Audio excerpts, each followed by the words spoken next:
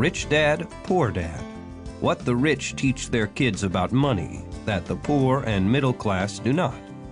By Robert T. Kiyosaki. To parents everywhere, a child's first and most important teachers, and to all those who educate, influence, and lead by example. Acknowledgements. How does a person say thank you when there are so many people to thank? Obviously, this book is a thank you to my two fathers, who were powerful role models, and to my mom, who taught me love and kindness. The person most responsible for this book becoming a reality is my wife, Kim, my partner in marriage, business, and in life. She makes my life complete. Introduction. Rich Dad, Poor Dad. Having two dads offered me the choice of contrasting points of view, one of a rich man and one of a poor man. I had two fathers, a rich one and a poor one. One was highly educated and intelligent. He had a PhD and completed 4 years of undergraduate work in less than 2 years. He then went on to Stanford University, the University of Chicago, and Northwestern University to do his advanced studies, all on full financial scholarships. The other father never finished the 8th grade. Both men were successful in their careers, working hard all their lives. Both earned substantial incomes, yet one always struggled financially. The other would become one of the richest men in Hawaii. One died, leaving tens of millions of dollars to his family, charities, and his church. The other left bills to be paid. Both men were strong, charismatic, and influential. Both men offered me advice, but they did not advise the same things. Both men believed strongly in education, but did not recommend the same course of study. If I had had only one dad, I would have had to accept or reject his advice. Having two dads offered me the choice of contrasting points of view, one of a rich man and one of a poor man. Instead of simply accepting or rejecting one or the other, I found myself thinking more, comparing, and then choosing for myself. The problem was that the rich man was not rich yet, and the poor man was not yet poor. Both were just starting out on their careers, and both were struggling with money and families. But they had very different points of view about money. For example, one dad would say, "The love of money is the root of all evil." The other said, "The lack of money is the root of all evil." As a young boy, having two strong fathers, both influencing me, was difficult. I wanted to be a good son and listen, but the two fathers did not say the same things. The contrast in their points of view, particularly about money, was so extreme that I grew curious and intrigued. I began to start thinking for long periods of time about what each was saying. Much of my private time was spent reflecting, asking myself questions such as, "Why does he say that?" and then asking the same question of the other dad's statement. It would have been much easier to simply say, "Yeah, he's right, I agree with that," or to simply reject the point of view by saying, "The old man doesn't know what he's talking about." Instead, having two dads whom I loved forced me to think and ultimately choose a way of thinking for myself. As a process, choosing for myself turned out to be much more valuable in the long run than simply accepting or rejecting a single point of view. One of the reasons the rich get richer, the poor get poorer, and the middle class struggles in debt is that the subject of money is taught at home, not in school. Most of us learn about money from our parents, so what can poor parents tell their child about money? They simply say, "Stay in school and study hard." The child may graduate with excellent grades, but with a poor person's financial programming and mindset. Sadly, money is not taught in schools. Schools focus on scholastic and professional skills, but not on financial skills. This explains how smart bankers, doctors, and accountants who earned excellent grades may struggle financially all of their lives. Our staggering national debt is due in large part to highly educated politicians and government officials making financial decisions with little or no training in the subject of money. Today, I often wonder what will soon happen when we have millions of people who need financial and medical assistance. They will be dependent upon their families or the government for financial support. What will happen when Medicare and Social Security run out of money? How will a nation survive if teaching children about money continues to be left to parents, most of whom will be, or already are, poor? Because I had two influential fathers, I learned from both of them. I had to think about each dad's advice, and in doing so, I gained valuable insight into the power and effect of one's thoughts on one's life. For example, one dad had a habit of saying, "I can't afford it." The other dad forbade those words to be used. He insisted I ask, "How can I afford it?" One is a statement, and the other is a question. One lets you off the hook, and the other forces you to think. My soon-to-be rich dad would explain that by automatically saying the words, "I can't afford it," your brain stops working. By asking the question, "How can I afford it?" your brain is put to work. He did not mean that you should buy everything you want. He was fanatical about exercising your mind, the most powerful computer in the world. He'd say, "My brain gets stronger every day because I exercise it. The stronger it gets, the more money I can make." He believed that automatically saying, "I can't afford it," was a sign of mental laziness. Although both dads worked hard, I noticed that one dad had a habit of putting his brain to sleep when it came to finances, and the other had a habit of exercising his brain. The long-term result was that one dad grew stronger financially, and the other grew weaker. It is not much different from a person who goes to the gym to exercise on a regular basis versus someone who sits on the couch watching television. Proper physical exercise increases your chances for health, and proper mental exercise increases your chances for wealth. My two dads had opposing attitudes, and that affected the way they thought. One dad thought that the rich should pay more in taxes to take care of those less fortunate. The other said, taxes punish those who produce and reward those who don't produce. One dad recommended, study hard so you can find a good company to work for. The other recommended, study hard so you can find a good company to buy.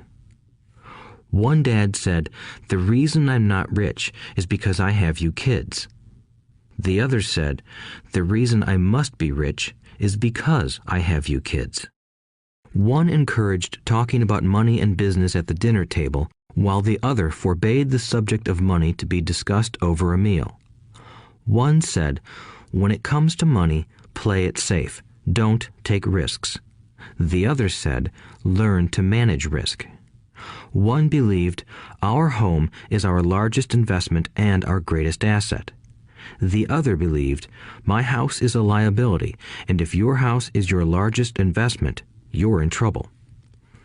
Both dads paid their bills on time, yet one paid his bills first while the other paid his bills last.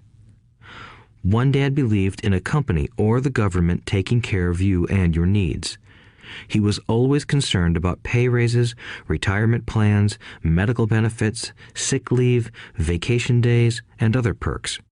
He was impressed with two of his uncles who joined the military and earned a retirement and entitlement package for life after 20 years of active service. He loved the idea of medical benefits and PX privileges the military provided its retirees. He also loved the tenure system available through the university. The idea of job protection for life and job benefits seemed more important at times than the job. He would often say, I've worked hard for the government and I'm entitled to these benefits. The other believed in total financial self-reliance. He spoke out against the entitlement mentality and how it created weak and financially needy people. He was emphatic about being financially competent.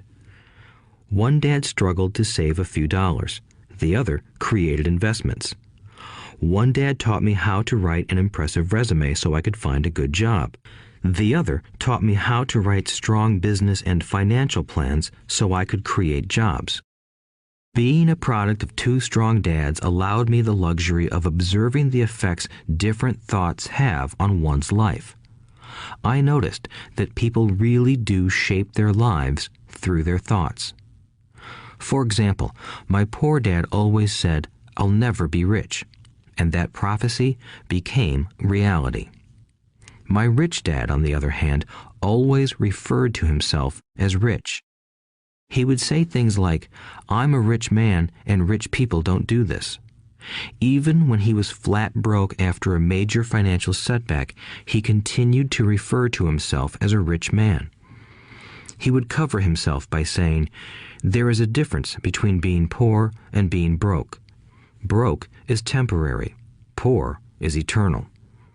My poor dad would say, "I'm not interested in money," or "money doesn't matter." My rich dad always said, "Money is power." The power of our thoughts may never be measured or appreciated, but it became obvious to me as a young boy that it was important to be aware of my thoughts and how I expressed myself. I noticed that my poor dad was poor, not because of the amount of money he earned, which was significant, but because of his thoughts and actions. As a young boy having two fathers, I became acutely aware of being careful about which thoughts I chose to adopt as my own. Should I listen to my rich dad or to my poor dad? Although both men had tremendous respect for education and learning, they disagreed about what they thought was important to learn. One wanted me to study hard, earn a degree, and get a good job to earn money. He wanted me to study to become a professional, an attorney or an accountant, and to go to business school for my MBA. The other encouraged me to study to be rich, to understand how money works, and to learn how to have it work for me. "I don't work for money" were words he would repeat over and over. "Money works for me." At the age of 9, I decided to listen to and learn from my rich dad about money. In doing so, I chose not to listen to my poor dad, even though he was the one with all the college degrees. A lesson from Robert Frost. Robert Frost is my favorite poet. Although I love many of his poems, my favorite is "The Road Not Taken." I use its lesson almost daily. The road not taken. Two roads diverged in a yellow wood, and sorry I could not travel both. And be one traveler long I stood, and looked down one as far as I could, to where it bent in the undergrowth, then took the other as just as fair, and having perhaps the better claim, because it was grassy and wanted wear. Though as for that the passing there had worn them really about the same, and both that morning equally lay in leaves no step had trodden black. Oh, I kept the first for another day, yet knowing how way leads on to way, I doubted if I should ever come back. I shall be telling this with a sigh, somewhere ages and ages hence. Two roads diverged in a wood, and I took the one less traveled by, and that has made all the difference. And that has made all the difference. Over the years, I have often reflected upon Robert Frost's poem. Choosing not to listen to my highly educated dad's advice and attitude about money was a painful decision, but it was a decision that shaped the rest of my life. Once I made up my mind about whom to listen to, my education about money began. My rich dad taught me over a period of 30 years until I was 39 years old. He stopped once he realized that I knew and fully understood what he had been trying to drum into my often thick skull.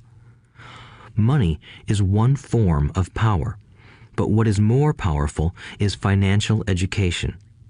Money comes and goes, but if you have the education about how money works, you gain power over it and can begin building wealth. The reason positive thinking alone does not work is because most people went to school and never learned how money works, so they spend their lives working for money. Because I was only 9 years old when I started, the lessons my rich dad taught me were simple. And when it was all said and done, there were only 6 main lessons, repeated over 30 years. This audiobook is about those 6 lessons, put as simply as possible, just as simply as my rich dad put forth those lessons to me. The lessons are meant not to be answers, but guideposts that will assist you and your children to grow wealthier no matter what happens in a world of increasing change and uncertainty. Chapter 1. Lesson 1. The rich don't work for money. The poor and the middle class work for money. The rich have money work for them. Dad, can you tell me how to get rich? My dad put down the evening paper. Why do you want to get rich, son? Because today Jimmy's mom drove up in their new Cadillac and they were going to their beach house for the weekend. He took 3 of his friends, but Mike and I weren't invited. They told us we weren't invited because we were poor kids. They did? My dad asked incredulously. Yeah, they did, I replied in a hurt tone. My dad silently shook his head, pushed his glasses up the bridge of his nose, and went back to reading the paper. I stood waiting for an answer. The year was 1956. I was 9 years old. By some twist of fate, I attended the same public school where the rich people sent their kids. We were primarily a sugar plantation town. The managers of the plantation and the other affluent people, such as doctors, business owners, and bankers, sent their children to this elementary school. After grade 6, their children were generally sent off to private schools. Because my family lived on one side of the street, I went to this school. Had I lived on the other side of the street, I would have gone to a different school with kids from families more like mine. After grade 6, these kids and I would go on to the public intermediate and high school. There was no private school for them or for me. My dad finally put down the paper. I could tell he was thinking. Well, son, he began slowly, if you want to be rich, you have to learn to make money. How do I make money? I asked. Well, use your head, son, he said, smiling. Even then, I knew that really meant, that's all I'm going to tell you, or, I don't know the answer, so don't embarrass me. A partnership is formed. The next morning, I told my best friend, Mike, what my dad had said. As best as I could tell, Mike and I were the only poor kids in this school. Mike was also in this school by a twist of fate. Someone had drawn a jog in the line for the school district, and we wound up in school with the rich kids. We weren't really poor, but we felt as if we were because all the other boys had new baseball gloves, new bicycles, new everything. Mom and Dad provided us with the basics, like food and shelter and clothes, but that was about it. My dad used to say, if you want something, work for it. We wanted things, but there was not much work available for 9-year-old boys. So what do we do to make money? Mike asked. I don't know, I said, but do you want to be my partner? He agreed, and so on that Saturday morning, Mike became my first business partner. We spent all morning coming up with ideas on how to make money. Occasionally, we talked about all the cool guys at Jimmy's beach house having fun. It hurt a little, but that hurt was good because it inspired us to keep thinking of a way to make money. Finally, that afternoon, a bolt of lightning struck. It was an idea Mike got from a science book he had read. Excitedly, we shook hands, and the partnership now had a business. For the next several weeks, Mike and I ran around our neighborhood, knocking on doors and asking our neighbors if they would save their toothpaste tubes for us. With puzzled looks, most adults consented with a smile. Some asked us what we were doing, to which we replied, "We can't tell you. It's a business secret." My mom grew distressed as the weeks wore on. We had selected a site next to her washing machine as the place we would stockpile our raw materials. In a brown cardboard box that at one time held ketchup bottles, our little pile of used toothpaste tubes began to grow. Finally, my mom put her foot down. The sight of her neighbor's messy, crumpled used toothpaste tubes had gotten to her. "What are you boys doing?" she asked, "and I don't want to hear again that it's a business secret. Do something with this mess or I'm going to throw it out." Mike and I pleaded and begged, explaining that we would soon have enough and then we would begin production. We informed her that we were waiting on a couple of neighbors to finish their toothpaste so we could have their tubes. Mom granted us a 1-week extension. The date to begin production was moved up, and the pressure was on. My first partnership was already being threatened with an eviction notice by my own mom.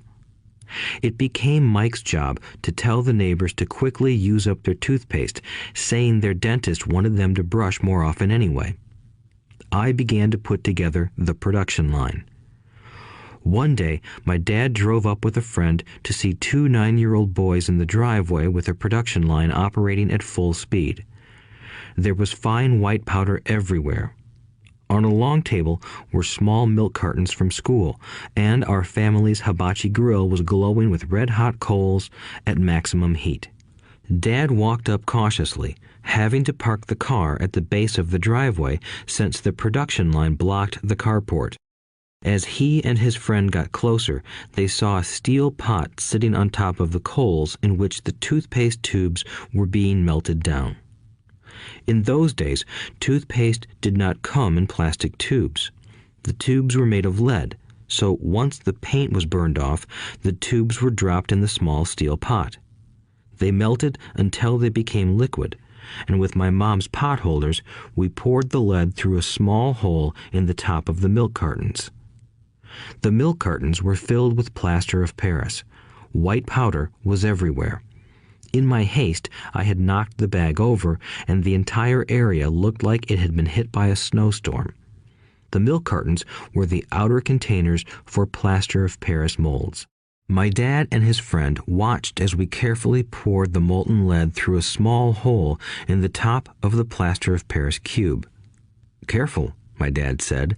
I nodded without looking up. Finally, once the pouring was through, I put the steel pot down and smiled at my dad.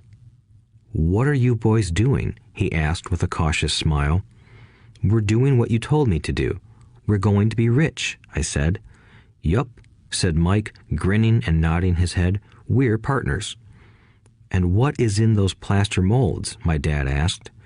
"Watch," I said. "This should be a good batch." With a small hammer, I tapped at the seal that divided the cube in half. Cautiously, I pulled up the top half of the plaster mold, and a lead nickel fell out. "Oh my God," my dad said, "you're casting nickels out of lead." "That's right," Mike said. "We're doing as you told us to do.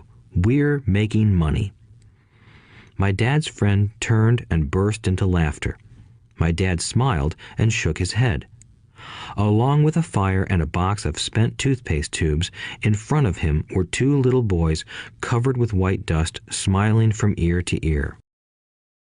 He asked us to put everything down and sit with him on the front step of our house. With a smile, he gently explained what the word counterfeiting meant. Our dreams were dashed. "You mean this is illegal?" asked Mike in a quivering voice. "Let them go," my dad's friend said. "They might be developing a natural talent."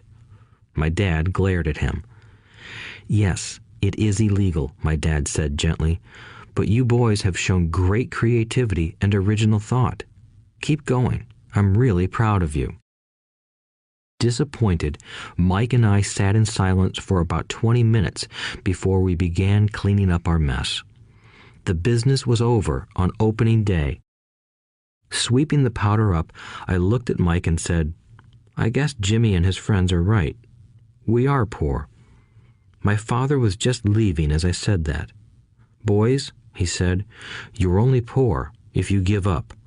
The most important thing is that you did something. Most people only talk and dream of getting rich. You've done something. I'm very proud of the two of you. I will say it again. Keep going. Don't quit." Mike and I stood there in silence. They were nice words, but we still did not know what to do. "So how come you're not rich, Dad?" I asked. "Because I chose to be a school teacher. School teachers really don't think about being rich. We just like to teach. I wish I could help you, but I really don't know how to make money." Mike and I turned and continued our cleanup. "I know," said my dad. "If you boys want to learn how to be rich, don't ask me. Talk to your dad, Mike." "My dad?" asked Mike with a scrunched-up face. "Yeah, your dad," repeated my dad with a smile. "Your dad and I have the same banker, and he raves about your father. He's told me several times that your father is brilliant when it comes to making money." "My dad?" Mike asked again in disbelief. "Then how come we don't have a nice car and a nice house like the rich kids at school?" "A nice car and a nice house don't necessarily mean you're rich or you know how to make money," my dad replied. "Jimmy's dad works for the sugar plantation. He's not much different from me. He works for a company and I work for the government. The company buys the car for him. The sugar company is in financial trouble, and Jimmy's dad may soon have nothing. Your dad is different, Mike. He seems to be building an empire, and I suspect in a few years he will be a very rich man." With that, Mike and I got excited again. With new vigor, we began cleaning up the mess caused by our now defunct first business. As we were cleaning, we made plans for how and when to talk to Mike's dad. The problem was that Mike's dad worked long hours and often did not come home until late. His father owned warehouses, a construction company, a chain of stores, and 3 restaurants. It was the restaurants that kept him out late. Mike caught the bus home after we had finished cleaning up. He was going to talk to his dad when he got home that night and ask him if he would teach us how to become rich. Mike promised to call as soon as he had talked to his dad, even if it was late. The phone rang at 8:30 p.m. "Okay," I said, "next Saturday." I put the phone down. Mike's dad had agreed to meet with us. On Saturday, I caught the 7:30 a.m. bus to the poor side of town. The lessons begin. Mike and I met with his dad that morning at 8 o'clock. He was already busy, having been at work for more than an hour. His construction supervisor was just leaving in his pickup truck as I walked up to his simple, small, and tidy home. Mike met me at the door. "Dad's on the phone, and he said to wait on the back porch," Mike said as he opened the door. The old wooden floor creaked as I stepped across the threshold of the aging house. There was a cheap mat just inside the door. The mat was there to hide the years of wear from countless footsteps that the floor had supported. Although clean, it needed to be replaced. I felt claustrophobic as I entered the narrow living room that was filled with old, musty, overstuffed furniture that today would be collector's items. Sitting on the couch were 2 women, both a little older than my mom. Across from the women sat a man in workman's clothes.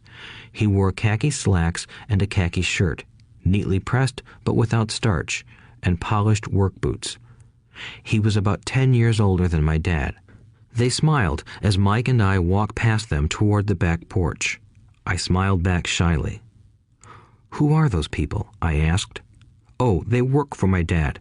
The older man runs his warehouses, and the women are the managers of the restaurants.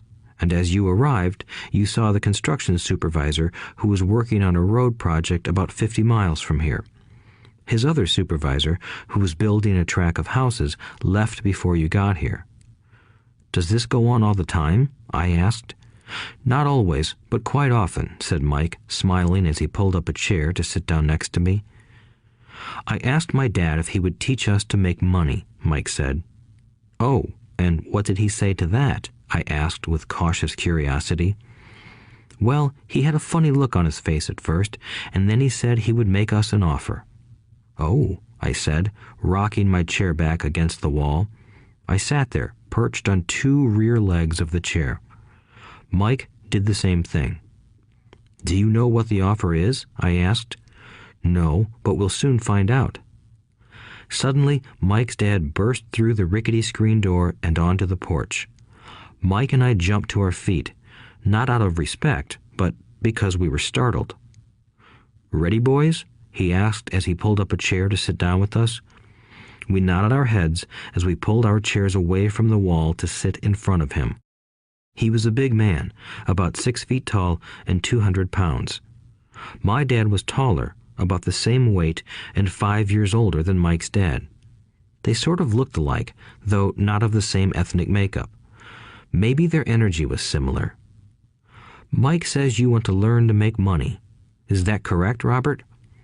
I nodded my head quickly, but with a little trepidation. He had a lot of power behind his words and smile. "Okay, here's my offer. I'll teach you, but I won't do it classroom style. You work for me, I'll teach you. You don't work for me, I won't teach you. I can teach you faster if you work, and I'm wasting my time if you just want to sit and listen like you do in school. That's my offer. Take it or leave it." May I ask a question first?" I asked. "No. Take it or leave it. I've got too much work to do to waste my time. If you can't make up your mind decisively, then you'll never learn to make money anyway. Opportunities come and go. Being able to know when to make quick decisions is an important skill. You have the opportunity that you asked for. School is beginning, or it's over, in 10 seconds, Mike's dad said with a teasing smile. "Take it," I said. "Take it," said Mike. "Good," said Mike's dad. "Mrs. Martin will be by in 10 minutes. After I'm through with her, you'll ride with her to my superette and you can begin working. I'll pay you 10 cents an hour and you'll work 3 hours every Saturday." "But I have a softball game today," I said. Mike's dad lowered his voice to a stern tone. "Take it or leave it," he said. "I'll take it," I replied, choosing to work and learn instead of playing. 30 cents later. By 9 a.m. that day, Mike and I were working for Mrs. Martin. She was a kind and patient woman. She always said that Mike and I reminded her of her 2 grown sons. Although kind, she believed in hard work and kept us moving. We spent 3 hours taking canned goods off the shelves, brushing each can with a feather duster to get the dust off, and then restacking them neatly. It was excruciatingly boring work. Mike's dad, whom I called my rich dad, owned 9 of these little superettes, each with a large parking lot. They were the early version of the 7-Eleven convenience stores, little neighborhood grocery stores where people bought items such as milk, bread, butter, and cigarettes. The problem was that this was Hawaii before air conditioning was widely used, and the stores could not close their doors because of the heat. On 2 sides of the store, the doors had to be wide open to the road and parking lot. Every time a car drove by or pulled into the parking lot, dust would swirl and settle in the store. We knew we had a job as long as there was no air conditioning. For 3 weeks, Mike and I reported to Mrs. Martin and worked our 3 hours. By noon, our work was over, and she dropped 3 little dimes in each of our hands. Now, even at the age of 9 in the mid-1950s, 30 cents was not too exciting. Comic books cost 10 cents back then, so I usually spent my money on comic books and went home. By Wednesday of the 4th week, I was ready to quit. I had agreed to work only because I wanted to learn to make money from Mike's dad, and now I was a slave for 10 cents an hour. On top of that, I had not seen Mike's dad since that first Saturday. "I'm quitting," I told Mike at lunchtime. School was boring, and now I did not even have my Saturdays to look forward to. But it was the 30 cents that really got to me. This time, Mike smiled. "What are you laughing at?" I asked with anger and frustration. "Dad said this would happen. He said to meet with him when you were ready to quit." "What?" I said indignantly. "He's been waiting for me to get fed up?" Sort of, Mike said. Dad's kind of different. He doesn't teach like your dad. Your mom and dad lecture a lot. My dad is quiet and a man of few words. You just wait till this Saturday. I'll tell him you're ready. You mean I've been set up? No, not really. But maybe. Dad will explain on Saturday. Waiting in line on Saturday. I was ready to face Mike's dad. Even my real dad was angry with him. My real dad, the one I called the poor one, thought that my rich dad was violating child labor laws and should be investigated. My educated poor dad told me to demand what I deserve, at least 25 cents an hour. My poor dad told me that if I did not get a raise, I was to quit immediately. You don't need that damn job anyway, said my poor dad with indignation. At 8 o'clock Saturday morning, I walked through the door of Mike's house when Mike's dad opened it. Take a seat and wait in line, he said as I entered.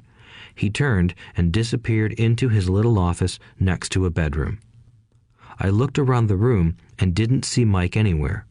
Feeling awkward, I cautiously sat down next to the same two women who were there 4 weeks earlier. They smiled and slid down the couch to make room for me.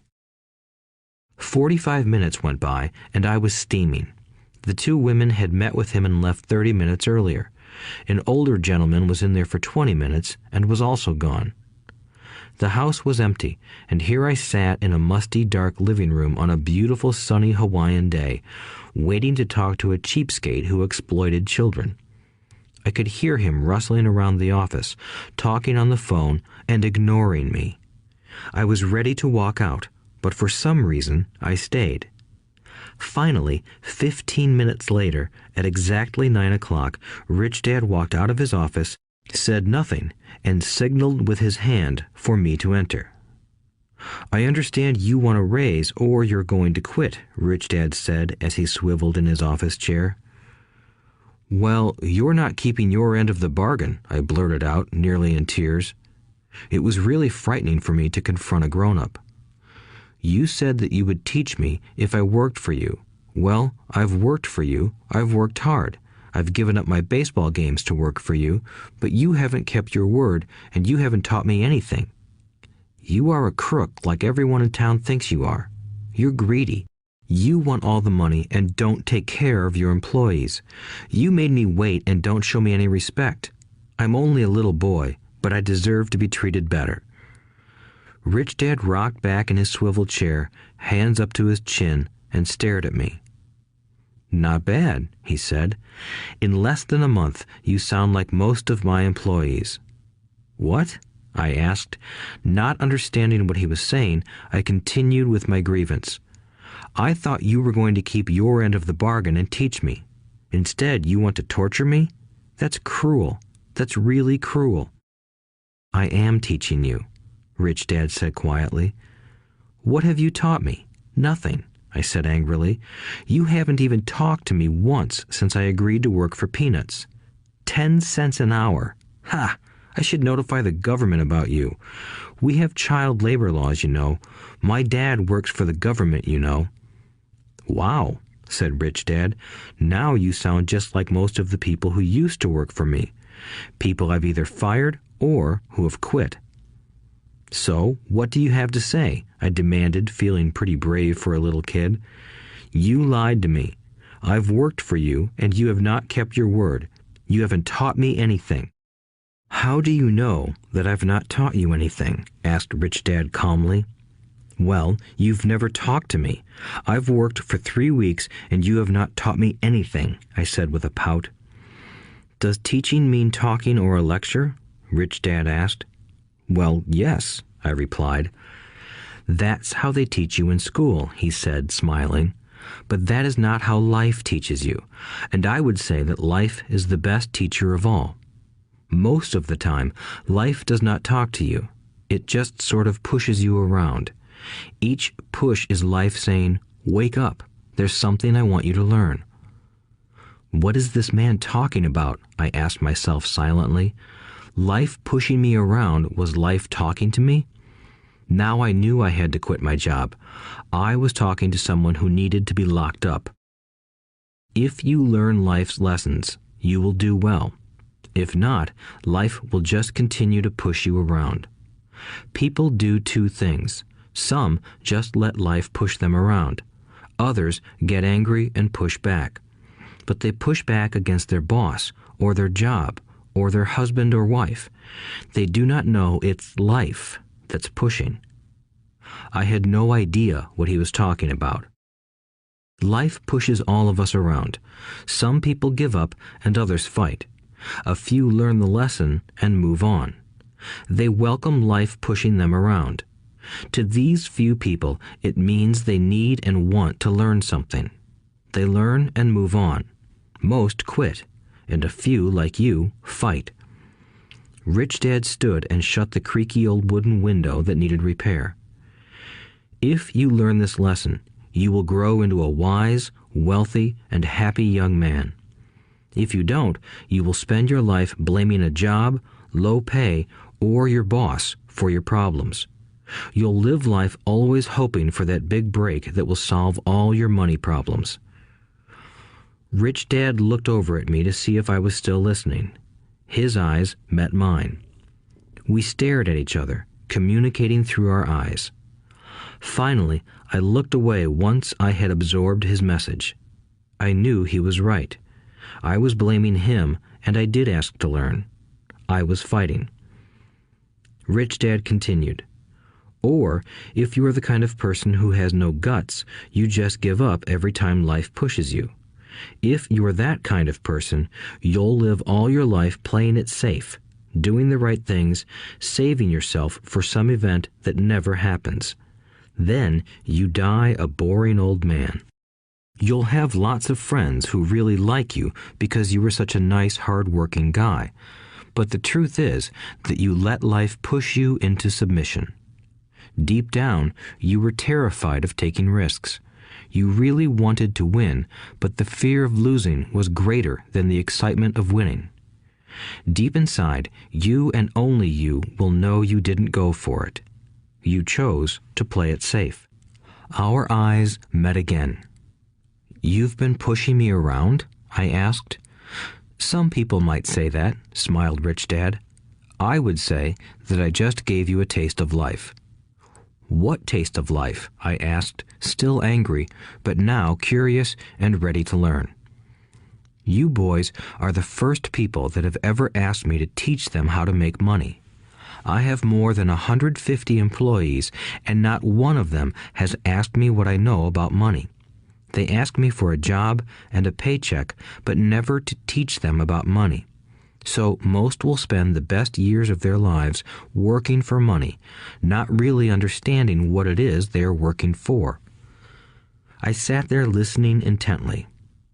"So when Mike told me you wanted to learn how to make money, I decided to design a course that mirrored real life. I could talk until I was blue in the face, but you wouldn't hear a thing. So I decided to let life push you around a bit so you could hear me. That's why I only paid you 10 cents. "So what is the lesson I learned from working for only 10 cents an hour?" I asked. "That you're cheap and exploit your workers?" Rich Dad rocked back and laughed heartily. Finally, he said, "You'd best change your point of view. Stop blaming me and thinking I'm the problem. If you think I'm the problem, then you have to change me. If you realize that you're the problem, then you can change yourself, learn something, and grow wiser. Most people want everyone else in the world to change but themselves. Let me tell you, it's easier to change yourself than everyone else." "I don't understand," I said. "Don't blame me for your problems," Rich Dad said, growing impatient. "But you only pay me 10 cents. "So what are you learning?" Rich Dad asked, smiling. "That you're cheap," I said with a sly grin. "See, you think I'm the problem," said Rich Dad. "But you are. Well, keep that attitude and you'll learn nothing. Keep the attitude that I'm the problem, and what choices do you have?" "Well, if you don't pay me more or show me more respect and teach me, I'll quit." "Well put," Rich Dad said, "and that's exactly what most people do. They quit and go looking for another job, a better opportunity and higher pay, actually thinking that this will solve the problem. In most cases, it won't. So what should I do? I asked. Just take this measly 10 cents an hour and smile? Rich Dad smiled. That's what the other people do. But that's all they do, waiting for a raise, thinking that more money will solve their problems. Most just accept it, and some take a second job working harder, but again, accepting a small paycheck. I sat staring at the floor, beginning to understand the lesson Rich Dad was presenting. I could sense it was a taste of life. Finally, I looked up and asked, "So what will solve the problem?" "This," he said, leaning forward in his chair and tapping me gently on the head.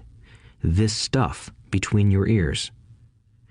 It was at that moment that Rich Dad shared the pivotal point of view that separated him from his employees and my poor dad, and led him to eventually become one of the richest men in Hawaii, while my highly educated but poor dad struggled financially all his life. It was a singular point of view that made all the difference over a lifetime. Rich Dad said this point of view over and over, which I call lesson number 1. The poor and the middle class work for money. The rich have money work for them. On that bright Saturday morning, I learned a completely different point of view from what I had been taught by my poor dad. At the age of 9, I understood that both dads wanted me to learn. Both dads encouraged me to study, but not the same things. My highly educated dad recommended that I do what he did.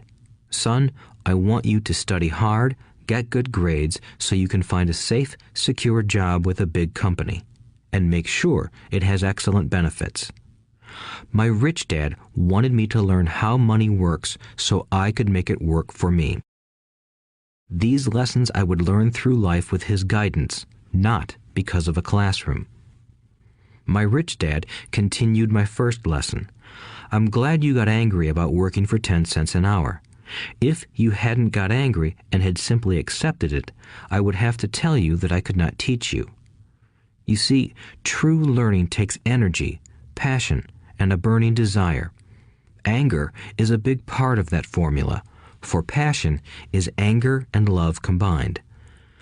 When it comes to money, most people want to play it safe and feel secure, so passion does not direct them. Fear does." "So is that why they'll take jobs with low pay?" I asked. "Yes," said Rich Dad. "Some people say I exploit people because I don't pay as much as the sugar plantation or the government. I say the people exploit themselves. It's their fear, not mine." "But don't you feel you should pay them more?" I asked. "I don't have to. And besides, more money will not solve their problems. Just look at your dad.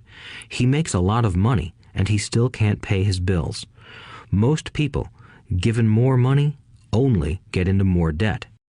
"So that's why the 10 cents an hour," I said, smiling. "It's part of the lesson." "That's right," smiled Rich Dad. "You see, your dad went to school and got an excellent education so he could get a high-paying job. But he still has money problems because he never learned anything about money in school.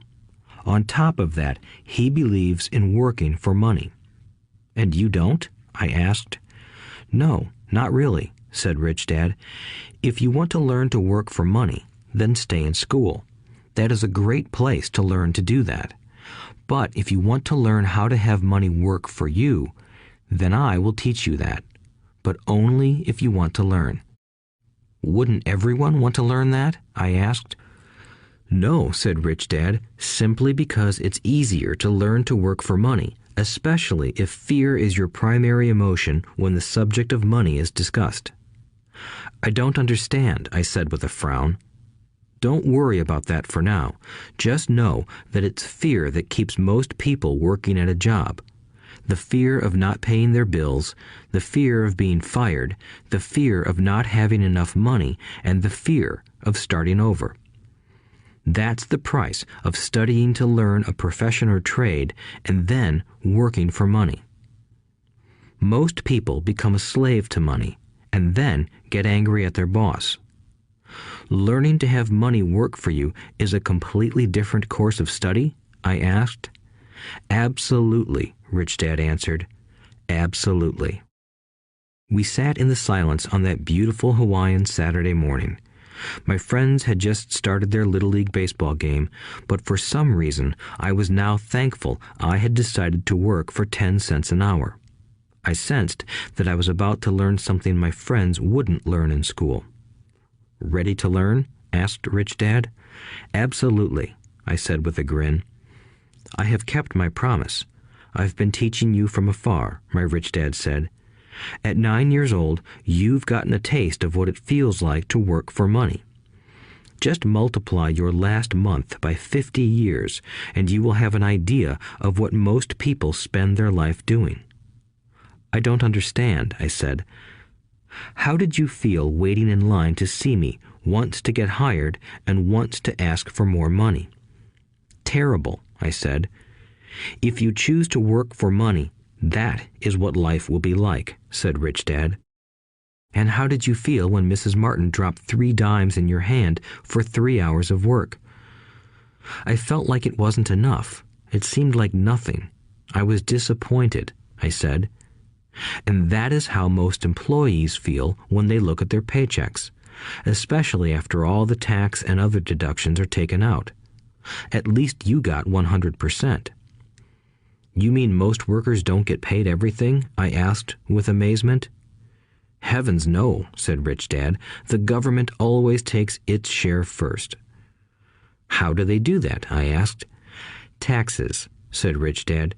You're taxed when you earn. You're taxed when you spend. You're taxed when you save. You're taxed when you die. Why do people let the government do that to them? The rich don't, said Rich Dad with a smile. The poor and the middle class do. I'll bet you that I earn more than your dad, yet he pays more in taxes. How can that be? I asked. At my age, that made no sense to me. Why would someone let the government do that to them?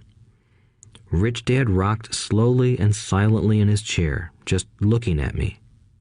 Ready to learn? He asked. I nodded my head slowly. As I said, there is a lot to learn. Learning how to have money work for you is a lifetime study. Most people go to college for 4 years and their education ends. I already know that my study of money will continue over my lifetime, simply because the more I find out, the more I find out I need to know. Most people never study the subject. They go to work, get their paycheck, balance their checkbooks, and that's it. Then they wonder why they have money problems. They think that more money will solve the problem, and don't realize that it's their lack of financial education that is the problem. So my dad has tax problems because he doesn't understand money? I asked, confused.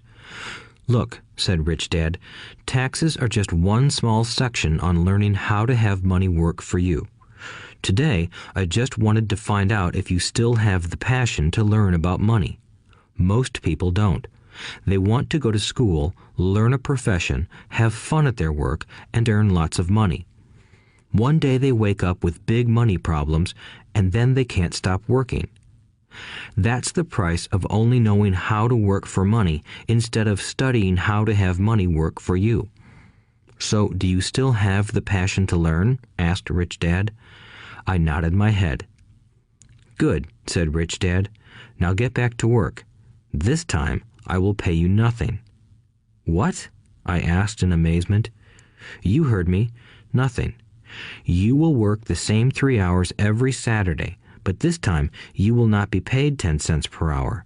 You said you wanted to learn to not work for money, so I'm not going to pay you anything. I couldn't believe what I was hearing. I've already had this conversation with Mike, and he's already working, dusting and stacking canned goods for free. You better hurry and get back there.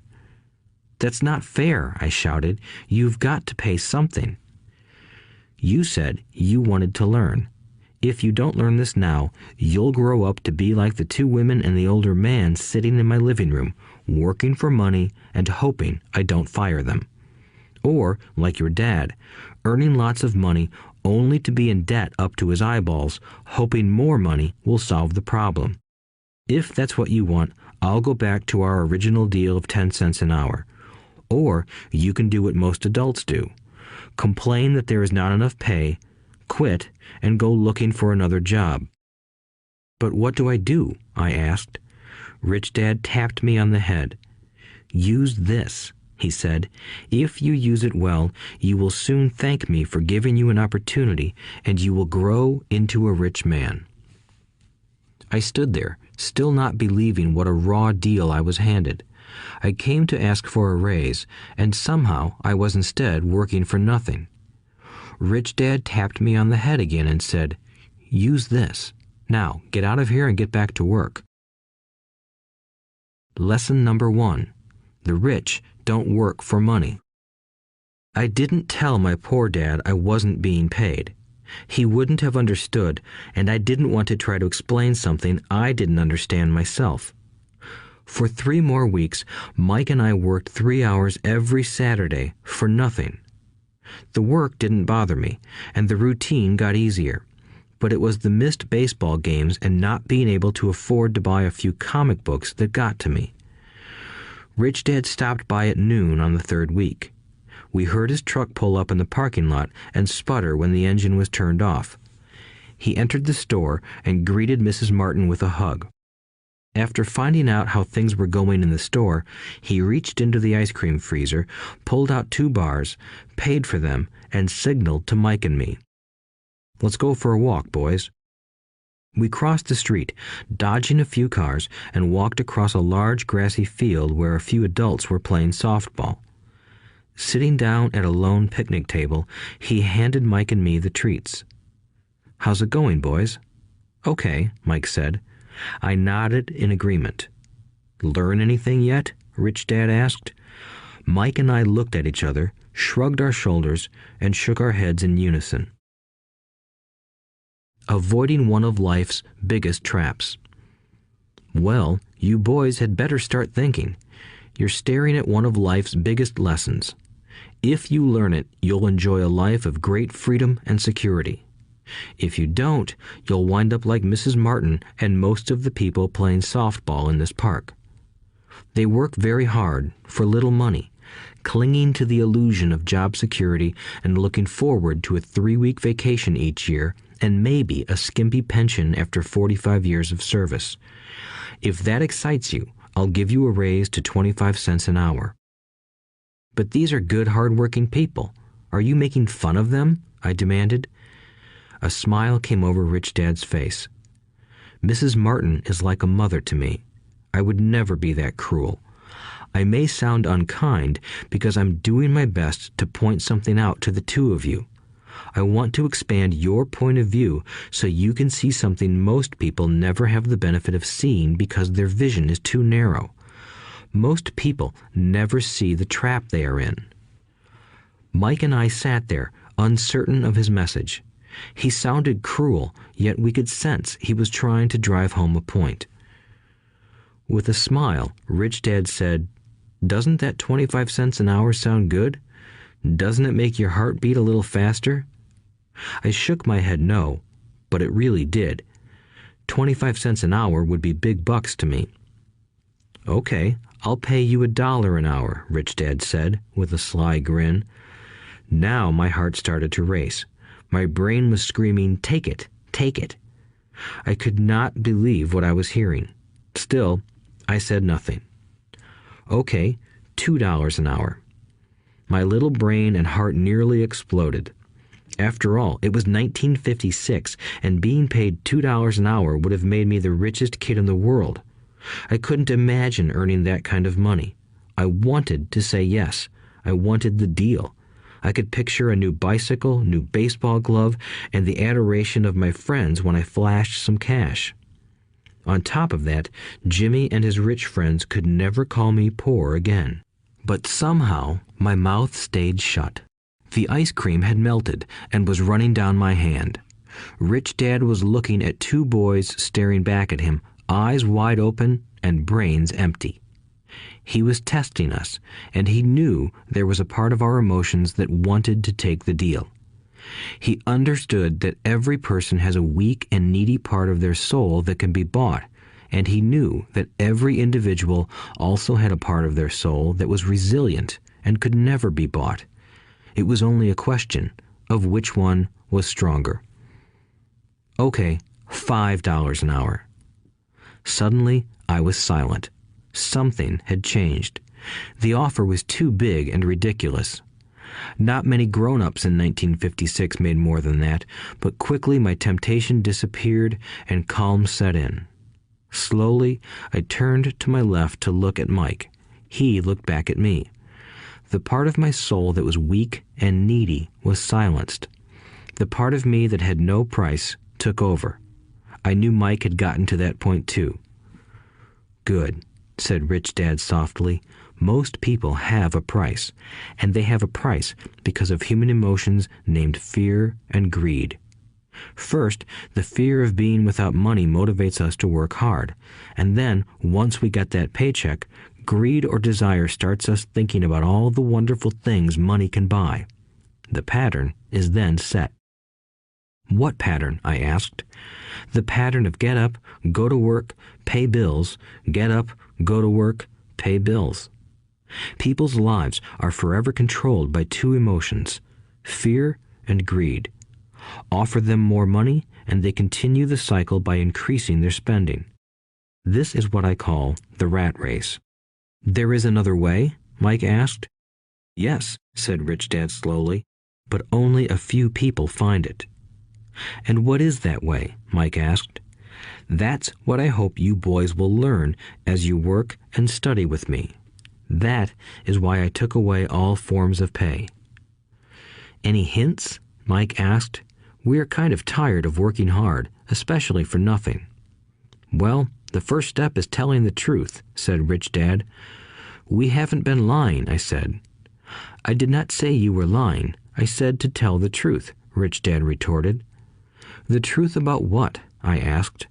"How you're feeling," Rich Dad said. "You don't have to say it to anyone else. Just admit it to yourself." "You mean the people in this park, the people who work for you, Mrs. Martin, they don't do that?" I asked. "I doubt it," said Rich Dad. "Instead, they feel the fear of not having money. They don't confront it logically. They react emotionally instead of using their heads," Rich Dad said. "Then they get a few bucks in their hands, and again, the emotions of joy, desire, and greed take over. And again they react instead of think." "So their emotions control their brain," Mike said. "That's correct," said Rich Dad. "Instead of admitting the truth about how they feel, they react to their feelings and fail to think. They feel the fear, so they go to work, hoping that money will soothe the fear, but it doesn't. It continues to haunt them, and they return to work, hoping again that money will calm their fears, and again it doesn't. Fear keeps them in this trap of working, earning money, hoping the fear will go away. But every day they get up, and that old fear wakes up with them. For millions of people, that old fear keeps them awake all night, causing a night of turmoil and worry. So they get up and go to work, hoping that a paycheck will kill that fear gnawing at their souls. Money is running their lives, and they refuse to tell the truth about that. Money is in control of their emotions and their souls." Rich Dad sat quietly, letting his words sink in. Mike and I had heard what he said, but didn't understand fully what he was talking about. I just knew that I often wondered why grown-ups hurried off to work. It did not seem like much fun, and they never looked that happy, but something kept them going. Realizing we had absorbed as much as possible of what he was talking about, Rich Dad said, "I want you boys to avoid that trap. That is really what I want to teach you. Not just to be rich, because being rich does not solve the problem." "It doesn't?" I asked, surprised. No, it doesn't. Let me explain the other emotion, desire. Some call it greed, but I prefer desire. It's perfectly normal to desire something better, prettier, more fun, or exciting. So people also work for money because of desire. They desire money for the joy they think it can buy. But the joy that money brings is often short-lived, and they soon need more money for more joy, more pleasure, more comfort, and more security. So they keep working, thinking money will soothe their souls that are troubled by fear and desire. But money can't do that. Even rich people do this? Mike asked. Rich people included, said Rich Dad. In fact, the reason many rich people are rich isn't because of desire, but because of fear. They believe that money can eliminate the fear of being poor, so they amass tons of it, only to find the fear gets worse. Now they fear losing the money. I have friends who keep working even though they have plenty. I know people who have millions who are more afraid now than when they were poor. They're terrified of losing it all. The fears that drove them to get rich got worse. That weak and needy part of their soul is actually screaming louder. They don't want to lose the big houses, the cars, and the high life money has bought them. They worry about what their friends would say if they lost all their money. Many are emotionally desperate and neurotic, although they look rich and have more money. So, is a poor man happier? I asked. No, I don't think so, replied Rich Dad. The avoidance of money is just as psychotic as being attached to money. As if on cue, the town derelict went past our table, stopping by the large rubbish can and rummaging around in it. The three of us watched him with great interest, when before we probably would have just ignored him. Rich Dad pulled $1 out of his wallet and gestured to the older man. Seeing the money, the derelict came over immediately, took the bill, thanked Rich Dad profusely, and hurried off, ecstatic with his good fortune. He's not much different from most of my employees, said Rich Dad. I've met so many people who say, "Oh, I'm not interested in money," yet they'll work at a job for 8 hours a day. That's a denial of truth. If they weren't interested in money, then why are they working? That kind of thinking is probably more psychotic than a person who hoards money. As I sat there listening to my Rich Dad, my mind flashed back to the countless times my own dad said, "I'm not interested in money." He said those words often. He also covered himself by always saying, "I work because I love my job." So, what do we do? I asked. Not work for money until all traces of fear and greed are gone? No, that would be a waste of time, said Rich Dad. Emotions are what make us human. The word emotion stands for energy in motion. Be truthful about your emotions and use your mind and emotions in your favor, not against yourself. Whoa, said Mike. Don't worry about what I just said. It will make more sense in years to come. Just be an observer, not a reactor, to your emotions. Most people do not know that it's their emotions that are doing the thinking. Your emotions are your emotions, but you have got to learn to do your own thinking. Can you give me an example? I asked. Sure, replied Rich Dad. When a person says, "I need to find a job," it's most likely an emotion doing the thinking. Fear of not having money generates that thought. But people do need money if they have bills to pay, I said.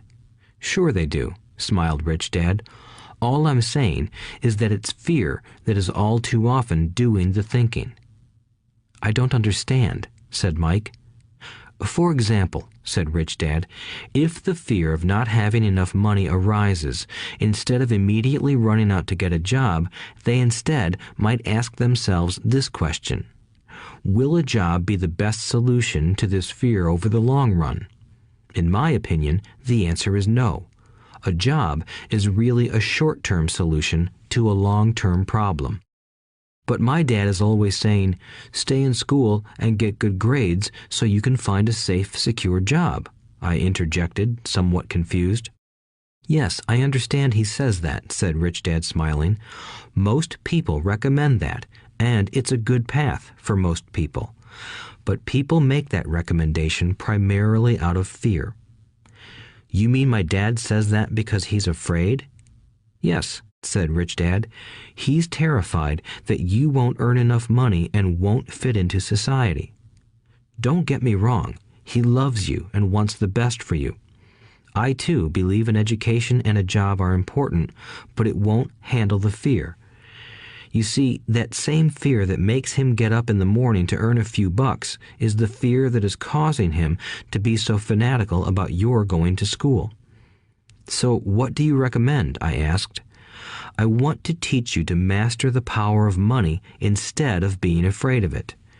They don't teach that in school, and if you don't learn it, you become a slave to money. It was finally making sense. He wanted us to widen our views and to see what the Mrs. Martins of this world couldn't see. He used examples that sounded cruel at the time, but I've never forgotten them. My vision widened that day, and I began to see the trap that lay ahead for most people. You see, we're all employees ultimately. We just work at different levels, said Rich Dad. I just want you boys to have a chance to avoid the trap caused by those two emotions, fear and desire. Use them in your favor, not against you. That's what I want to teach you. I'm not interested in just teaching you to make a pile of money. That won't handle the fear or desire. If you don't first handle fear and desire, and you get rich, you'll only be a highly paid slave. So how do we avoid the trap? I asked. The main cause of poverty or financial struggle is fear and ignorance, not the economy or the government or the rich. It's self-inflicted fear and ignorance that keep people trapped. So you boys go to school and get your college degrees, and I'll teach you how to stay out of the trap. The pieces of the puzzle were appearing.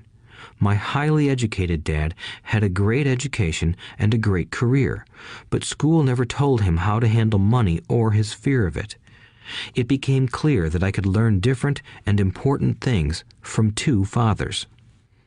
So you've been talking about the fear of not having money. How does the desire for money affect our thinking? Mike asked. How did you feel when I tempted you with a pay raise? Did you notice your desires rising? We nodded our heads. By not giving in to your emotions, you were able to delay your reactions and think. That is important. We will always have emotions of fear and greed. From here on in, it's imperative for you to use those emotions to your advantage, and for the long term to not let your emotions control your thinking. Most people use fear and greed against themselves. That's the start of ignorance. Most people live their lives chasing paychecks, pay raises, and job security because of the emotions of desire and fear, not really questioning where those emotion-driven thoughts are leading them. It's just like the picture of a donkey dragging a cart with its owner dangling a carrot just in front of its nose. The donkey's owner may be going where he wants to, but the donkey is chasing an illusion. Tomorrow, there will only be another carrot for the donkey. You mean the moment I pictured a new baseball glove, candy, and toys, that's like a carrot to a donkey? Mike asked. Yes, and as you get older, your toys get more expensive. A new car, a boat, and a big house to impress your friends, said Rich Dad with a smile. Fear pushes you out the door, and desire calls to you. That's the trap. So what's the answer? Mike asked. What intensifies fear and desire is ignorance. That is why rich people with lots of money often have more fear the richer they get. Money is the carrot, the illusion. If the donkey could see the whole picture, it might rethink its choice to chase the carrot. Rich Dad went on to explain that a human's life is a struggle between ignorance and illumination. He explained that once a person stops searching for information and self-knowledge, ignorance sets in. That struggle is a moment-to-moment decision to learn to open or close one's mind. Look, school is very important. You go to school to learn a skill or profession to become a contributing member of society. Every culture needs teachers, doctors, mechanics, artists, cooks, business people, police officers, firefighters, and soldiers. Schools train them so society can thrive and flourish, said Rich Dad. Unfortunately, for many people, school is the end, not the beginning. There was a long silence. Rich Dad was smiling. I didn't comprehend everything he said that day, but, as with most great teachers, his words continued to teach for years. "I've been a little cruel today," said Rich Dad, "but I want you to always remember this talk. I want you to always think of Mrs. Martin, and I want you always to remember that donkey. Never forget that fear and desire can lead you into life's biggest trap if you are not aware of them controlling your thinking. To spend your life living in fear, never exploring your dreams, is cruel. To work hard for money, thinking that it will buy you things that will make you happy, is also cruel. To wake up in the middle of the night terrified about paying bills is a horrible way to live. To live a life dictated by the size of a paycheck is not really living a life. Thinking that a job makes you secure is lying to yourself. That's cruel, and that's the trap I want you to avoid. I've seen how money runs people's lives. Don't let that happen to you. Please, don't let money run your life." A softball rolled under our table. Rich Dad picked it up and threw it back. "So what does ignorance have to do with greed and fear?" I asked. "Because it is ignorance about money that causes so much greed and fear," said Rich Dad. "Let me give you some examples. A doctor, wanting more money to better provide for his family, raises his fees. By raising his fees, it makes healthcare more expensive for everyone. It hurts the poor people the most, so they have worse health than those with money. Because the doctors raise their fees, the attorneys raise their fees.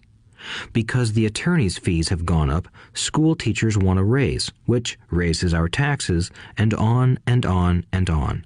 Soon, there will be such a horrifying gap between the rich and the poor that chaos will break out and another great civilization will collapse. History proves that great civilizations collapse when the gap between the haves and have-nots is too great. Sadly, America is on that same course because we haven't learned from history. We only memorize historical dates and names, not the lesson." "Aren't prices supposed to go up?" I asked. "In an educated society with a well-run government, prices should actually come down. Of course, that is often only true in theory. Prices go up because of greed and fear caused by ignorance. If schools taught people about money, there would be more money and lower prices. But schools focus only on teaching people to work for money, not how to harness money's power." "But don't we have business schools?" Mike asked. "And haven't you encouraged me to go for my MBA?" "Yes," said Rich Dad, "but all too often business schools train employees to become sophisticated bean counters. Heaven forbid a bean counter takes over a business. All they do is look at the numbers, fire people, and kill the business. I know this because I hire bean counters. All they think about is cutting costs and raising prices, which cause more problems. Bean counting is important. I wish more people knew it, but it, too, is not the whole picture," added Rich Dad angrily. "So, is there an answer?" asked Mike. "Yes," said Rich Dad. "Learn to use your emotions to think, not think with your emotions.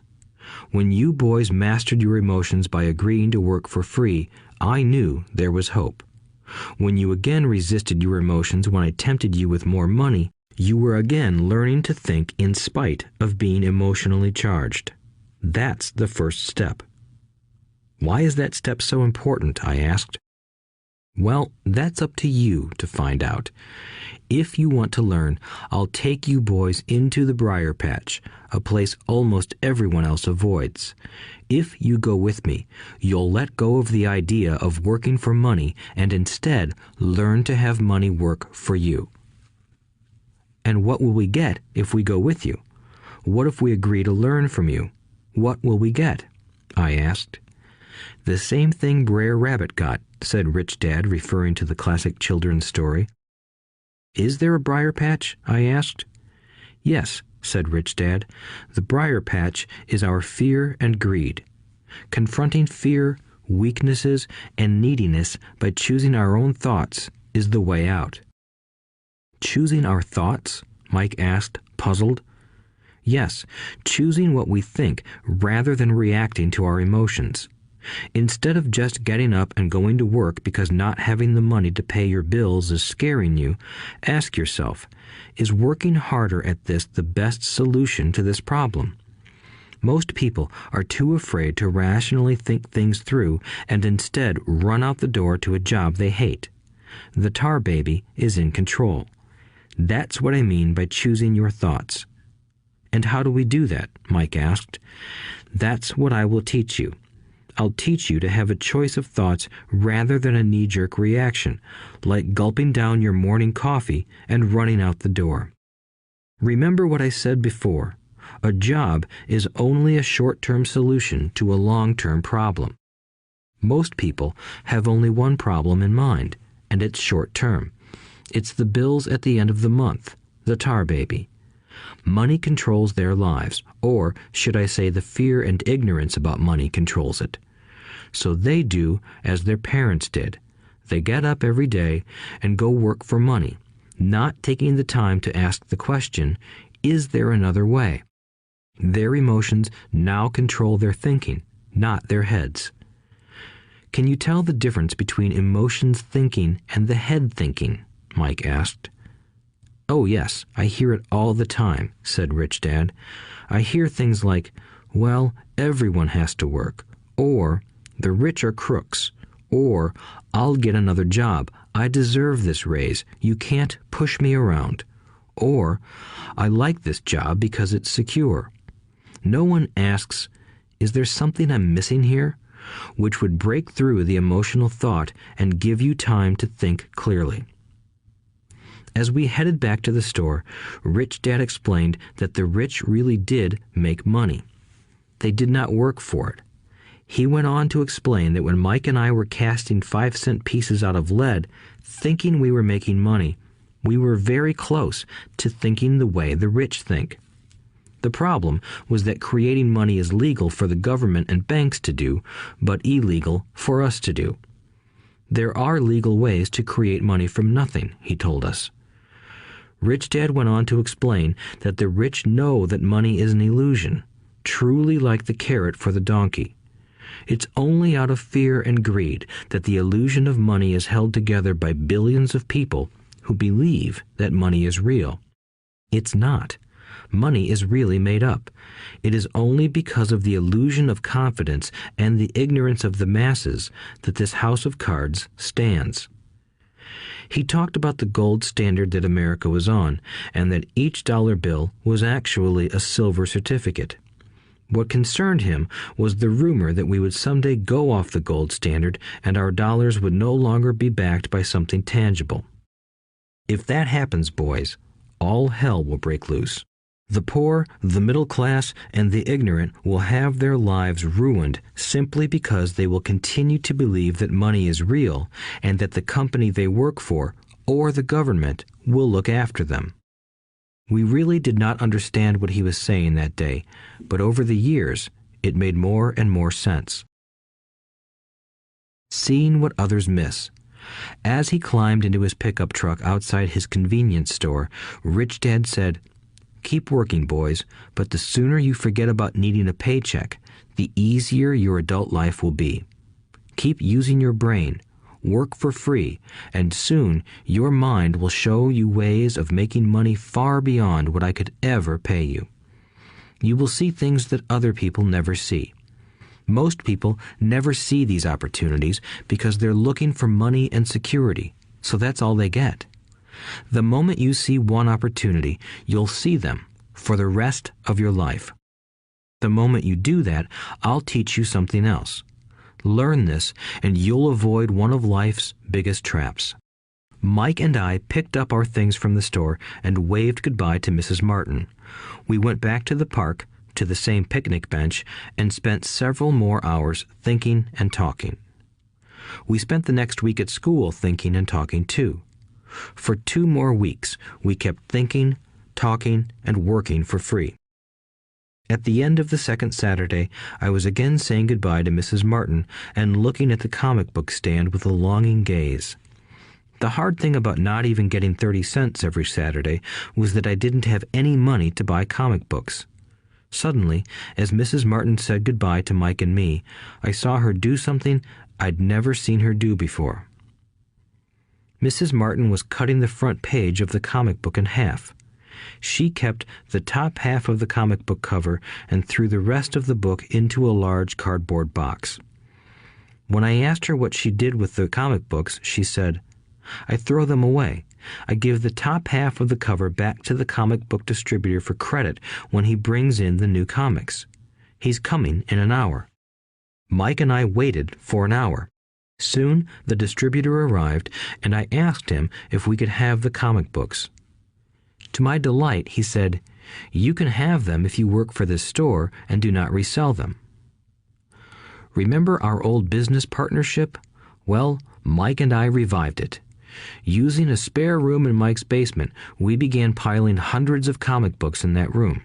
Soon, our comic book library was open to the public. We hired Mike's younger sister, who loved to study, to be head librarian. She charged each child 10 cents admission to the library, which was open from 2:30 p.m. to 4:30 p.m. every day after school. The customers, the children of the neighborhood, could read as many comics as they wanted in 2 hours. It was a bargain for them since a comic cost 10 cents each, and they could read 5 or 6 in 2 hours. Mike's sister would check the kids as they left to make sure they weren't borrowing any comic books. She also kept the books, logging in how many kids showed up each day, who they were, and any comments they might have. Mike and I averaged $9.50 per week over a 3-month period. We paid his sister $1 a week and allowed her to read the comics for free, which she rarely did since she was always studying. Mike and I kept our agreement by working in the store every Saturday and collecting all the comic books from the different stores. We kept our agreement to the distributor by not selling any comic books.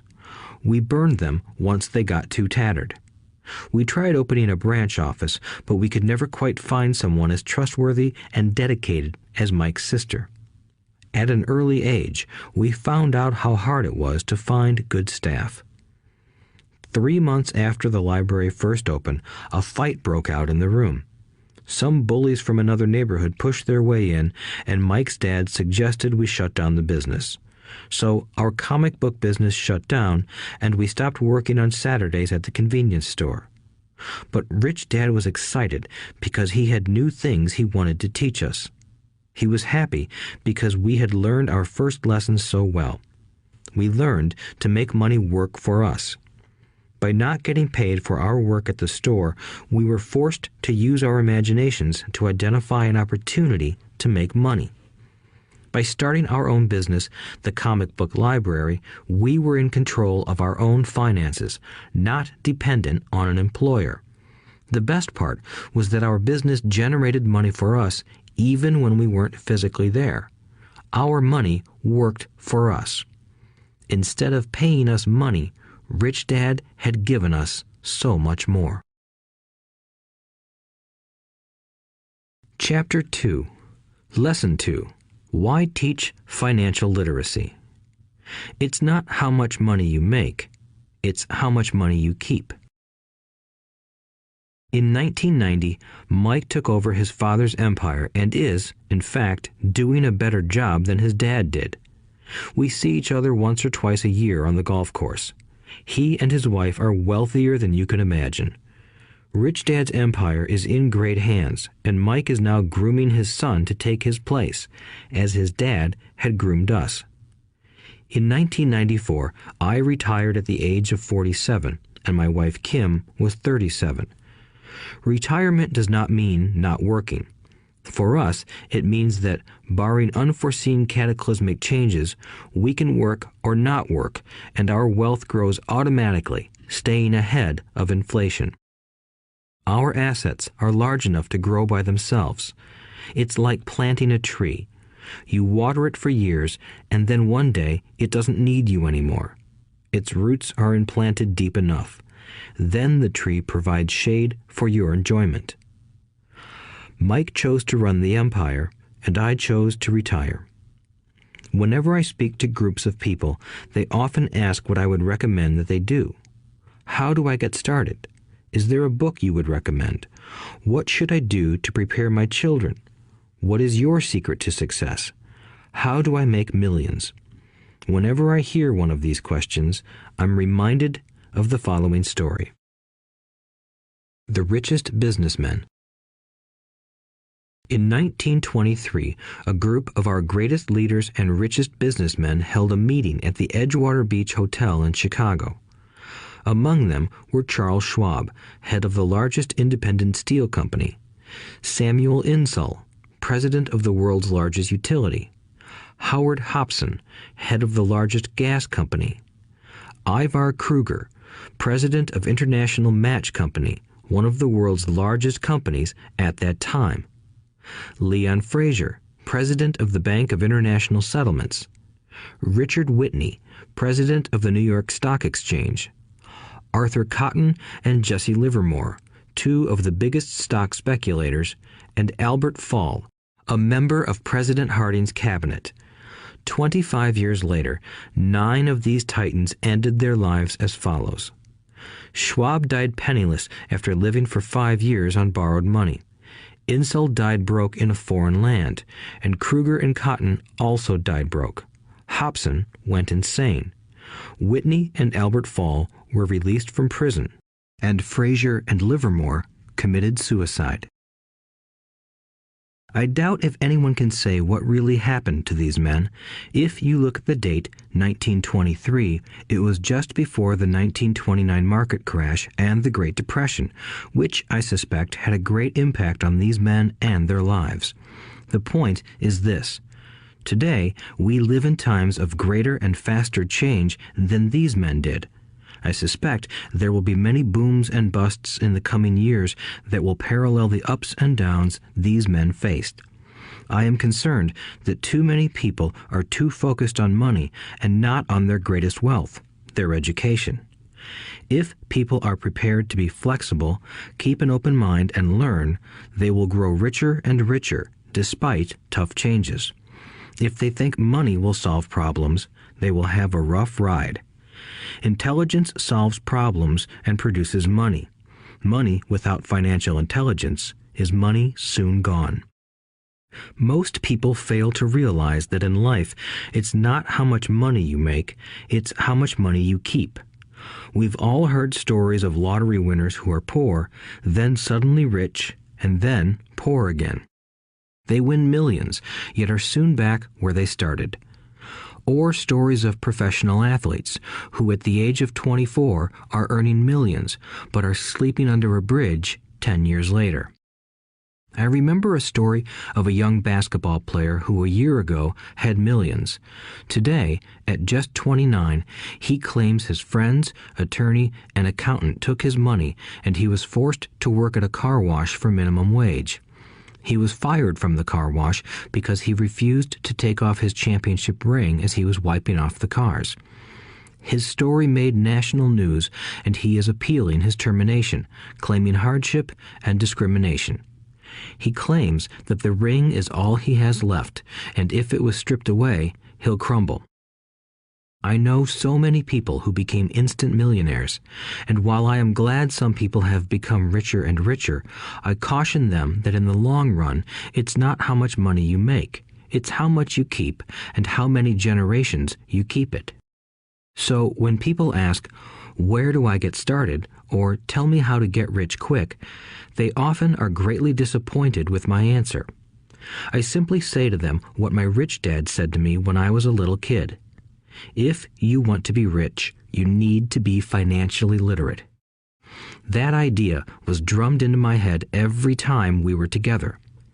As I said, my educated dad stressed the importance of reading books, while my rich dad stressed the need to master financial literacy. If you are going to build the Empire State Building, the first thing you need to do is dig a deep hole and pour a strong foundation. If you are going to build a home in the suburbs, all you need to do is pour a 6-inch slab of concrete. Most people, in their drive to get rich, are trying to build an Empire State Building on a 6-inch slab. Our school system, created in the agrarian age, still believes in homes with no foundation. Dirt floors are still the rage, so kids graduate from school with virtually no financial foundation. One day, sleepless and deep in debt in suburbia, living the American dream, they decide that the answer to their financial problems is to find a way to get rich quick. Construction on the skyscraper begins. It goes up quickly, and soon, instead of the Empire State Building, we have the Leaning Tower of suburbia. The sleepless nights return. As for Mike and me in our adult years, both of our choices were possible because we were taught to pour a strong financial foundation when we were just kids. Accounting is possibly the most confusing, boring subject in the world, but if you want to be rich long term, it could be the most important subject. For Rich Dad, the question was how to take a boring and confusing subject and teach it to kids. The answer he found was to make it simple by teaching it in pictures. My rich dad poured a strong financial foundation for Mike and me. Since we were just kids, he created a simple way to teach us. For years, he only drew pictures and used few words. Mike and I understood the simple drawings, the jargon, the movement of money, and then in later years, Rich Dad began adding numbers. Today, Mike has gone on to master much more complex and sophisticated accounting analysis because he had to in order to run his empire. I am not as sophisticated because my empire is smaller, yet we come from the same simple foundation. Over the following pages, we will discuss those same simple line drawings Mike's dad created for us. Though basic, those drawings helped guide two little boys in building great sums of wealth on a solid and deep foundation. Rule number 1. You must know the difference between an asset and a liability, and buy assets. If you want to be rich, this is all you need to know. It is rule number 1. It is the only rule. This may sound absurdly simple, but most people have no idea how profound this rule is. Most people struggle financially because they do not know the difference between an asset and a liability. Rich people acquire assets. The poor and middle class acquire liabilities that they think are assets, said Rich Dad. When Rich Dad explained this to Mike and me, we thought he was kidding. Here we were, nearly teenagers, and waiting for the secret to getting rich. And this was his answer. It was so simple that we stopped for a long time to think about it. "What is an asset?" asked Mike. "Don't worry right now," said Rich Dad. "Just let the idea sink in. If you can comprehend the simplicity, your life will have a plan and be financially easy. It is simple. That is why the idea is missed." "You mean all we need to know is what an asset is, acquire them, and we'll be rich?" I asked. Rich Dad nodded his head. "It's that simple."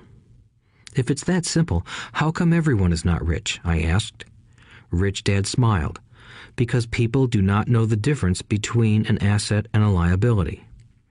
I remember asking, how could adults be so misguided? If it is that simple, if it is that important, why would everyone not want to find out? It took Rich Dad only a few minutes to explain what assets and liabilities were. As an adult, I have difficulty explaining it to other adults. The simplicity of the idea escapes them because they have been educated differently. They were taught by other educated professionals, such as bankers, accountants, real estate agents, financial planners, and so forth. The difficulty comes in asking adults to unlearn or become children again.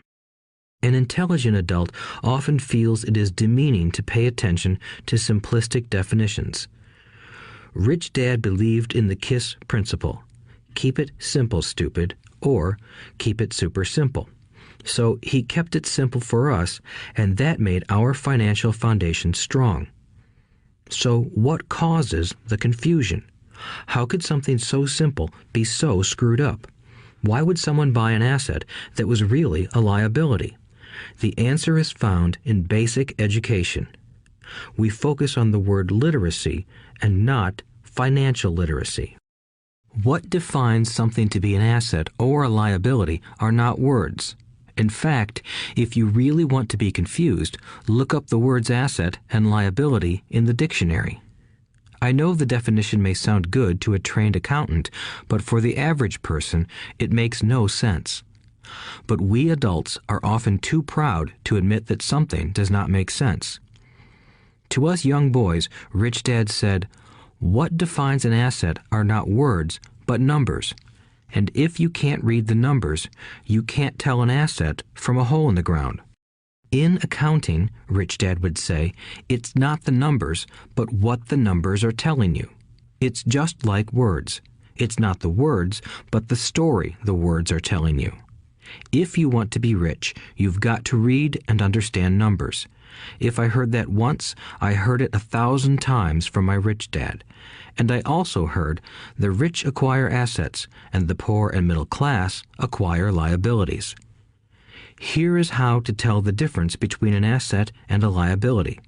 Most accountants and financial professionals do not agree with the definitions, but these simple drawings were the start of strong financial foundations for two young boys. An asset is something that puts money in my pocket. A liability is something that takes money out of my pocket. This is really all you need to know. If you want to be rich, simply spend your life buying assets.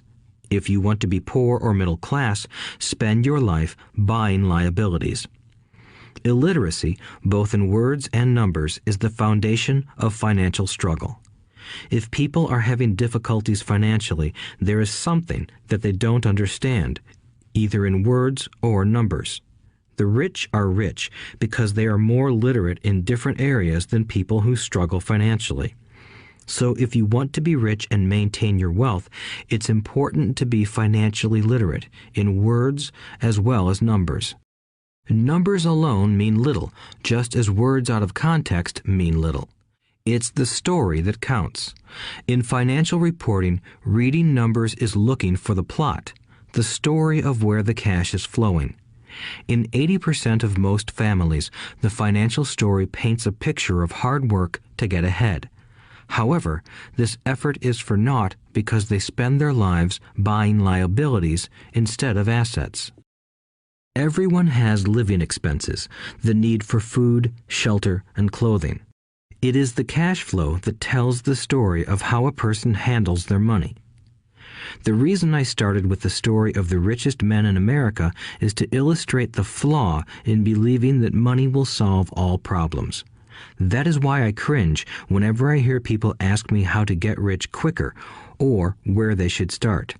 I often hear, "I'm in debt, so I need to make more money."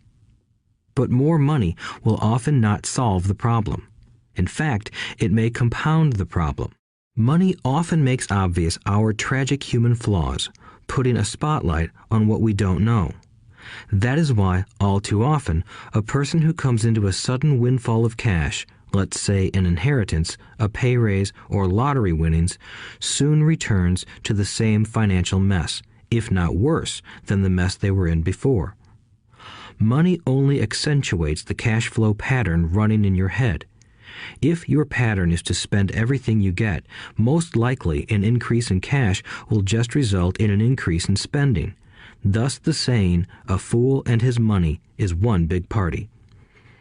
I have said many times that we go to school to gain scholastic and professional skills, both of which are important.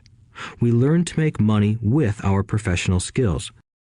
In the 1960s, when I was in high school, if someone did well academically, people assumed this bright student would go on to be a medical doctor because it was the profession with the promise of the greatest financial reward. Today, doctors face financial challenges I wouldn't wish on my worst enemy. Insurance companies taking control of the business, managed health care, government intervention, and malpractice suits. Today, kids want to be famous athletes, movie stars, rock stars, beauty queens, or CEOs because that is where the fame, money, and prestige are. That is the reason it is so hard to motivate kids in school today. They know that professional success is no longer solely linked to academic success, as it once was. Because students leave school without financial skills, millions of educated people pursue their profession successfully, but later find themselves struggling financially. They work harder, but don't get ahead. What is missing from their education is not how to make money, but how to manage money. It's called financial aptitude, what you do with the money once you make it, how to keep people from taking it from you, how to keep it longer, and how to make that money work hard for you. Most people don't understand why they struggle financially because they don't understand cash flow. A person can be highly educated, professionally successful, and financially illiterate. These people often work harder than they need to because they learned how to work hard, but not how to have their money work hard for them. The story of how the quest for a financial dream turns into a financial nightmare. The classic story of hardworking people has set a pattern. Recently married, the happy, highly educated young couple moves into one of their cramped, rented apartments. Immediately, they realize that they are saving money because two can live as cheaply as one. The problem is the apartment is cramped. They decide to save money to buy their dream home so they can have kids. They now have two incomes, and they begin to focus on their careers. Their incomes begin to increase. As their incomes go up, their expenses go up as well. The number one expense for most people is taxes. Many people think it's income tax, but for most Americans, their highest tax is Social Security. As an employee, it appears as if the Social Security tax combined with the Medicare tax rate is roughly 7.5%, but it's really 15% since the employer must match the Social Security amount. In essence, it is money the employer can't pay you. On top of that, you still have to pay income tax on the amount deducted from your wages for Social Security tax. Income you never received because it went directly to Social Security through withholding. Going back to the young couple, as a result of their incomes increasing, they decide to buy the house of their dreams. Once in their house, they have a new tax called property tax. Then they buy a new car, new furniture, and new appliances to match their new house. All of a sudden, they wake up and their liabilities column is full of mortgage and credit card debt. Their liabilities go up. They're now trapped in the rat race. Pretty soon, a baby comes along and they work harder. The process repeats itself. Higher incomes cause higher taxes, also called bracket creep. A credit card comes in the mail. They use it. It maxes out. A loan company calls and says their greatest asset, their home, has appreciated in value. Because their credit is so good, the company offers a bill consolidation loan and tells them the intelligent thing to do is clear off the high-interest consumer debt by paying off their credit card.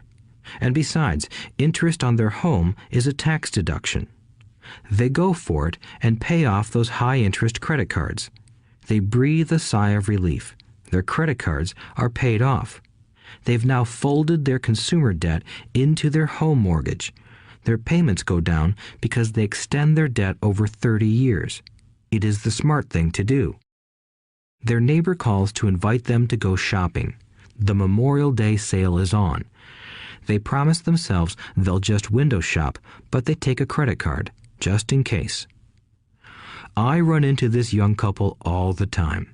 Their names change, but their financial dilemma is the same. They come to one of my talks to hear what I have to say. They ask me, "Can you tell us how to make more money?" They don't understand that their trouble is really how they choose to spend the money they do have. It is caused by financial illiteracy and not understanding the difference between an asset and a liability. More money seldom solves someone's money problems. Intelligence solves problems. There is a saying a friend of mine says over and over to people in debt. If you find you have dug yourself into a hole, stop digging. As a child, my dad often told us that the Japanese were aware of 3 powers: the power of the sword, the jewel, and the mirror. The sword symbolizes the power of weapons. America has spent trillions of dollars on weapons, and because of this is a powerful military presence in the world. The jewel symbolizes the power of money. There is some degree of truth to the saying, "Remember the golden rule. He who has the gold makes the rules." The mirror symbolizes the power of self-knowledge. This self-knowledge, according to Japanese legend, was the most treasured of the 3. All too often, the poor and middle class allow the power of money to control them. By simply getting up and working harder, failing to ask themselves if what they do makes sense, they shoot themselves in the foot as they leave for work every morning. By not fully understanding money, the vast majority of people allow its awesome power to control them. If they used the power of the mirror, they would have asked themselves, "Does this make sense?" All too often, instead of trusting their inner wisdom, that genius inside, most people follow the crowd. They do things because everybody else does them. They conform rather than question. Often, they mindlessly repeat what they have been told. Diversify. Your home is an asset. Your home is your biggest investment. You get a tax break for going into greater debt. Get a safe job. Don't make mistakes. Don't take risks. It is said that the fear of public speaking is a fear greater than death for most people. According to psychiatrists, the fear of public speaking is caused by the fear of ostracism, the fear of standing out, the fear of criticism, the fear of ridicule, and the fear of being an outcast. The fear of being different prevents most people from seeking new ways to solve their problems. That is why my educated dad said the Japanese valued the power of the mirror the most, for it is only when we look into it that we find truth. Fear is the main reason that people say, "Play it safe." That goes for anything, be it sports, relationships, careers, or money. It is that same fear, the fear of ostracism, that causes people to conform to, and not question, commonly accepted opinions or popular trends. Your home is an asset. Get a bill consolidation loan and get out of debt. Work harder. It's a promotion. Someday I'll be a vice president. Save money. When I get a raise, I'll buy us a bigger house. Mutual funds are safe. Many financial problems are caused by trying to keep up with the Joneses. Occasionally, we all need to look in the mirror and be true to our inner wisdom rather than our fears. By the time Mike and I were 16 years old, we began to have problems in school. We were not bad kids. We just began to separate from the crowd. We worked for Mike's dad after school and on weekends. Mike and I often spent hours after work just sitting at a table with his dad while he held meetings with his bankers, attorneys, accountants, brokers, investors, managers, and employees. Here was a man who had left school at 13 who was now directing, instructing, ordering, and asking questions of educated people. They came at his beck and call and cringed when he didn't approve of them. Here was a man who had not gone along with the crowd. He was a man who did his own thinking and detested the words, "We have to do it this way because that's the way everyone else does it." He also hated the word can't. If you wanted him to do something, just say, "I don't think you can do it." Mike and I learned more sitting in on his meetings than we did in all our years of school, college included. Mike's dad was not book smart, but he was financially educated and successful as a result. He told us over and over again, an intelligent person hires people who are more intelligent than he is. So Mike and I had the benefit of spending hours listening to and learning from intelligent people. But because of this, Mike and I couldn't go along with the standard dogma our teachers preached, and that caused problems. Whenever the teacher said, "If you don't get good grades, you won't do well in the real world," Mike and I just raised our eyebrows. When we were told to follow set procedures and not deviate from the rules, we could see how school discouraged creativity. We started to understand why our rich dad told us that schools were designed to produce good employees instead of employers. Occasionally, Mike or I would ask our teachers how what we studied was applicable to the real world, or why we never studied money and how it worked. To the latter question, we often got the answer that money was not important, that if we excelled in our education, the money would follow. The more we knew about the power of money, the more distant we grew from the teachers and our classmates. My highly educated dad never pressured me about my grades, but we did begin to argue about money. By the time I was 16, I probably had a far better foundation with money than both my parents. I could keep books, I listened to tax accountants, corporate attorneys, bankers, real estate brokers, investors, and so forth. By contrast, my dad talked to other teachers. One day, my dad told me that our home was his greatest investment. A not-too-pleasant argument took place when I showed him why I thought a house was not a good investment. I showed him the ancillary expenses that went along with owning the home.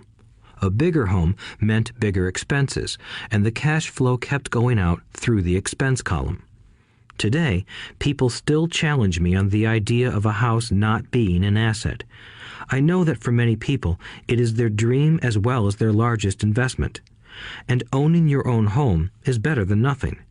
I simply offer an alternative way of looking at this popular dogma. If my wife and I were to buy a bigger, flashier house, we realize it wouldn't be an asset. It would be a liability since it would take money out of our pocket.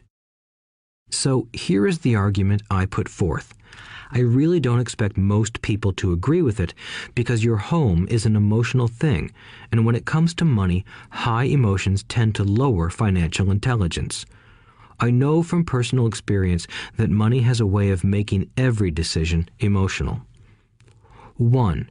When it comes to houses, most people work all their lives paying for a home they never own.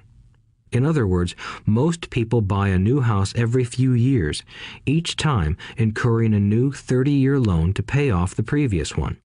2. Even though people receive a tax deduction for interest on mortgage payments, they pay for all their other expenses with after-tax dollars, even after they pay off their mortgage. 3. My wife's parents were shocked when the property taxes on their home increased to $1,000 a month. This was after they had retired, so the increase put a strain on their retirement budget and they felt forced to move. 4. Houses do not always go up in value. I have friends who owe $1 million for a home that today would sell for far less. 5. The greatest losses of all are those from missed opportunities. If all your money is tied up in your house, you may be forced to work harder because your money continues blowing out of the expense column instead of adding to the asset column, the classic middle-class cash flow pattern. If a young couple would put more money into their asset column early on, their later years would be easier. Their assets would have grown and would be available to help cover expenses. All too often, a house only serves as a vehicle for incurring a home equity loan to pay for mounting expenses. In summary, the end result in making a decision to own a house that is too expensive in lieu of starting an investment portfolio impacts an individual in at least the following 3 ways. 1. Loss of time during which other assets could have grown in value. 2. Loss of additional capital which could have been invested instead of paying for high-maintenance expenses related directly to the home. 3. Loss of education.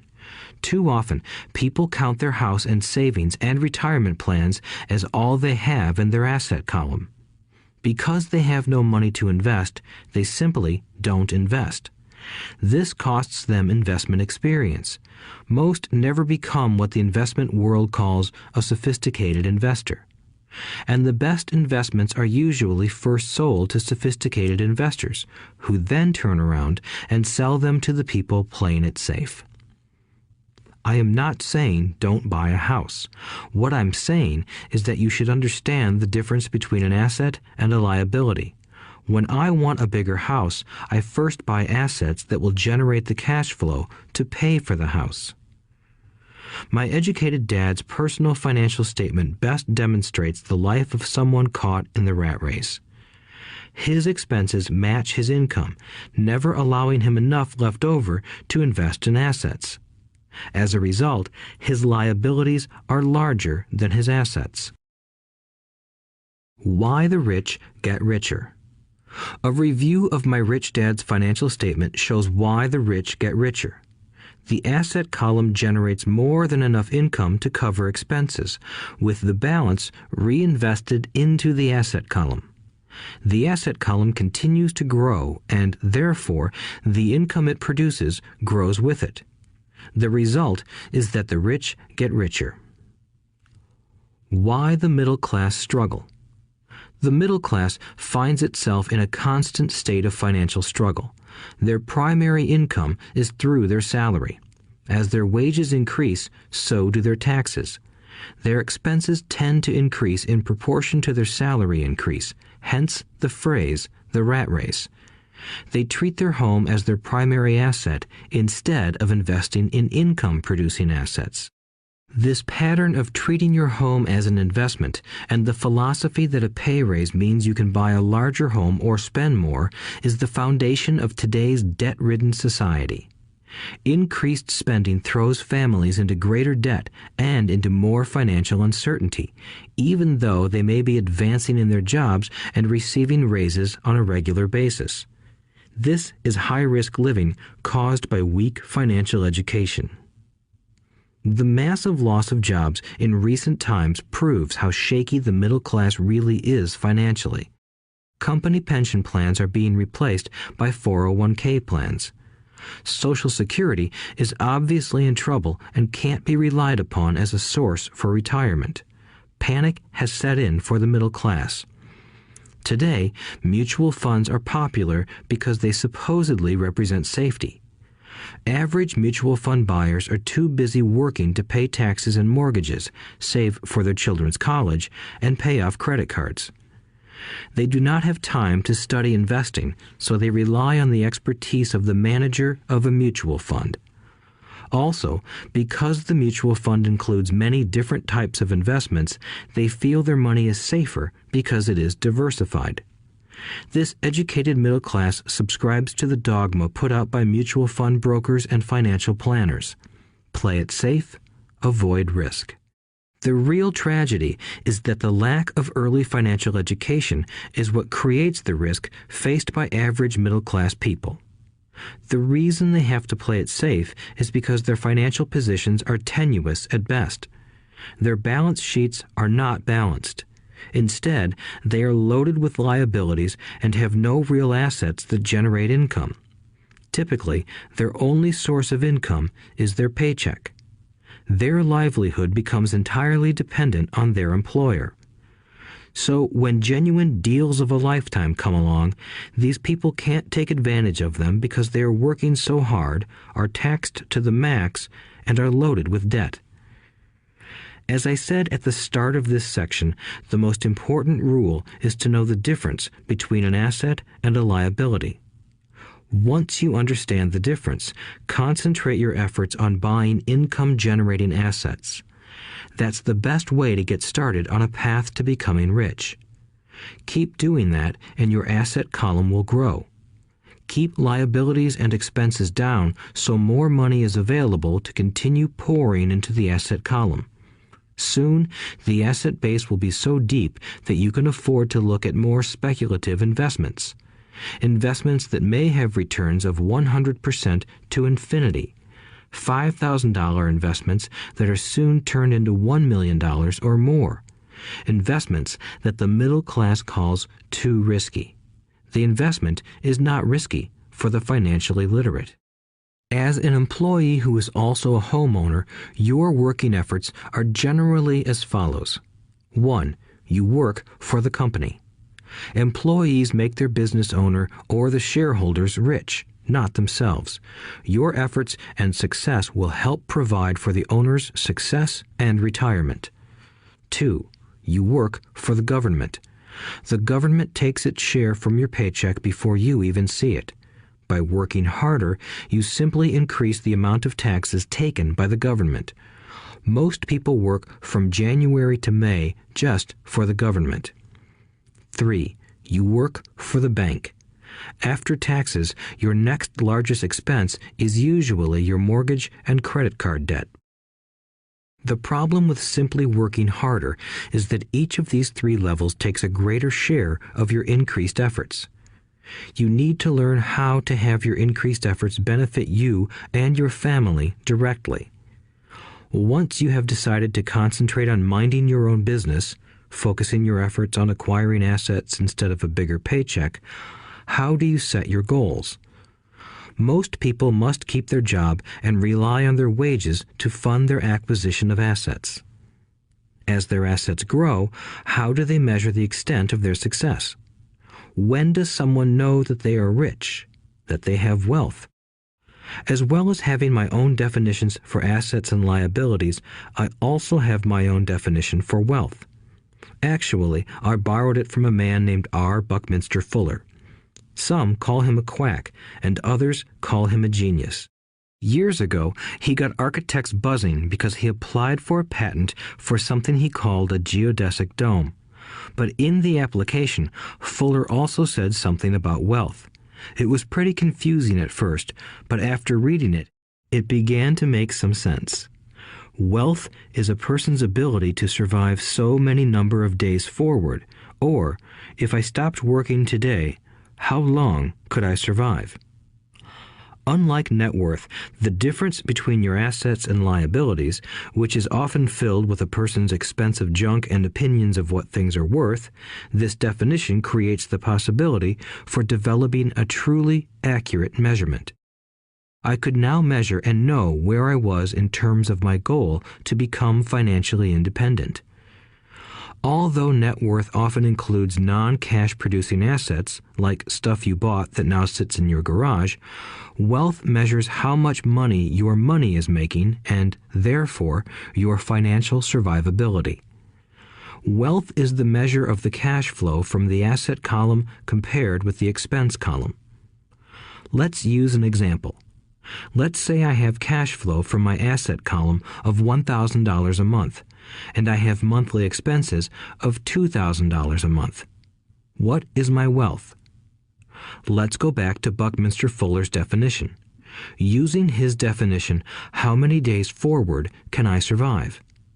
Assuming a 30-day month, I have enough cash flow for half a month. When I achieve $2,000 a month cash flow from my assets, then I will be wealthy. So, while I'm not yet rich, I am wealthy. I now have income generated from assets each month that fully cover my monthly expenses. If I want to increase my expenses, I first must increase my cash flow to maintain this level of wealth. Also note that it is at this point that I'm no longer dependent on my wages. I have focused on and been successful in building an asset column that has made me financially independent. If I quit my job today, I would be able to cover my monthly expenses with the cash flow from my assets. My next goal would be to have the excess cash flow from my assets reinvested into the asset column. The more money that goes into my asset column, the more my asset column grows. The more my assets grow, the more my cash flow grows. And as long as I keep my expenses less than the cash flow from these assets, I grow richer with more and more income from sources other than my physical labor. As this reinvestment process continues, I am well on my way to becoming rich.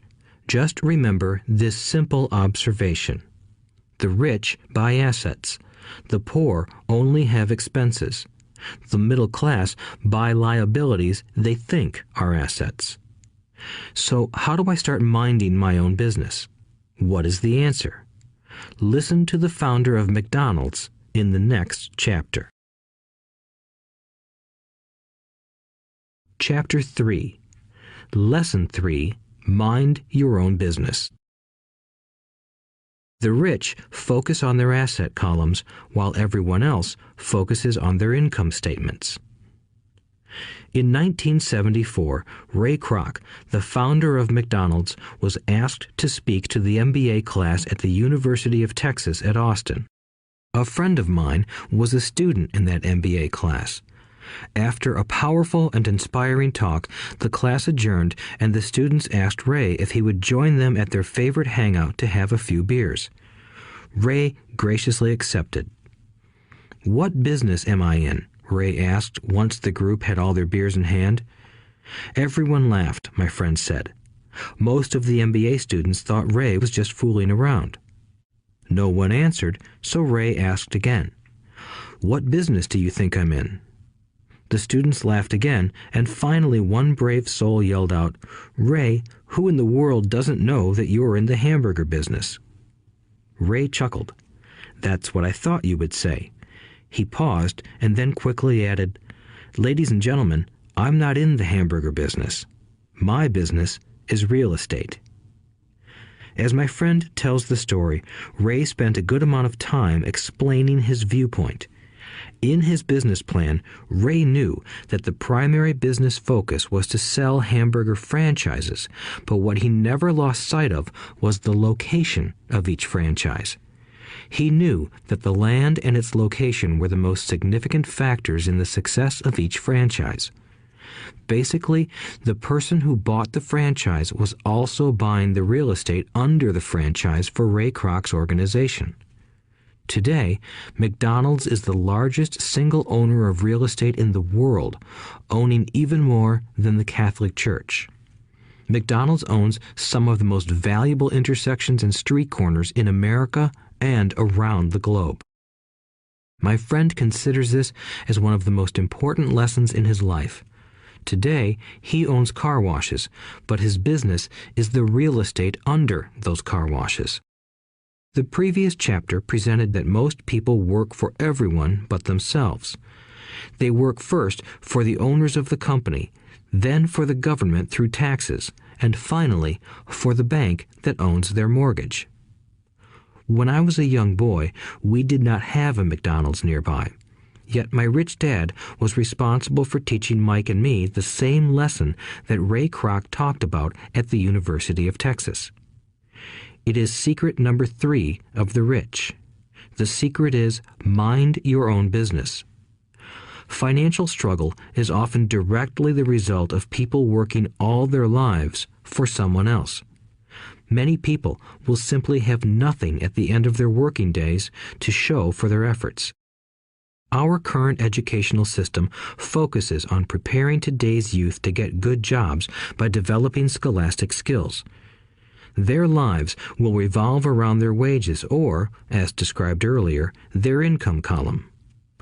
Many will study further to become engineers, scientists, cooks, police officers, artists, writers, and so on. These professional skills allow them to enter the workforce and work for money. But there is a big difference between your profession and your business. Often I ask people, "What is your business?" And they will say, "Oh, I'm a banker." Then I ask them if they own the bank, and they usually respond, "No, I work there." In that instance, they have confused their profession with their business. Their profession may be a banker, but they still need their own business. A problem with school is that you often become what you study. So if you study cooking, you become a chef. If you study the law, you become an attorney. And a study of auto mechanics makes you a mechanic. The mistake in becoming what you study is that too many people forget to mind their own business.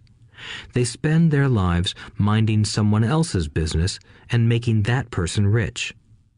To become financially secure, a person needs to mind their own business. Your business revolves around your asset column, not your income column.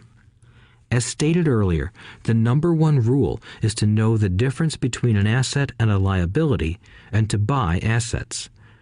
The rich focus on their asset columns, while everyone else focuses on their income statements. That is why we hear so often, "I need a raise. If only I had a promotion. I am going back to school to get more training so I can get a better job. I am going to work overtime. Maybe I can get a second job." In some circles, these are sensible ideas, but you are still not minding your own business. These ideas all still focus on the income column and will only help a person become more financially secure if the additional money is used to purchase income-generating assets. The primary reason the majority of the poor and middle class are fiscally conservative, which means I can't afford to take risks, is that they have no financial foundation. They have to cling to their jobs and play it safe. When downsizing became the in thing to do, millions of workers found out their largest so-called asset, their home, was eating them alive. Their asset was costing them money every month. Their car, another asset, was eating them alive. The golf clubs in the garage that cost $1,000 were not worth $1,000 anymore. Without job security, they had nothing to fall back on. What they thought were assets could not help them survive in a time of financial crisis. I assume most of us have filled out a credit application to buy a house or a car. It's always interesting to look at the net worth section because of what accepted banking and accounting practices allow a person to count as assets. One day when I wanted a loan, my financial position did not look too good. So I added my new golf clubs, my art collection, books, electronics, Armani suits, wristwatches, shoes, and other personal effects to boost the number in the asset column. But I was turned down because I had too much investment real estate. The loan committee didn't like that I made so much money from rent. They wanted to know why I did not have a normal job with a salary. They did not question the Armani suits, golf clubs, or art collection. Life is sometimes tough when you do not fit the standard profile. I cringe every time I hear someone say to me that their net worth is $1 million or $100,000 or whatever. One of the main reasons net worth is not accurate is simply because the moment you begin selling your assets, you are taxed for any gains. So many people have put themselves in deep financial trouble when they run short of income. To raise cash, they sell their assets, but their personal assets can generally be sold for only a fraction of the value that is listed on their personal balance sheet. Or, if there is a gain on the sale of the assets, they are taxed on the gain. So again, the government takes its share, thus reducing the amount available to help them out of debt.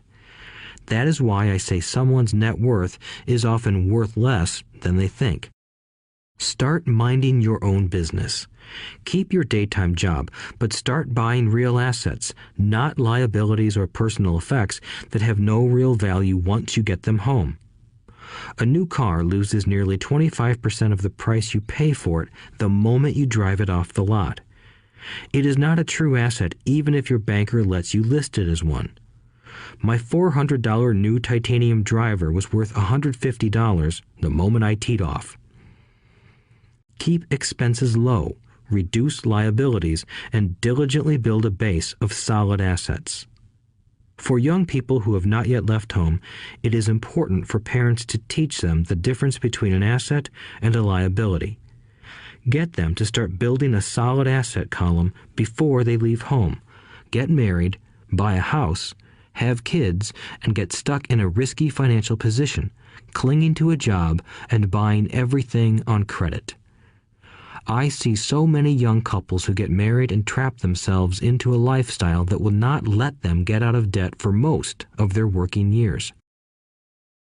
For many people, just as the last child leaves home, the parents realize they have not adequately prepared for retirement and they begin to scramble to put some money away. Then their own parents become ill and they find themselves with new responsibilities. So what kind of assets am I suggesting that you or your children acquire? In my world, real assets fall into the following categories. Businesses that do not require my presence. I own them, but they are managed or run by other people. If I have to work there, it's not a business. It becomes my job. Stocks, bonds, income-generating real estate, notes, IOUs, royalties from intellectual property such as music, scripts, and patents. Anything else that has value, produces income, or appreciates, and has a ready market. As a young boy, my educated dad encouraged me to find a safe job, but my rich dad encouraged me to begin acquiring assets that I loved.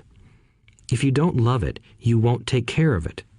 I collect real estate simply because I love buildings and land. I love shopping for them, and I could look at them all day long. When problems arise, the problems aren't so bad that it changes my love for real estate. For people who hate real estate, they shouldn't buy it. I also love stocks of small companies, especially startups, because I am an entrepreneur, not a corporate person. In my early years, I worked in large organizations such as Standard Oil of California, the U.S. Marine Corps, and Xerox Corporation. I enjoyed my time with those organizations and have fond memories, but I know deep down I am not a company man. I like starting companies, not running them. So my stock buys are usually of small companies. Sometimes I even start the company and take it public. Fortunes are made in new stock issues, and I love the game. Many people are afraid of small cap companies and call them risky, and they are. But that risk is diminished if you love what the investment is, understand it, and know the game. With small companies, my investment strategy is to be out of the stock in a year. On the other hand, my real estate strategy is to start small and keep trading up for bigger properties, and, therefore, delay paying taxes on the gain. This allows the value to increase dramatically. I generally hold real estate less than 7 years. For years, even while I was with the Marine Corps and Xerox, I did what my rich dad recommended. I kept my day job, but I still minded my own business. I was active in my asset column trading real estate and small stocks. Rich Dad always stressed the importance of financial literacy. The better I was at understanding the accounting and cash management, the better I would be at analyzing investments and eventually starting and building my own company. I don't encourage anyone to start a company unless they really want to. Knowing what I know about running a company, I wouldn't wish that task on anyone. There are times when people can't find employment and starting a company seems like the best solution. But the odds are against success. 9 out of 10 companies fail in 5 years. Of those that survive the first 5 years, 9 out of every 10 of those eventually fail as well. So only if you really have the desire to own your own company do I recommend it. Otherwise, keep your day job and mind your own business. When I say mind your own business, I mean to build and keep your asset column strong. Once a dollar goes into it, never let it come out. Think of it this way. Once a dollar goes into your asset column, it becomes your employee. The best thing about money is that it works 24 hours a day and can work for generations. Keep your day job, be a great hard-working employee, but keep building that asset column. As your cash flow grows, you can indulge in some luxuries. An important distinction is that rich people buy luxuries last, while the poor and middle class tend to buy luxuries first. The poor and the middle class often buy luxury items like big houses, diamonds, furs, jewelry, or boats because they want to look rich. They look rich, but in reality they just get deeper in debt on credit. The old money people, the long-term rich, build their asset column first. Then the income generated from the asset column buys their luxuries. The poor and middle class buy luxuries with their own sweat, blood, and children's inheritance. A true luxury is a reward for investing in and developing a real asset. For example, when my wife Kim and I had extra money coming from our apartment houses, she went out and bought her Mercedes. It didn't take any extra work or risk on her part because the apartment house bought the car. She did, however, have to wait 4 years while the real estate investment portfolio grew and began generating enough extra cash flow to pay for the car. But the luxury, the Mercedes, was a true reward because she proved she knew how to grow her asset column. That car now means a lot more to her than simply another pretty car. It means she used her financial intelligence to afford it. Instead, most people impulsively go out and buy a new car or some other luxury on credit. They may feel bored and just want a new toy. Buying a luxury on credit often causes a person to eventually resent that luxury because the debt becomes a financial burden. After you've taken the time and invested in and built your own business, you are now ready to learn the biggest secret of the rich, the secret that puts the rich way ahead of the pack. Chapter 4. Lesson 4. The History of Taxes and the Power of Corporations. My rich dad just played the game smart, and he did it through corporations, the biggest secret of the rich. I remember in school being told the story of Robin Hood and his merry men. My teacher thought it was a wonderful story of a romantic hero who robbed from the rich and gave to the poor. My rich dad did not see Robin Hood as a hero. He called Robin Hood a crook. Robin Hood may be long gone, but his followers live on. I often still hear people say, "Why don't the rich pay for it?" Or, "The rich should pay more in taxes and give it to the poor." It is this Robin Hood fantasy, or taking from the rich to give to the poor, that has caused the most pain for the poor and the middle class. The reason the middle class is so heavily taxed is because of the Robin Hood ideal. The reality is that the rich are not taxed. It's the middle class who pays for the poor, especially the educated, upper-income middle class. Again, to understand fully how things happen, we need to look at the history of taxes. Although my highly educated dad was an expert on the history of education, my rich dad fashioned himself an expert on the history of taxes. Rich Dad explained to Mike and me that originally in England and America, there were no taxes. Occasionally, there were temporary taxes levied in order to pay for wars. The king or the president would put the word out and ask everyone to chip in. Taxes were levied in Britain for the fight against Napoleon from 1799 to 1816, and in America to pay for the Civil War from 1861 to 1865. In 1874, England made income tax a permanent levy on its citizens. In 1913, an income tax became permanent in the United States with the adoption of the 16th Amendment to the U.S. Constitution. At one time, Americans were anti-tax. It had been the tax on tea that led to the famous Tea Party in Boston Harbor, an incident that helped ignite the Revolutionary War. It took approximately 50 years in both England and the United States to sell the idea of a regular income tax. What these historical dates fail to reveal is that both of these taxes were initially levied against only the rich. It was this point that Rich Dad wanted Mike and me to understand. He explained that the idea of taxes was made popular and accepted by the majority by telling the poor and the middle class that taxes were created only to punish the rich. This is how the masses voted for the law, and it became constitutionally legal. Although it was intended to punish the rich, in reality it wound up punishing the very people who voted for it, the poor and middle class. Once government got a taste of money, its appetite grew, said Rich Dad. Your dad and I are exactly opposite. He's a government bureaucrat, and I am a capitalist.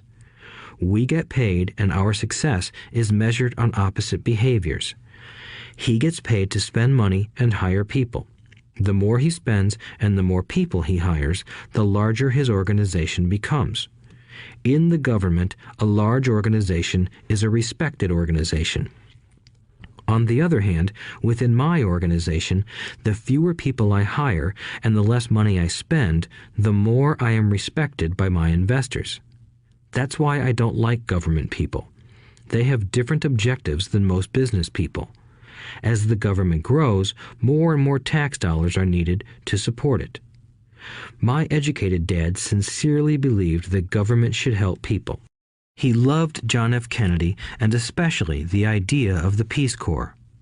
He loved the idea so much that both he and my mom worked for the Peace Corps, training volunteers to go to Malaysia, Thailand, and the Philippines.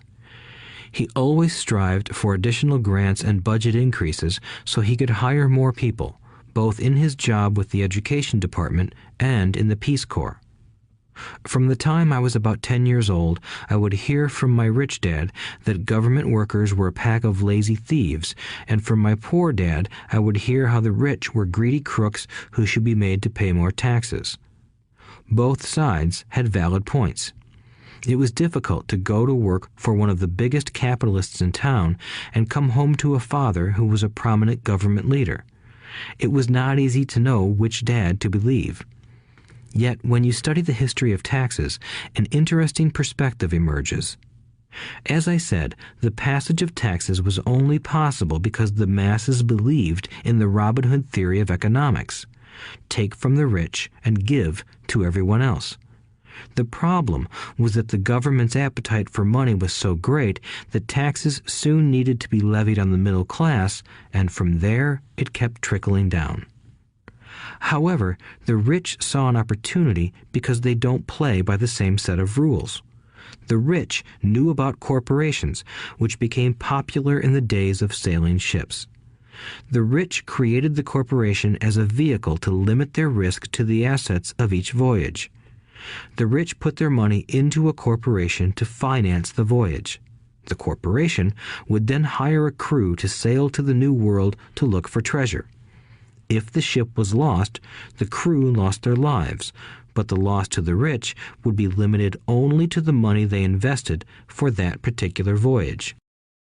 It is the knowledge of the legal corporate structure that really gives the rich a vast advantage over the poor and middle class. Having two fathers teaching me, one a socialist and the other a capitalist, I quickly began to realize that the philosophy of the capitalist made more financial sense to me. It seemed to me that the socialists ultimately penalized themselves due to their lack of financial education. No matter what the take from the rich crowd came up with, the rich always found a way to outsmart them. That is how taxes were eventually levied on the middle class. The rich outsmarted the intellectuals solely because they understood the power of money, a subject not taught in schools. How did the rich outsmart the intellectuals? Once the take from the rich tax was passed, cash started flowing into government coffers. Initially, people were happy. Money was handed out to government workers and the rich. It went to government workers in the form of jobs and pensions, and it went to the rich via their factories receiving government contracts. The government received a large pool of money, but the problem was the fiscal management of that money. The government ideal is to avoid having excess money. If you fail to spend your allotted funds, you risk losing it in the next budget. You would certainly not be recognized for being efficient. Business people, on the other hand, are rewarded for having excess money and are applauded for their efficiency. As this cycle of growing government spending continued, the demand for money increased, and the tax the rich idea was adjusted to include lower income levels down to the very people who voted it in, the poor and the middle class. True capitalists used their financial knowledge to simply find an escape. They headed back to the protection of a corporation. But what many people who have never formed a corporation don't know is that a corporation is not really a thing. A corporation is merely a file folder with some legal documents in it, sitting in some attorney's office and registered with a state government agency. It's not a big building or a factory or a group of people. A corporation is merely a legal document that creates a legal body without a soul. Using it, the wealth of the rich was once again protected. It was popular because the income tax rate of a corporation is less than the individual income tax rates. In addition, certain expenses could be paid by a corporation with pre-tax dollars. This war between the haves and have-nots has raged for hundreds of years. The battle is waged whenever and wherever laws are made, and it will go on forever. The problem is that the people who lose are the uninformed, the ones who get up every day and diligently go to work and pay taxes. If they only understood the way the rich play the game, they could play it too. Then they would be on their way to their own financial independence. This is why I cringe every time I hear a parent advise their children to go to school so they can find a safe, secure job. An employee with a safe, secure job without financial aptitude has no escape. Average Americans today work 5 to 6 months for the government just to cover their taxes. In my opinion, that is simply too long. The harder you work, the more you pay the government. That is why I believe that the idea of take from the rich backfired on the very people who voted it in. Every time people try to punish the rich don't simply comply. They react. They have the money, power, and intent to change things. They don't just sit there and voluntarily pay more taxes. Instead, they search for ways to minimize their tax burden. They hire smart attorneys and accountants and persuade politicians to change laws or create legal loopholes. They use their resources to effect change. The tax code of the United States also allows other ways to reduce taxes. Most of these vehicles are available to anyone, but it is the rich who find them because they are minding their own business. For example, 1031 is jargon for Section 1031 of the Internal Revenue Code, which allows a seller to delay paying taxes on a piece of real estate that is sold for a capital gain through an exchange for a more expensive piece of real estate. Real estate is one investment vehicle that has a great tax advantage. As long as you keep trading up in value, you will not be taxed on the gains until you liquidate. People who don't take advantage of these legal tax savings are missing a great opportunity to build their asset columns. The poor and middle class don't have the same resources. They sit there and let the government's needles enter their arm and allow the blood donation to begin. Today, I am constantly shocked at the number of people who pay more taxes or take fewer deductions simply because they are afraid of the government. I have friends who have had their businesses shut down and destroyed, only to find out it was a mistake on the part of the government. I realize all that, but the price of working from January to May is a high price to pay for that intimidation. My poor dad never fought back. My rich dad didn't either. He just played the game smarter, and he did it through corporations, the biggest secret of the rich. You may remember the first lesson I learned from my rich dad. I was a little boy of 9 who had to sit and wait for him to choose to talk to me. I sat in his office waiting for him to get to me. He was ignoring me on purpose. He wanted me to recognize his power and to desire to have that power for myself one day. During all the years I studied and learned from him, he always reminded me that knowledge is power. and with money comes great power that requires the right knowledge to keep it and make it multiply. Without that knowledge, the world pushes you around. Rich Dad constantly reminded Mike and me that the biggest bully was not the boss or the supervisor, but the tax man. The tax man will always take more if you let him. The first lesson of having money work for you, as opposed to you working for money, is all about power. If you work for money, you give the power to your employer. If money works for you, you keep the power and control it. Once we had this knowledge of the power of money working for us, he wanted us to be financially smart and not let anyone or anything push us around. If you're ignorant, it's easy to be bullied. If you know what you're talking about, you have a fighting chance. That is why he paid so much for smart tax accountants and attorneys. It was less expensive to pay them than to pay the government. His best lesson to me was, be smart and you won't be pushed around as much. He knew the law because he was a law-abiding citizen and because it was expensive to not know the law. If you know you're right, you're not afraid of fighting back, even if you are taking on Robin Hood and his band of merry men. My highly educated dad always encouraged me to land a good job with a strong corporation. He spoke of the virtues of working your way up the corporate ladder. He didn't understand that by relying solely on a paycheck from a corporate employer, I would be a docile cow ready for milking. When I told my rich dad of my father's advice, he only chuckled. "Why not own the ladder?" was all he said. As a young boy, I did not understand what Rich Dad meant by owning my own corporation. It was an idea that seemed impossible and intimidating. Although I was excited by the idea, my inexperience wouldn't let me envision the possibility that grown-ups would someday work for a company I would own. The point is that, if not for my rich dad, I would have probably followed my educated dad's advice. It was merely the occasional reminder of my rich dad that kept the idea of owning my own corporation alive and kept me on a different path. By the time I was 15 or 16, I knew I wasn't going to continue down the path my educated dad recommended. I didn't know how I was going to do it, but I was determined not to head in the direction most of my classmates were heading. That decision changed my life. It was not until my mid-20s that my rich dad's advice began to make more sense to me. I was just out of the Marine Corps and working for Xerox. I was making a lot of money, but every time I looked at my paycheck, I was disappointed. The deductions were so large, and the more I worked, the greater they became. As I became more successful, my bosses talked about promotions and raises. It was flattering, but I could hear my rich dad asking in my ear, "Who are you working for? Who are you making rich?"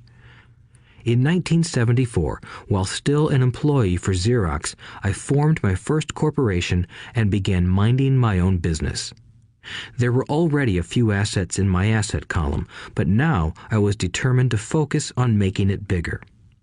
Those paychecks, with all the deductions, made all the years of my rich dad's advice make total sense. I could see the future if I followed my educated dad's advice. Many employers feel that advising their workers to mind their own business is bad for business. But for me, focusing on my own business and developing assets made me a better employee because I now had a purpose.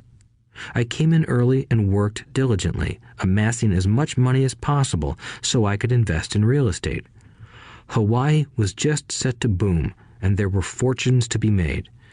The more I realized that we were in the beginning stages of a boom, the more Xerox machines I sold. The more I sold, the more money I made, and, of course, the more deductions came out of my paycheck. It was inspiring. I wanted out of the employee trap so badly that I worked even harder so I could invest more. By 1978, I was consistently one of the top 5 salespeople at the company. I badly wanted out of the rat race. In less than 3 years, I was making more in my real estate holding corporation than I was making at Xerox, and the money I was making in my asset column in my own corporation was money working for me, not me pounding on doors selling copiers. My rich dad's advice made much more sense. Soon, the cash flow from my properties were so strong that my company bought me my first Porsche. My fellow Xerox salespeople thought I was spending my commissions. I wasn't. I was investing my commissions in assets. My money was working hard to make more money. Each dollar in my asset column was a great employee, working hard to make more employees and buy the boss a new Porsche with before-tax dollars. I began to work harder for Xerox. The plan was working, and my Porsche was the proof. By using the lessons I learned from my rich dad, I was able to get out of the proverbial rat race at an early age. It was made possible because of the strong financial knowledge I had acquired through Rich Dad's lessons. Without this financial knowledge, which I call financial intelligence or financial IQ, my road to financial independence would have been much more difficult. I now teach others in the hope that I may share my knowledge with them. I remind people that financial IQ is made up of knowledge from 4 broad areas of expertise. 1. Accounting. Accounting is financial literacy or the ability to read numbers. This is a vital skill if you want to build an empire. The more money you are responsible for, the more accuracy is required, or the house comes tumbling down. This is the left brain side, or the details. Financial literacy is the ability to read and understand financial statements, which allows you to identify the strengths and weaknesses of any business. 2. Investing. Investing is the science of money making money. This involves strategies and formulas which use the creative right brain side. 3. Understanding markets. Understanding markets is the science of supply and demand. You need to know the technical aspects of the market, which are emotion-driven, in addition to the fundamental or economic aspects of an investment. Does an investment make sense or does it not make sense based on current market conditions? 4. The law. A corporation wrapped around the technical skills of accounting, investing, and markets can contribute to explosive growth. A person who understands the tax advantages and protections provided by a corporation can get rich so much faster than someone who is an employee or a small business sole proprietor. It's like the difference between someone walking and someone flying. The difference is profound when it comes to long-term wealth. Tax advantages. A corporation can do many things that an employee cannot, like pay expenses before paying taxes. That is a whole area of expertise that is very exciting. Employees earn and get taxed, and then try to live on what is left. A corporation earns, spends everything it can, and is taxed on anything that is left. It's one of the biggest legal tax loopholes that the rich use. They're easy to set up and are not expensive if you own investments that are producing good cash flow. For example, by owning your own corporation, your vacations can be board meetings in Hawaii. Car payments, insurance, repairs, and health club memberships are company expenses. Most restaurant meals are partial expenses and on. But it's done legally with pre-tax dollars. Protection from lawsuits. We live in a litigious society. Everybody wants a piece of your action. The rich hide much of their wealth using vehicles such as corporations and trusts to protect their assets from creditors. When someone sues a wealthy individual, they are often met with layers of legal protection and often find that the wealthy person actually owns nothing. They control everything, but own nothing. The poor and middle class try to own everything and lose it to the government or to fellow citizens who like to sue the rich. They learned it from the Robin Hood story. Take from the rich and give it to the poor. It is not the purpose of this audiobook to go into the specifics of owning a corporation. But I will say that if you own any kind of legitimate assets, I would consider finding out more about the benefits and protection offered by a corporation as soon as possible. There are many books written on the subject that will detail the benefits and even walk you through the steps necessary to set up a corporation.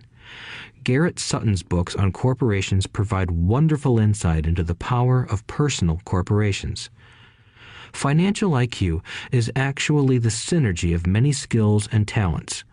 I would say it is the combination of the 4 technical skills listed above that make up basic financial intelligence. If you aspire to great wealth, it is the combination of these skills that will greatly amplify your financial intelligence. In summary, business owners with corporations 1. Earn, 2. Spend, 3. Pay taxes. Employees who work for corporations 1. Earn, 2. Pay taxes, 3. Spend. As part of your overall financial strategy, I recommend that you learn about the protection that legal entities can provide for businesses and assets. Chapter 5. Lesson 5. The rich invent money. Often in the real world, it's not the smart who get ahead, but the bold. Last night, I took a break from writing and watched a TV program on the history of a young man named Alexander Graham Bell. Bell had just patented his telephone and was having growing pains because the demand for his new invention was so strong. Needing a bigger company, he then went to the giant at that time, Western Union, and asked them if they would buy his patent and his tiny company. He wanted $100,000 for the whole package. The president of Western Union scoffed at him and turned him down, saying the price was ridiculous. The rest is history. A multi-billion-dollar industry emerged, and AT&T was born. The evening news came on right after the story of Alexander Graham Bell. On the news was a story of another downsizing at a local company. The workers were angry and complained that the company ownership was unfair. A terminated manager of about 45 years of age had his wife and 2 babies at the plant and was begging the guards to let him talk to the owners to ask if they would reconsider his termination. He had just bought a house and was afraid of losing it. The camera focused in on his pleading for all the world to see. Needless to say, it held my attention. I have been teaching professionally since 1984. It has been a great experience and a rewarding one. It is also a disturbing profession, for I have taught thousands of individuals and I see one thing in common in all of us, myself included. We all have tremendous potential, and we all are blessed with gifts. Yet the one thing that holds all of us back is some degree of self-doubt. It is not so much the lack of technical information that holds us back, but more the lack of self-confidence. Some are more affected than others. Once we leave school, most of us know that it is not so much a matter of college degrees or good grades that count. In the real world, outside of academics, something more than just grades is required.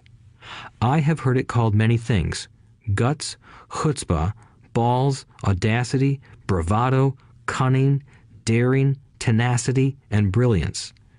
This factor, whatever it is labeled, ultimately decides one's future much more than school grades do. Inside each of us is one of these brave, brilliant, and daring characters. There is also the flip side of that character, people who could get down on their knees and beg if necessary. After a year in Vietnam as a Marine Corps pilot, I got to know both of those characters inside of me intimately. One is not better than the other. Yet, as a teacher, I recognized that it was excessive fear and self-doubt that were the greatest detractors of personal genius. It broke my heart to see students know the answers, yet lack the courage to act on the answer. Often in the real world, it's not the smart who get ahead, but the bold. In my personal experience, your financial genius requires both technical knowledge as well as courage. If fear is too strong, the genius is suppressed.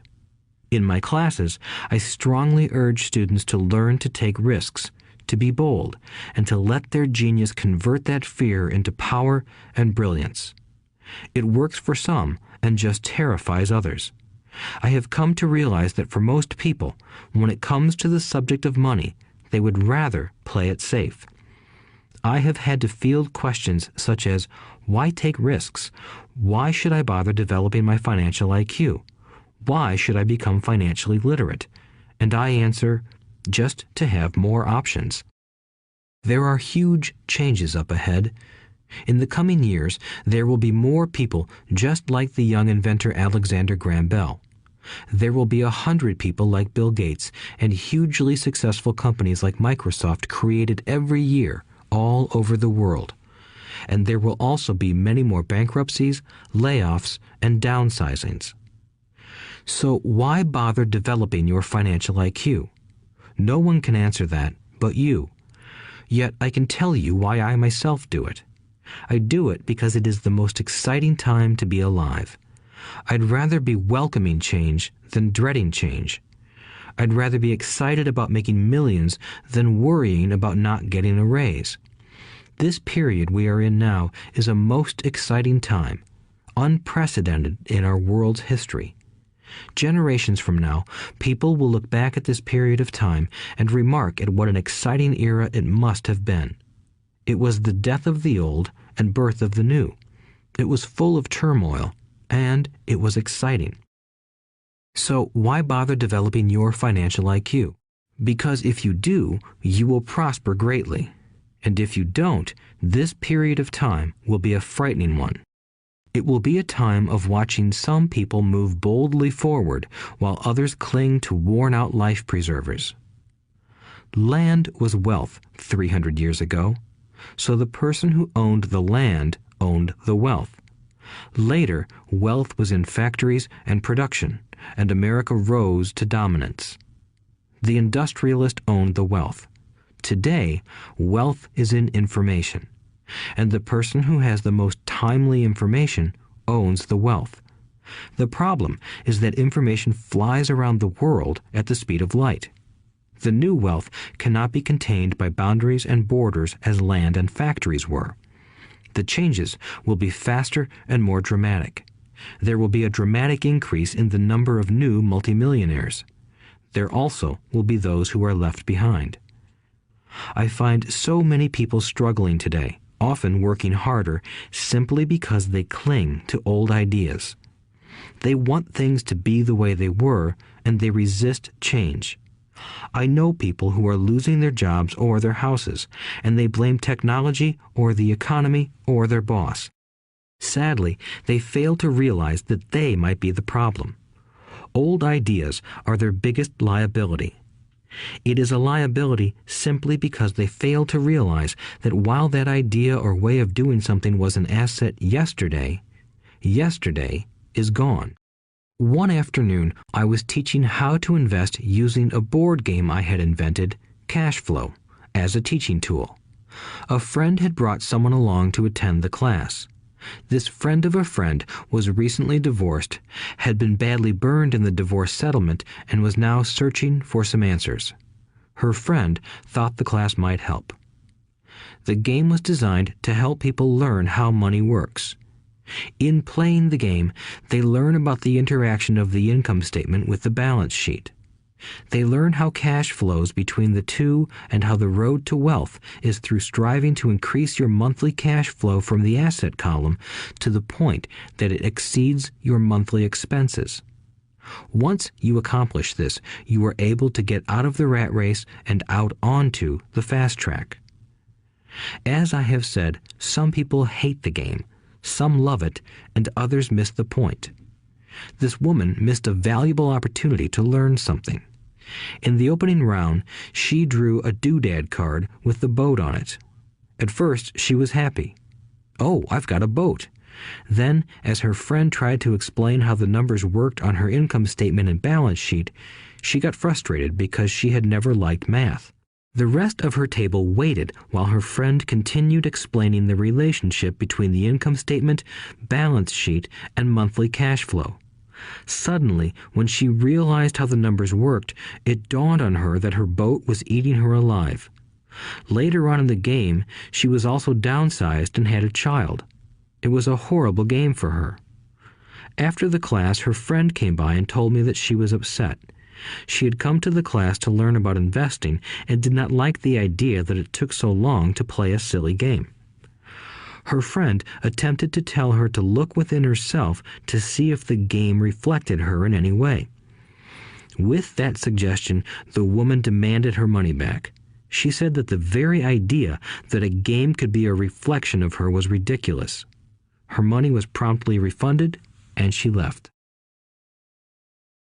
Since 1984, I have made millions simply by doing what the school system does not do. In school, most teachers lecture. I hated lectures as a student. I was soon bored, and my mind would drift. In 1984, I began teaching via games and simulations, and I still rely on these tools today. I always encourage adult students to look at games as reflecting back to them what they know and what they need to learn. Most importantly, games reflect behavior. They are instant feedback systems. Instead of the teacher lecturing you, the game is giving you a personalized lecture, one that is custom-made just for you. The friend of the woman who left later called to give me an update. She said her friend was fine and had calmed down. In her cooling off period, she could see some slight relationship between the game and her life. Although she and her husband did not own a boat, they did own everything else imaginable. She was angry after their divorce, both because he had run off with a younger woman and because, after 20 years of marriage, they had accumulated little in the way of assets. There was virtually nothing for them to split. Their 20 years of married life had been incredible fun, but all they had accumulated was a ton of doodads. She realized that her anger at doing the numbers, the income statement and balance sheet, came from her embarrassment about not understanding them. She believed that finances were the man's job. She maintained the house and did the entertaining, and he handled the finances. She was now quite certain that in the last 5 years of their marriage, he had hidden money from her. She was angry at herself for not being more aware of where the money was going, as well as for not knowing about the other woman. Just like a board game, the world is always providing us with instant feedback. We could learn a lot if we tuned in more. One day, not long ago, I complained to my wife that the cleaners must have shrunk my pants. My wife gently smiled and poked me in the stomach to inform me that the pants had not shrunk. Something else had expanded. Me. The cash flow game was designed to give every player personal feedback. Its purpose is to give you options. If you draw the boat card and it puts you into debt, the question is, now what can you do? How many different financial options can you come up with? That is the purpose of the game, to teach players to think and create new and various financial options. Thousands of people throughout the world have played this game. The players who get out of the rat race the quickest are the people who understand numbers and have creative financial minds. They recognize different financial options. Rich people are often creative and take calculated risks. People who take the longest are people who are not familiar with numbers and often do not understand the power of investing. Some people playing cash flow gain lots of money in the game, but they don't know what to do with it. Even though they have money, everyone else seems to be getting ahead of them. And that is true in real life. There are a lot of people who have a lot of money and do not get ahead financially. Limiting your options is the same as hanging on to old ideas. I have a friend from high school who now works at 3 jobs. Years ago, he was the richest of all my classmates. When the local sugar plantation closed, the company he worked for went down with the plantation. In his mind, he had but one option, and that was the old option: work hard. The problem was that he couldn't find an equivalent job that recognized his seniority from the old company. As a result, he is overqualified for the jobs he currently has. so his salary is lower. He now works 3 jobs to earn enough to survive. I have watched people playing cash flow complain that the right opportunity cards are not coming their way, so they sit there.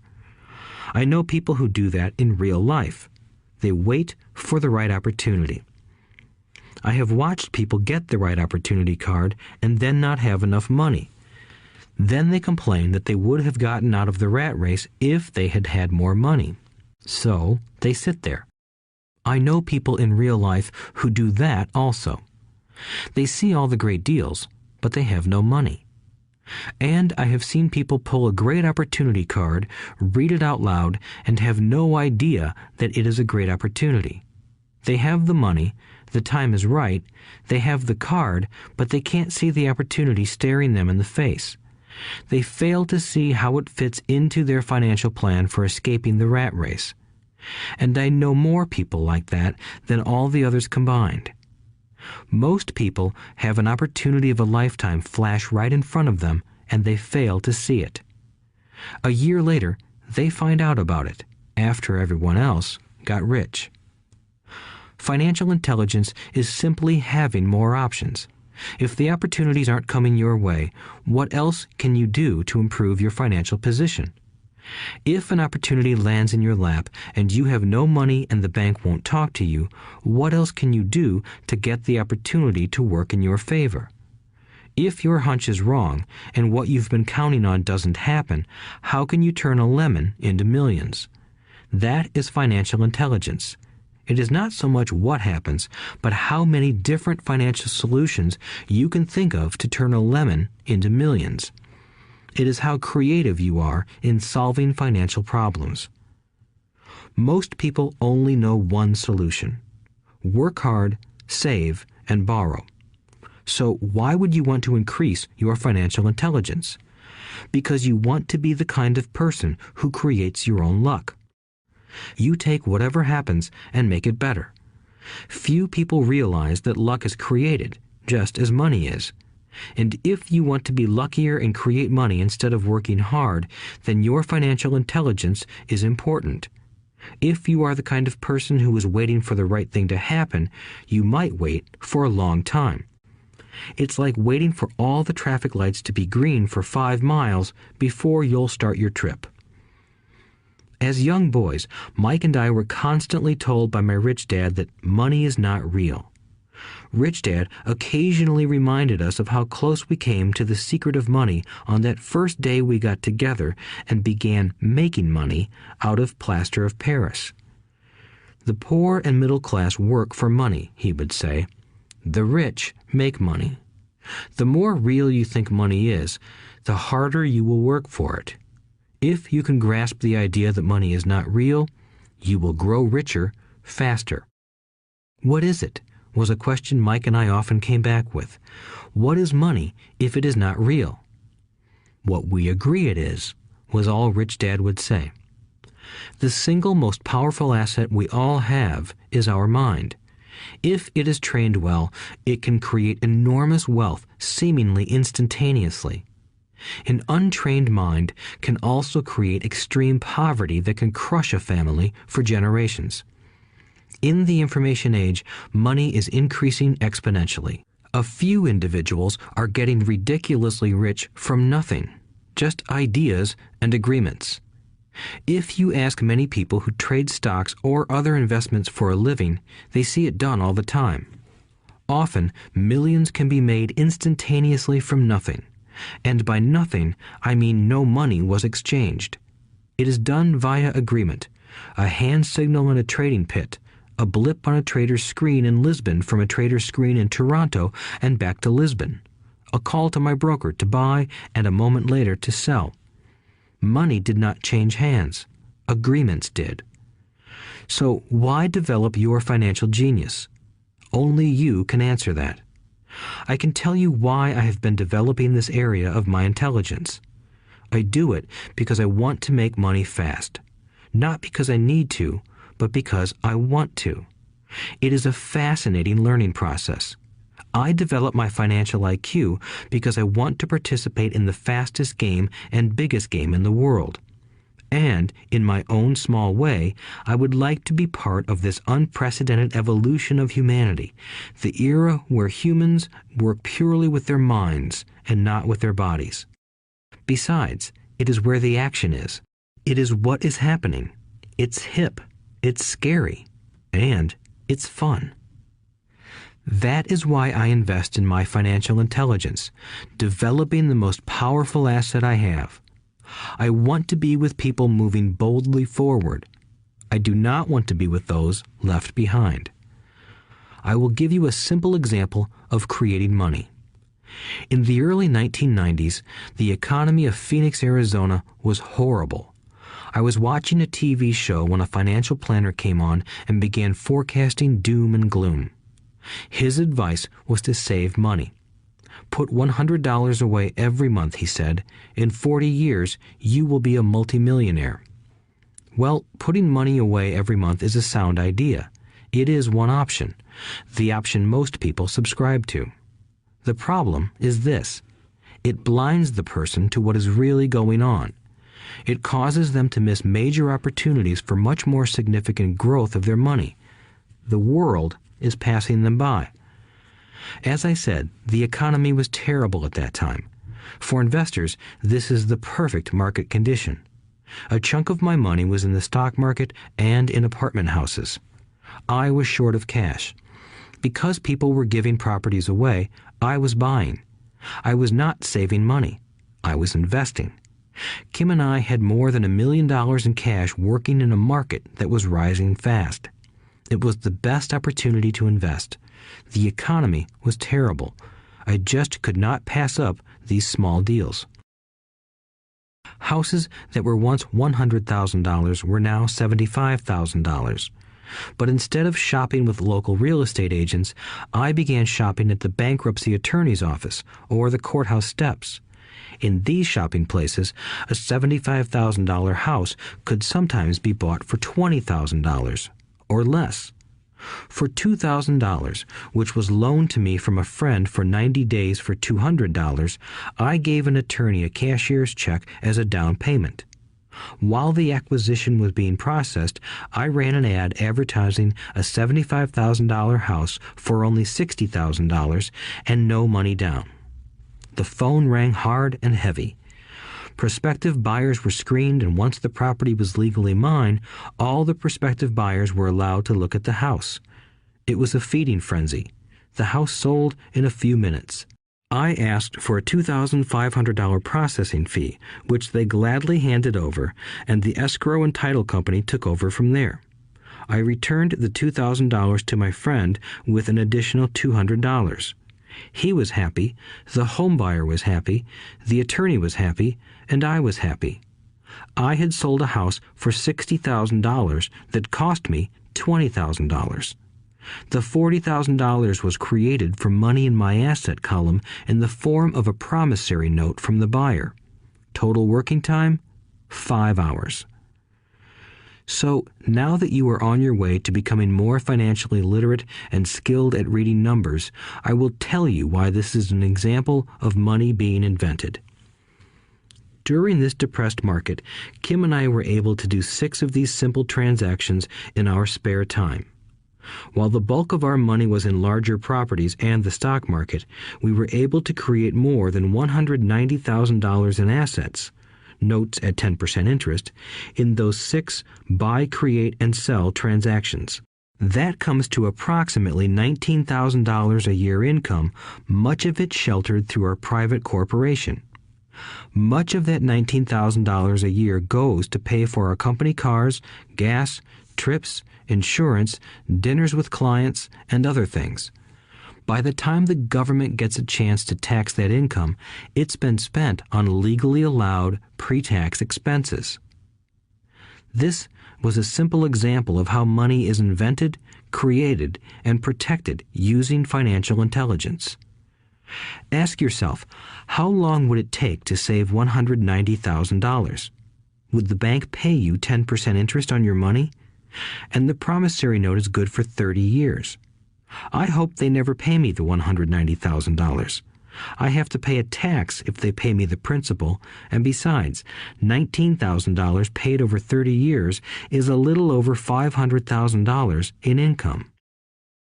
I have people ask what happens if the person doesn't pay. That does happen, and it's good news. That $60,000 home could be taken back and resold for $70,000 and another $2,500 collected as a loan processing fee. It would still be a zero-down transaction in the mind of the new buyer, and the process would go on. The first time I sold the house, I paid back the $2,000, so technically I have no money in the transaction. My return on investment, ROI, is infinity. It's an example of no money making a lot of money. In the second transaction, when resold, I would have put $2,000 in my pocket and re-extended the loan to 30 years. What would my ROI be if I got paid money to make money? I do not know, but it sure beats saving $100 a month, which actually starts out as $150 because it's after-tax income for 40 years earning low interest. And again, you're taxed on the interest. That is not too intelligent.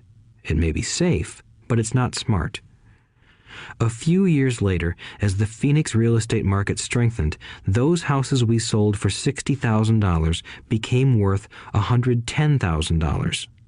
Foreclosure opportunities were still available, but became rare. It cost a valuable asset, my time, to go out looking for them. Thousands of buyers were looking for the few available deals. The market had changed. It was time to move on and look for other opportunities to put in the asset column. You cannot do that here. That is against the law. You're lying. I hear those comments much more often than, "Can you show me how to do that?" The math is simple. You do not need algebra or calculus, and the escrow company handles the legal transaction and the servicing of the payments. I have no roofs to fix or toilets to unplug because the owners do that. It's their house. Occasionally, someone does not pay, and that is wonderful because there are late fees, or they move out and the property is sold again. The court system handles that. And it may not work in your area. The market conditions may be different, but the example illustrates how a simple financial process can create hundreds of thousands of dollars with little money and low risk. It is an example of money being only an agreement. Anyone with a high school education can do it. Yet most people won't. Most people listen to the standard advice of work hard and save money. For about 30 hours of work, approximately $190,000 was created in the asset column, and no taxes were paid. Which one sounds harder to you? 1. Work hard, pay 50% in taxes, save what is left, your savings, then earn 5%, which is also taxed. Or 2. Take the time to develop your financial intelligence, harness the power of your brain and the asset column. If you use option number 1, be sure to factor in how much time it takes you to save $190,000. Time is one of your greatest assets. Now, you may understand why I silently shake my head when I hear parents say, "My child is doing well in school and receiving a good education." It may be good, but is it adequate? I know the above investment strategy is a small one. It is used to illustrate how small can grow into big. Again, my success reflects the importance of a strong financial foundation, which starts with a strong financial education. I have said it before, but it's worth repeating. Financial intelligence is made up of these 4 main technical skills. 1. Accounting. Accounting is financial literacy, or the ability to read numbers. This is a vital skill if you want to build businesses or investments. 2. Investing. Investing is the science of money making money. 3. Understanding markets. Understanding markets is the science of supply and demand. Alexander Graham Bell gave the market what it wanted.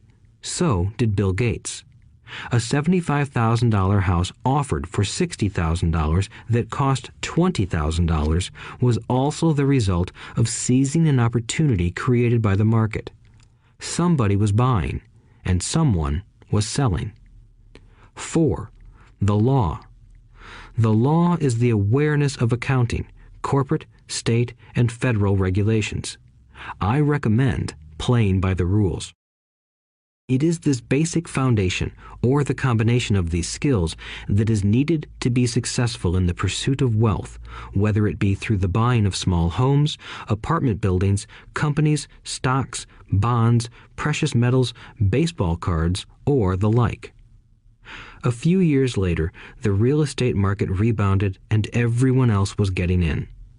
The stock market was booming and everyone was getting in. The U.S. economy was getting back on its feet. I began selling and was now traveling to Peru, Norway, Malaysia, and the Philippines. The investment landscape had changed.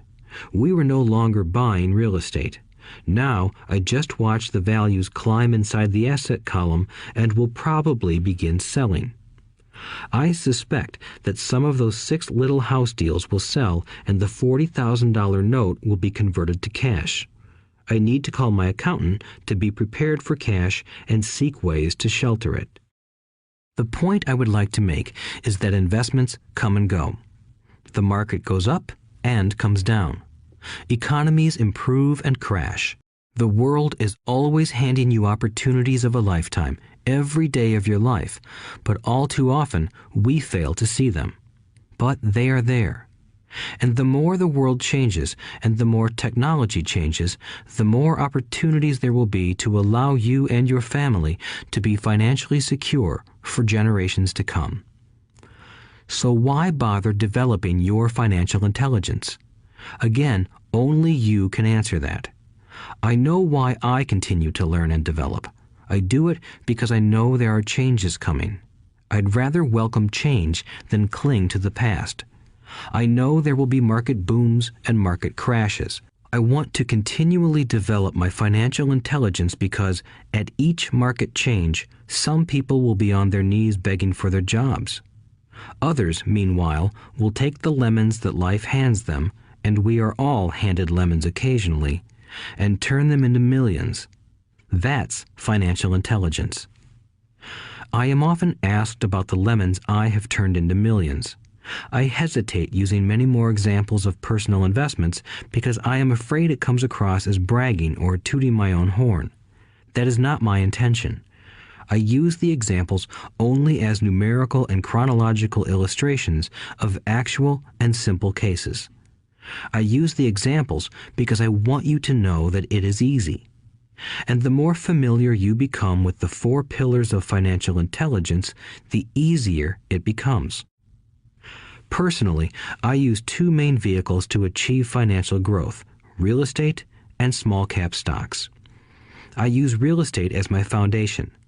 Day in and day out, my properties provide cash flow and occasional spurts of growth and value. The small cap stocks are used for fast growth. I do not recommend anything that I do. The examples are just that, examples. If the opportunity is too complex and I do not understand the investment, I don't do it. Simple math and common sense are all you need to do well financially. There are 5 reasons for using examples. 1. To inspire people to learn more. 2.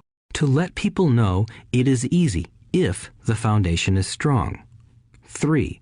To show that anyone can achieve great wealth. 4. To show that there are millions of ways to achieve your goals.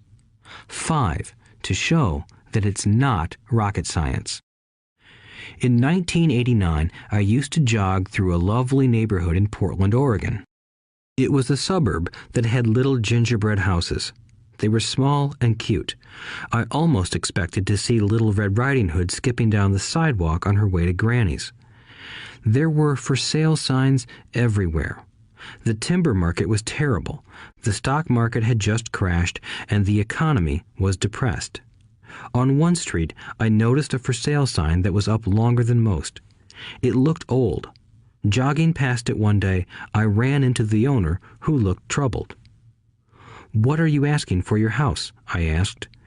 The owner turned and smiled weakly. "Make me an offer," he said. "It's been for sale for over a year. Nobody even comes by anymore to look at it." "I'll look," I said, and I bought the house a half hour later for $20,000 less than his asking price.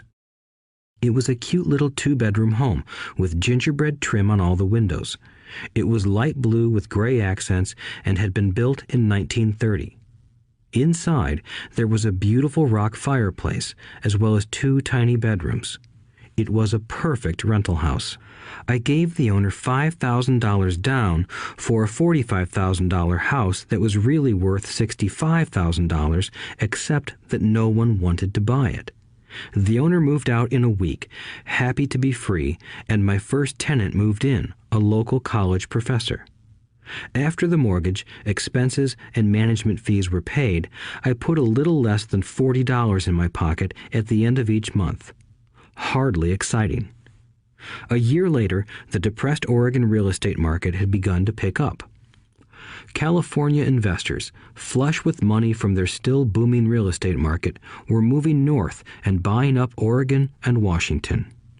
I sold that little house for $95,000 to a young couple from California who thought it was a bargain. My capital gains of approximately $40,000 were placed into a 1031 tax-deferred exchange, and I went shopping for a place to put my money.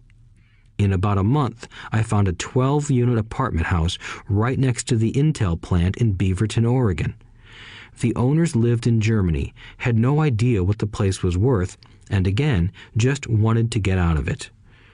I offered $275,000 for a $450,000 building. They agreed to $300,000. I bought it and held it for 2 years. Utilizing the same 1031 exchange process, we sold the building for $495,000 and bought a 30-unit apartment building in Phoenix, Arizona. We had moved to Phoenix by then to get out of the rain and needed to sell anyway. Like the former Oregon market, the real estate market in Phoenix was depressed. The price of the 30-unit apartment building in Phoenix was $875,000, with $225,000 down. The cash flow from the 30 units was a little over $5,000 a month. The Arizona market began moving up, and a few years later, a Colorado investor offered us $1.2 million for the property. The point of this example is how a small amount can grow into a large amount. Again, it is a matter of understanding financial statements, investment strategies, a sense of the market, and the laws. If people are not versed in these subjects, then obviously they must follow standard dogma, which is to play it safe, diversify, and only invest in secure investments. The problem with secure investments is that they are often sanitized, that is, made so safe that the gains are less. Most large brokerage houses will not touch speculative transactions in order to protect themselves and their clients, and that is a wise policy. The really hot deals are not offered to people who are novices. Often, the best deals that make the rich even richer are reserved for those who understand the game. It is technically illegal to offer speculative deals to someone who is considered not sophisticated, but of course, it happens. The more sophisticated I get, the more opportunities come my way. Another case for developing your financial intelligence over a lifetime is simply that more opportunities are presented to you. And the greater your financial intelligence, the easier it is to tell whether a deal is good. It's your intelligence that can spot a bad deal or make a bad deal good. The more I learn, and there is a lot to learn, the more money I make simply because I gain experience and wisdom as the years go on. I have friends who are playing it safe, working hard at their profession and failing to gain financial wisdom, which does take time to develop. My overall philosophy is to plant seeds inside my asset column. That is my formula. I start small and plant seeds. Some grow, some don't. Inside our real estate corporation, we have property worth several $1 million. It is our own right, or real estate investment trust. The point I'm making is that most of those millions started out as little $5,000 to $10,000 investments. All of those down payments were fortunate to catch a fast-rising market and increase tax-free. We traded in and out several times over a number of years. We also own a stock portfolio, surrounded by a corporation that Kim and I call our personal mutual fund. We have friends who deal specifically with investors like us who have extra money each month to invest. We buy high-risk, speculative private companies that are just about to go public on a stock exchange in the United States or Canada. An example of how fast gains can be made are 100,000 shares purchased for 25 cents each before the company goes public. 6 months later, the company is listed, and the 100,000 shares now are worth $2 each. If the company is well managed, the price keeps going up, and the stock may go to $20 or more per share. There are years when our $25,000 has gone to $1 million in less than a year. It is not gambling if you know what you're doing. It is gambling if you're just throwing money into a deal and praying. The idea in anything is to use your technical knowledge, wisdom, and love of the game to cut the odds down, to lower the risk. Of course, there is always risk. It is financial intelligence that improves the odds. Thus, what is risky for one person is less risky to someone else. That is the primary reason I constantly encourage people to invest more in their financial education than in stocks, real estate, or other markets. The smarter you are, the better chance you have of beating the odds. The stock plays I personally invested in were extremely high risk for most people and absolutely not recommended. I have been playing that game since 1979 and have paid more than my share in dues. But if you will review why investments such as these are high risk for most people, you may be able to set your life up differently so that the ability to take $25,000 and turn it into $1 million in a year is low risk for you. As stated earlier, nothing I have written is a recommendation. It is only used as an example of what is simple and possible. What I do is small potatoes in the grand scheme of things. Yet, for the average individual, a passive income of more than $100,000 a year is nice and not hard to achieve. Depending on the market and how smart you are, it could be done in 5 to 10 years. If you keep your living expenses modest, $100,000 coming in as additional income is pleasant, regardless of whether you work. You can work if you like or take time off if you choose and use the government tax system in your favor rather than against you. My personal basis is real estate. I love real estate because it's stable and slow-moving. I keep the base solid. The cash flow is fairly steady and, if properly managed, has a good chance of increasing in value. The beauty of a solid base of real estate is that it allows me to take greater risks, as I do with speculative stocks. If I make great profits in the stock market, I pay my capital gains tax on the gain and then reinvest what's left in real estate, again further securing my asset foundation. A last word on real estate.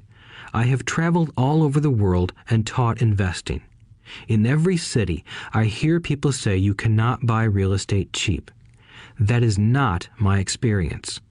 Even in New York or Tokyo, or just on the outskirts of the city, prime bargains are overlooked by most people.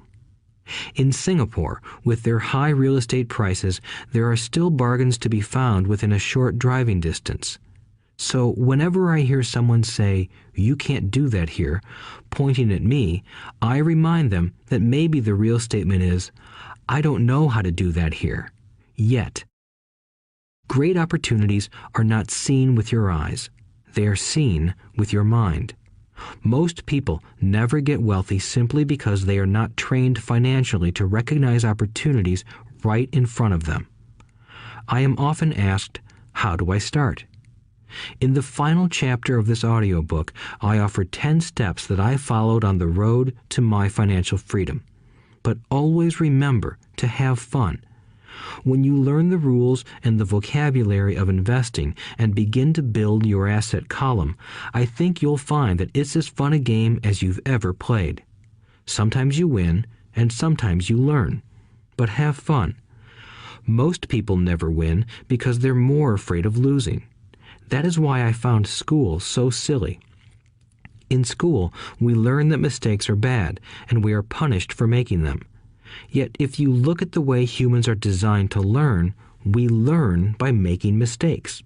We learn to walk by falling down. If we never fell down, we would never walk.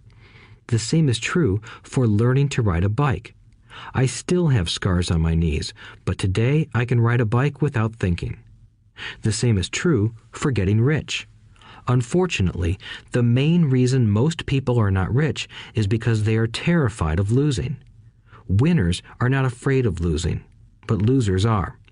Failure is part of the process of success. People who avoid failure also avoid success. I look at money much like my game of tennis. I play hard, make mistakes, correct, make more mistakes, correct, and I get better. If I lose the game, I reach across the net, shake my opponent's hand, smile, and say, "See you next Saturday." There are two kinds of investors. One, the first and most common type is a person who buys a packaged investment. They call a retail outlet, such as a real estate company, a stockbroker, or a financial planner, and they buy something. It could be a mutual fund, a right, a stock, or bond. It is a clean and simple way of investing. An analogy would be a shopper who goes to a computer store and buys a computer right off the shelf. 2. The second type is an investor who creates investments. This investor usually assembles a deal in the same way a person who buys components builds a computer. I do not know the first thing about putting components of a computer together, but I do know how to put pieces of opportunities together, or know people who know how. It is this second type of investor who is the more professional investor. Sometimes it may take years for all the pieces to come together. And sometimes they never do. It is this second type of investor that my rich dad encouraged me to be. It is important to learn how to put the pieces together, because that is where the huge wins reside, and sometimes some huge losses if the tide goes against you. If you want to be the second type of investor, you need to develop 3 main skills. These skills are in addition to those required to become financially intelligent. 1. Find an opportunity that everyone else missed. You see with your mind what others miss with their eyes. For example, a friend bought this run-down old house. It was spooky to look at. Everyone wondered why he bought it. What he saw that we did not was that the house came with 4 extra empty lots. He discovered that after going to the title company. After buying the house, he tore the house down and sold the 5 lots to a builder for 3 times what he paid for the entire package. He made $75,000 for 2 months of work. It's not a lot of money, but it sure beats minimum wage, and it's not technically difficult. 2. Raise money. The average person only goes to the bank. This second type of investor needs to know how to raise capital, and there are many ways that don't require a bank. To get started, I learned how to buy houses without a bank. It was the learned skill of raising money more than the houses themselves that was priceless. All too often, I hear people say, "The bank won't lend me money," or "I don't have the money to buy it." If you want to be a Type 2 investor, you need to learn how to do that which stops most people. In other words, a majority of people let their lack of money stop them from making a deal. If you can avoid that obstacle, you will be millions ahead of those who don't learn those skills. There have been many times I have bought a house, a stock, or an apartment building without a penny in the bank. I once bought an apartment house for $1.2 million. I did what is called tying it up with a written contract between seller and buyer. I then raised the $100,000 deposit, which bought me 90 days to raise the rest of the money. Why did I do it? Simply because I knew it was worth $2 million. I never raised the money. Instead, the person who put up the $100,000 gave me $50,000 for finding the deal, took over my position, and I walked away. Total working time? 3 days. Again, it's what you know more than what you buy. Investing is not buying. It's more a case of knowing. 3. Organize smart people. Intelligent people are those who work with or hire a person who is more intelligent than they are. When you need advice, make sure you choose your advisor wisely. There is a lot to learn, but the rewards can be astronomical. If you do not want to learn those skills, then being a Type 1 investor is highly recommended. It is what you know that is your greatest wealth. It is what you do not know that is your greatest risk. There is always risk, so learn to manage risk instead of avoiding it. Chapter 6. Lesson 6. Work to learn, don't work for money. Job security meant everything to my educated dad. Learning meant everything to my rich dad. A few years ago, I granted an interview with a newspaper in Singapore. The young female reporter was on time, and the interview got underway immediately. We sat in the lobby of a luxurious hotel, sipping coffee and discussing the purpose of my visit to Singapore. I was to share the platform with Zig Ziglar. He was speaking on motivation, and I was speaking on the secrets of the rich. Someday, I would like to be a best-selling author like you, she said. I had seen some of the articles she had written for the paper, and I was impressed. She had a tough, clear style of writing. Her articles held a reader's interest. You have a great style, I said in reply. What holds you back from achieving your dream? My work does not seem to go anywhere, she said quietly. Everyone says that my novels are excellent, but nothing happens. So I keep my job with the paper. At least it pays the bills. Do you have any suggestions? Yes, I do, I said brightly. A friend of mine here in Singapore runs a school that trains people to sell. He runs sales training courses for many of the top corporations here in Singapore, and I think attending one of his courses would greatly enhance your career. She stiffened. Are you saying I should go to school to learn to sell? I nodded. You aren't serious, are you? Again, I nodded. What is wrong with that? I was now backpedaling. She was offended by something, and now I was wishing I had not said anything. In my attempt to be helpful, I found myself defending my suggestion.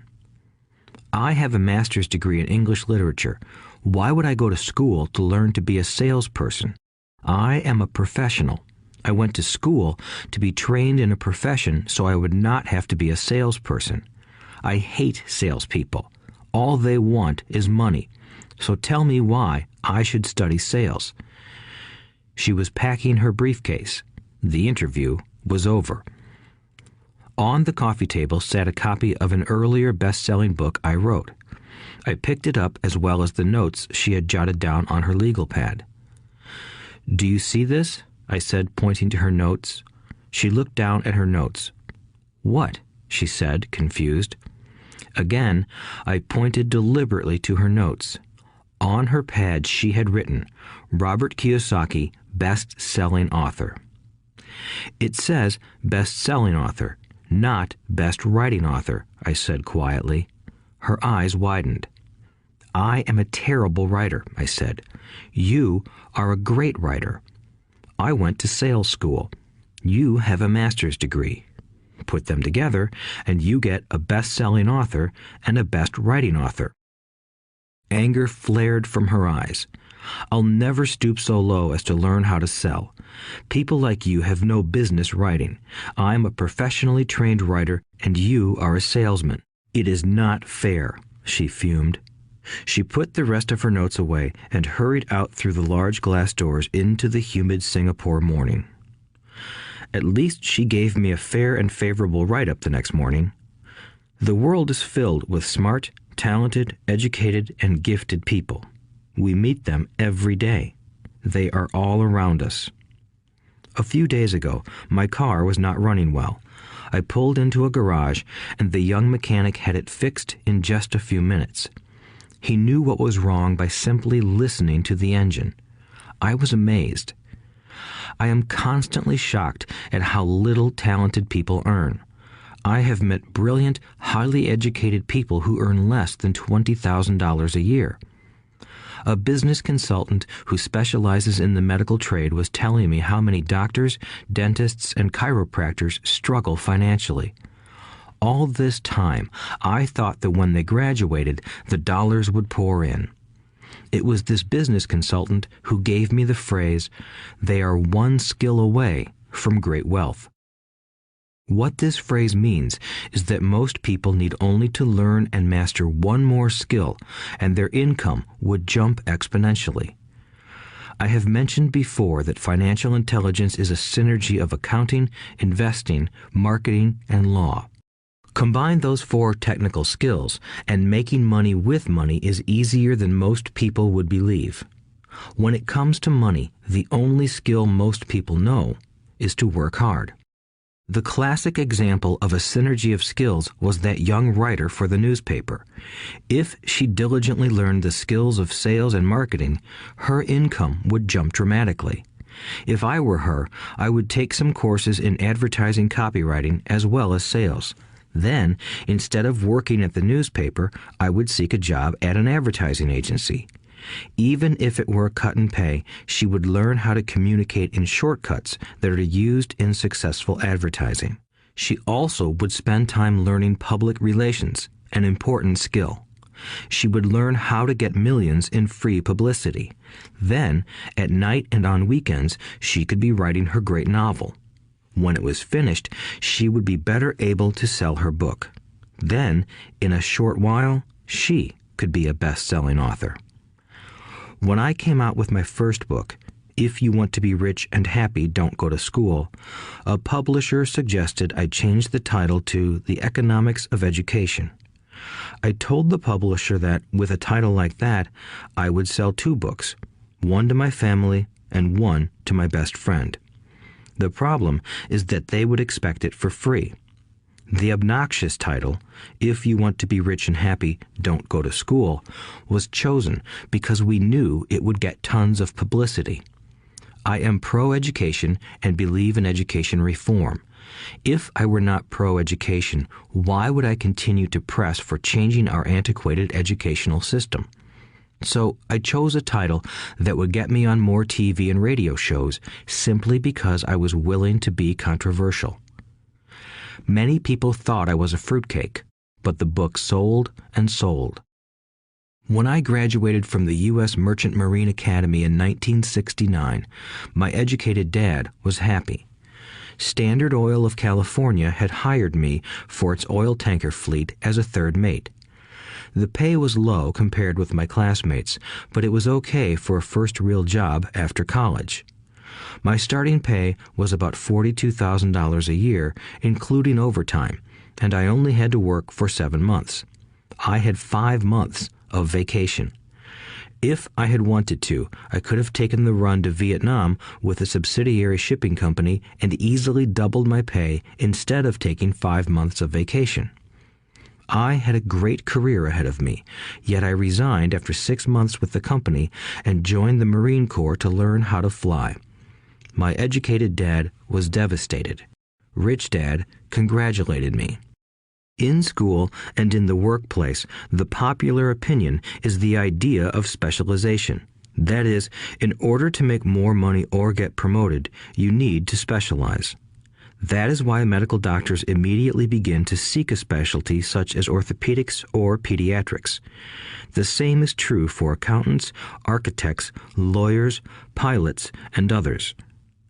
My educated dad believed in the same dogma. That is why he was thrilled when he eventually achieved his doctorate. He often admitted that schools reward people who study more and more about less and less. Rich Dad encouraged me to do exactly the opposite. You want to know a little about a lot, was his suggestion. That is why for years I worked in different areas of his companies. For a while, I worked in his accounting department. Although I would probably never have been an accountant, he wanted me to learn via osmosis. Rich Dad knew I would pick up jargon and a sense of what is important and what is not. I also worked as a busboy and construction worker as well as in sales, reservations, and marketing. He was grooming Mike and me. That is why he insisted we sit in on the meetings with his bankers, lawyers, accountants, and brokers. He wanted us to know a little about every aspect of his empire. When I quit my high-paying job with Standard Oil, my educated dad had a heart-to-heart talk with me. He was bewildered. He could not understand my decision to resign from a career that offered high pay, great benefits, lots of time off, and opportunity for promotion. When he asked me one evening, "Why did you quit?"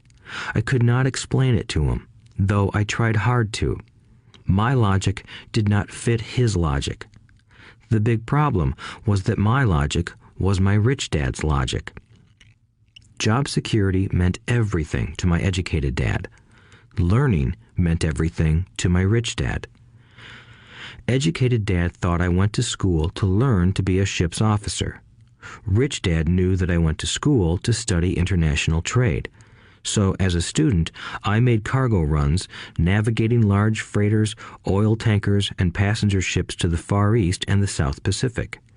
Rich Dad emphasized that I should stay in the Pacific instead of taking ships to Europe because he knew that the emerging nations were in Asia, not Europe. While most of my classmates, including Mike, were partying at their fraternity houses, I was studying trade, people, business styles, and cultures in Japan, Taiwan, Thailand, Singapore, Hong Kong, Vietnam, Korea, Tahiti, Samoa, and the Philippines. I was partying also, but it was not in any frat house. I grew up rapidly. Educated Dad just could not understand why I decided to quit and join the Marine Corps. I told him I wanted to learn to fly, but really I wanted to learn to lead troops. Rich Dad explained to me that the hardest part of running a company is managing people. He had spent 3 years in the Army. My educated dad was draft exempt. Rich Dad valued learning to lead men into dangerous situations. Leadership is what you need to learn next, he said. If you are not a good leader, you'll get shot in the back, just like they do in business. Returning from Vietnam in 1973, I resigned my commission, even though I loved flying. I found a job with Xerox Corporation. I joined it for one reason, and it was not for the benefits. I was a shy person, and the thought of selling was the most frightening subject in the world. Xerox has one of the best sales trainings programs in America. Rich Dad was proud of me. My educated dad was ashamed. Being an intellectual, he thought that salespeople were below him. I worked with Xerox for 4 years until I overcame my fear of knocking on doors and being rejected. Once I could consistently be in the top 5 in sales, I again resigned and moved on, leaving behind another great career with an excellent company. In 1977, I formed my first company. Rich Dad had groomed Mike and me to take over companies, so I now had to learn to form them and put them together. My first product, the nylon and Velcro wallet, was manufactured in the Far East and shipped to a warehouse in New York, near where I had gone to school. My formal education was complete, and it was time to test my wings. If I failed, I would go broke. Rich Dad thought it best to go broke before 30. You still have time to recover, was his advice. On the eve of my 30th birthday, my first shipment left Korea for New York. Today, I still do business internationally, and as my rich dad encouraged me to do, I keep seeking the emerging nations. Today, my investment company invests in South American countries and Asian countries, as well as in Norway and Russia. There is an old cliche that goes, "Job is an acronym for just over broke." Unfortunately, I would say that applies to millions of people.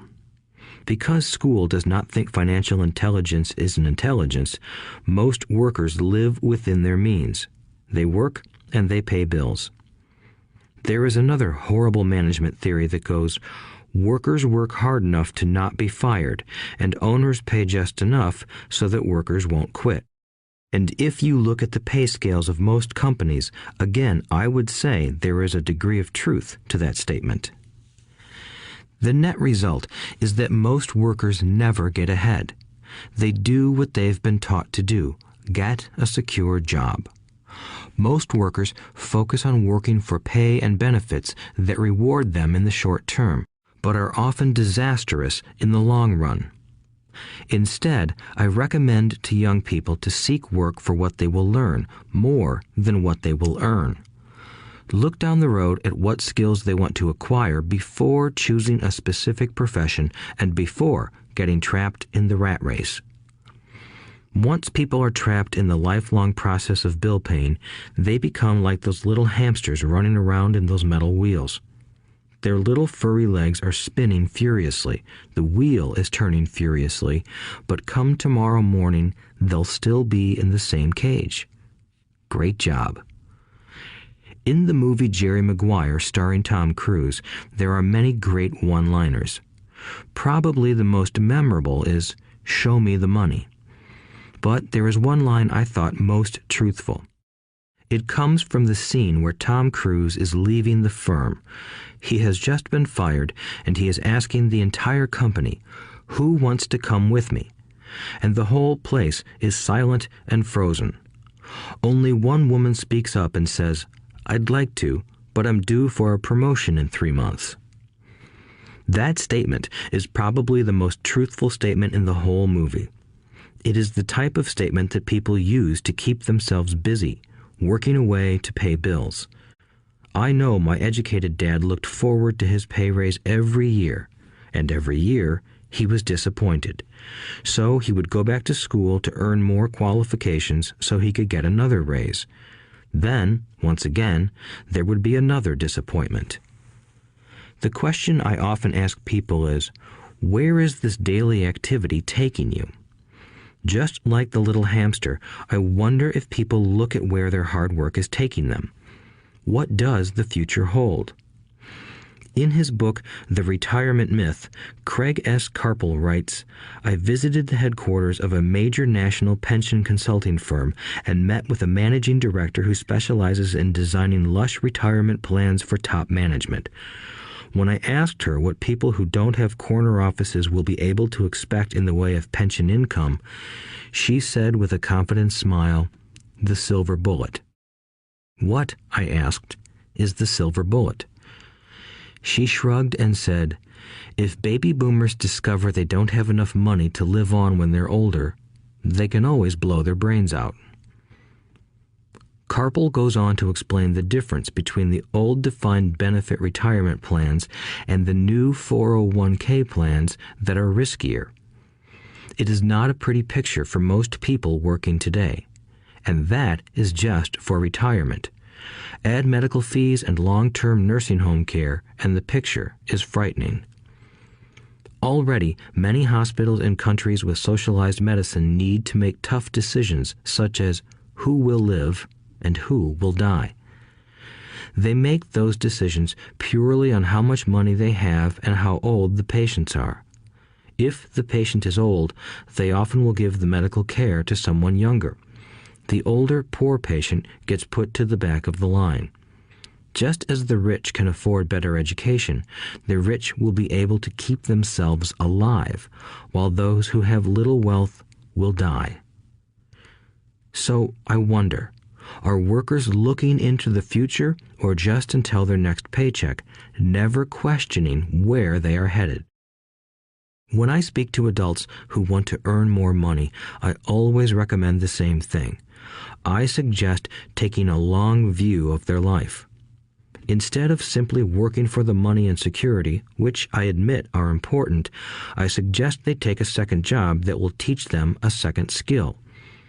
Often I recommend joining a network marketing company, also called multi-level marketing, if they want to learn sales skills. Some of these companies have excellent training programs that help people get over their fear of failure and rejection, which are the main reasons people are unsuccessful. Education is more valuable than money in the long run. When I offer this suggestion, I often hear in response, "Oh, that is too much hassle," or "I only want to do what I am interested in."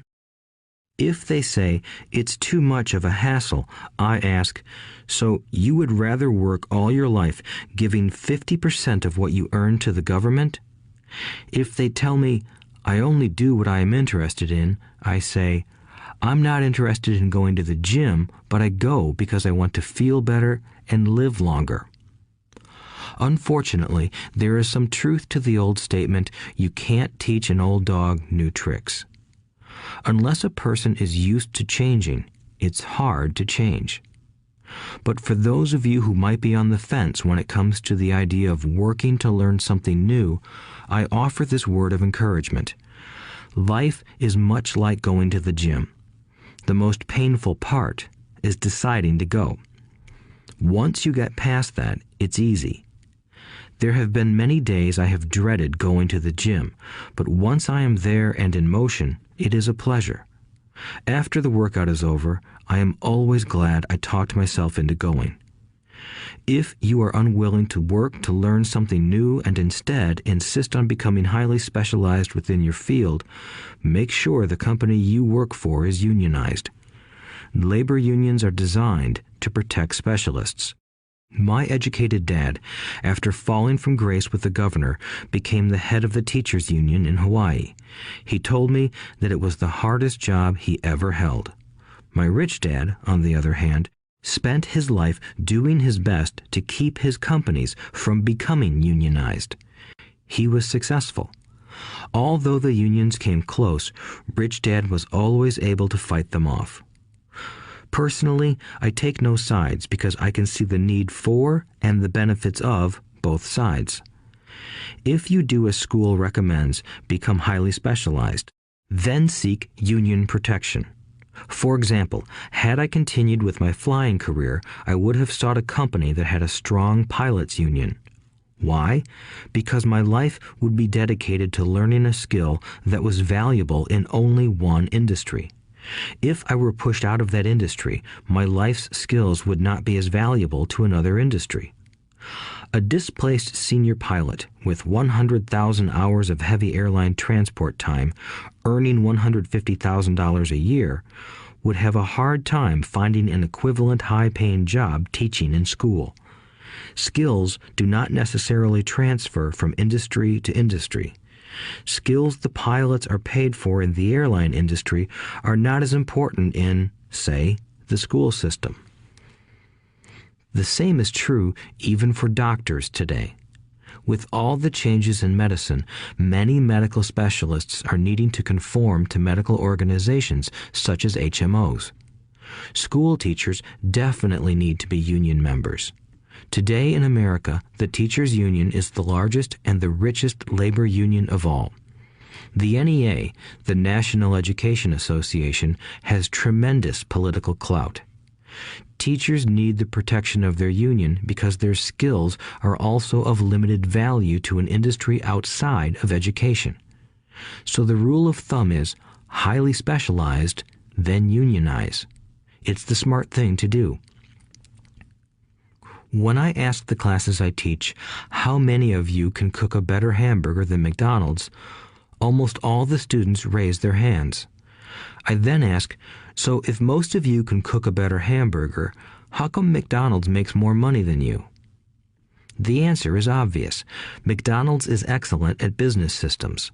The reason so many talented people are poor is because they focus on building a better hamburger and know little to nothing about business systems. A friend of mine in Hawaii is a great artist. He makes a sizable amount of money. One day, his mother's attorney called to tell him that she had left him $35,000. That is what was left of her estate after the attorney and the government took their shares. Immediately, he saw an opportunity to increase his business by using some of this money to advertise. 2 months later, his first 4-color full-page ad appeared in an expensive magazine that targeted the very rich. The ad ran for 3 months. He received no replies from the ad, and all of his inheritance is now gone. He now wants to sue the magazine for misrepresentation. This is a common case of someone who can build a beautiful hamburger but knows little about business. When I asked him what he learned, his only reply was, "Advertising salespeople are crooks." I then asked him if he would be willing to take a course in sales and a course in direct marketing. His reply, "I don't have the time, and I don't want to waste my money." The world is filled with talented poor people. All too often, they're poor or struggle financially or earn less than they are capable of, not because of what they know, but because of what they do not know. They focus on perfecting their skills at building a better hamburger rather than the skills of selling and delivering the hamburger. Maybe McDonald's does not make the best hamburger, but they are the best at selling and delivering a basic average burger. Poor Dad wanted me to specialize. That was his view on how to be paid more. Even after being told by the governor of Hawaii that he could no longer work in state government, my educated dad continued to encourage me to get specialized. Educated Dad then took up the cause of the teachers' union, campaigning for further protection and benefits for these highly skilled and educated professionals. We argued often, but I know he never agreed that over-specialization is what caused the need for union protection. He never understood that the more specialized you become, the more you are trapped and dependent on that specialty. Rich Dad advised that Mike and I groom ourselves. Many corporations do the same thing. They find a young, bright student just out of business school and begin grooming that person to someday take over the company. So these bright young employees do not specialize in one department. They are moved from department to department to learn all the aspects of business systems. The rich often groom their children or the children of others. By doing so, their children gain an overall knowledge of the operations of the business and how the various departments interrelate. For the World War II generation, it was considered bad to skip from company to company. Today, it is considered smart. Since people will skip from company to company rather than seek greater specialization in skills, why not seek to learn more than to earn? In the short term, it may earn you less, but it will pay dividends in the long term. The main management skills needed for success are 1. Management of cash flow, 2. Management of systems, 3. Management of people. The most important specialized skills are sales and marketing. The ability to sell, to communicate to another human being, be it a customer, employee, boss, spouse, or child, is the base skill of personal success. Communication skills such as writing, speaking, and negotiating are crucial to a life of success. These are skills I work on constantly, attending courses or buying educational resources to expand my knowledge. As I have mentioned, my educated dad worked harder and harder the more competent he became. He also became more trapped the more specialized he got. Although his salary went up, his choices diminished. Soon after he was locked out of government work, he found out how vulnerable he really was professionally. It is like professional athletes who suddenly are injured or are too old to play. Their once high-paying position is gone, and they have limited skills to fall back on. I think that is why my educated dad sided so much with the unions after that. He realized how much a union would have benefited him. Rich Dad encouraged Mike and me to know a little about a lot. He encouraged us to work with people smarter than we were and to bring smart people together to work as a team. Today, it would be called a synergy of professional specialties. Today, I meet ex-school teachers earning hundreds of thousands of dollars a year. They earn that much because they have specialized skills in their field as well as other skills. They can teach as well as sell and market. I know of no other skills to be more important than selling and marketing. The skills of selling and marketing are difficult for most people, primarily due to their fear of rejection. The better you are at communicating, negotiating, and handling your fear of rejection, the easier life is. Just as I advise that newspaper writer who wanted to become a best-selling author, I advise anyone else today. Being technically specialized has its strengths as well as its weaknesses. I have friends who are geniuses, but they cannot communicate effectively with other human beings, and, as a result, their earnings are pitiful. I advise them to just spend a year learning to sell. Even if they earn nothing, their communication skills will improve, and that is priceless. In addition to being good learners, sellers, and marketers, we need to be good teachers as well as good students. To be truly rich, we need to be able to give as well as to receive. In cases of financial or professional struggle, there is often a lack of giving and receiving. I know many people who are poor because they are neither good students nor good teachers. Both of my dads were generous men. Both made it a practice to give first. Teaching was one of their ways of giving. The more they gave, the more they received. One glaring difference was in the giving of money. My rich dad gave lots of money away. He gave to his church, to charities, and to his foundation. He knew that to receive money, you had to give money. Giving money is the secret to most great wealthy families. That is why there are organizations like the Rockefeller Foundation and the Ford Foundation. These are organizations designed to take their wealth and increase it, as well as give it away in perpetuity. My educated dad always said, "When I have some extra money, I'll give it." The problem was that there was never any extra. So he worked harder to draw more money in rather than focus on the most important law of money. Give and you shall receive. Instead, he believed in receive and then you give. In conclusion, I became both dads. One part of me is a hardcore capitalist who loves the game of money making money. The other part is a socially responsible teacher who is deeply concerned with this ever-widening gap between the haves and have-nots. I personally hold the archaic educational system primarily responsible for this growing gap. Chapter 7. Overcoming Obstacles. The primary difference between a rich person and a poor person is how they manage fear.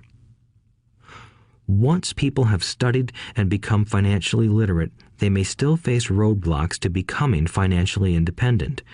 There are 5 main reasons why financially literate people may still not develop abundant asset columns that could produce a large cash flow. The 5 reasons are: 1. Fear. 2. Cynicism. 3. Laziness. 4. Bad habits. 5. Arrogance. Overcoming fear. I have never met anyone who really likes losing money. And in all my years, I have never met a rich person who has never lost money. But I have met a lot of poor people who have never lost a dime. Investing, that is. The fear of losing money is real. Everyone has it, even the rich. But it's not having fear that is the problem. It's how you handle fear. It's how you handle losing. It's how you handle failure that makes the difference in one's life. The primary difference between a rich person and a poor person is how they manage that fear. It's okay to be fearful. It's okay to be a coward when it comes to money. You can still be rich. We're all heroes at something and cowards at something else. My friend's wife is an emergency room nurse. When she sees blood, she flies into action. When I mention investing, she runs away. When I see blood, I don't run. I pass out. My rich dad understood phobias about money. Some people are terrified of snakes. Some people are terrified about losing money. Both are phobias, he would say. So his solution to the phobia of losing money was this little rhyme. If you hate risk and worry, start early. If you start young, it's easier to be rich. I won't go into it here, but there is a staggering difference between a person who starts investing at age 20 versus age 30. The purchase of Manhattan Island is said to be one of the greatest bargains of all time. New York was purchased for $24 in trinkets and beads. Yet if that $24 had been invested at 8% annually, that $24 would have been worth more than $28 trillion by 1995. Manhattan could be repurchased with money left over to buy much of Los Angeles.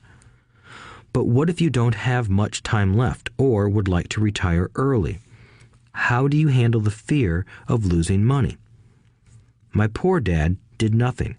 He simply avoided the issue, refusing to discuss the subject. My rich dad, on the other hand, recommended that I think like a Texan. I like Texas and Texans, he used to say. In Texas, everything is bigger. When Texans win, they win big. And when they lose, it's spectacular. They like losing? I asked. That's not what I'm saying. Nobody likes losing. Show me a happy loser, and I'll show you a loser, said Rich Dad. It's a Texan's attitude toward risk, reward, and failure I'm talking about. It's how they handle life. They live it big. Not like most of the people around here, living like roaches when it comes to money, terrified that someone will shine a light on them and whimpering when the grocery clerk shortchanges them a quarter. Rich Dad went on, "What I like best is the Texas attitude. They're proud when they win, and they brag when they lose.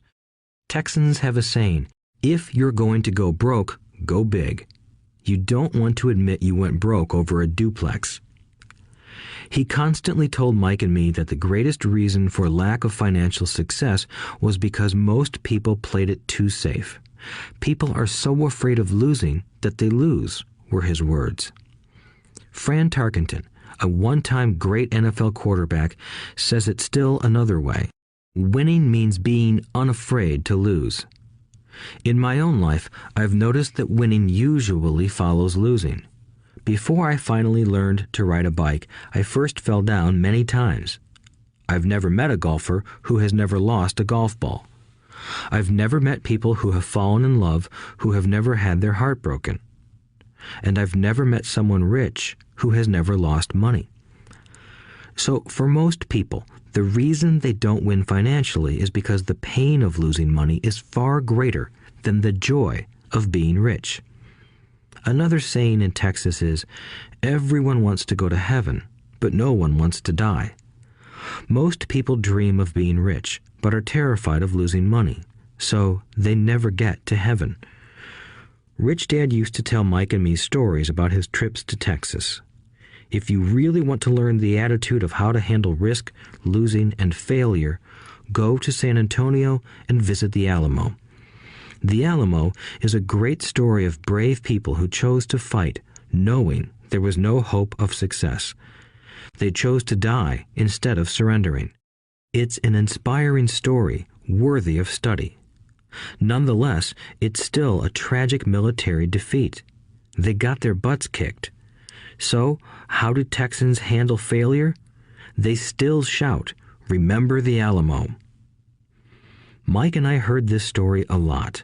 He always told us this story when he was about to go into a big deal and he was nervous. After he had done all his due diligence and it was time to put up or shut up, he told us this story. Every time he was afraid of making a mistake or losing money, he told us this story. It gave him strength, for it reminded him that he could always turn a financial loss into a financial win. Rich Dad knew that failure would only make him stronger and smarter. It's not that he wanted to lose.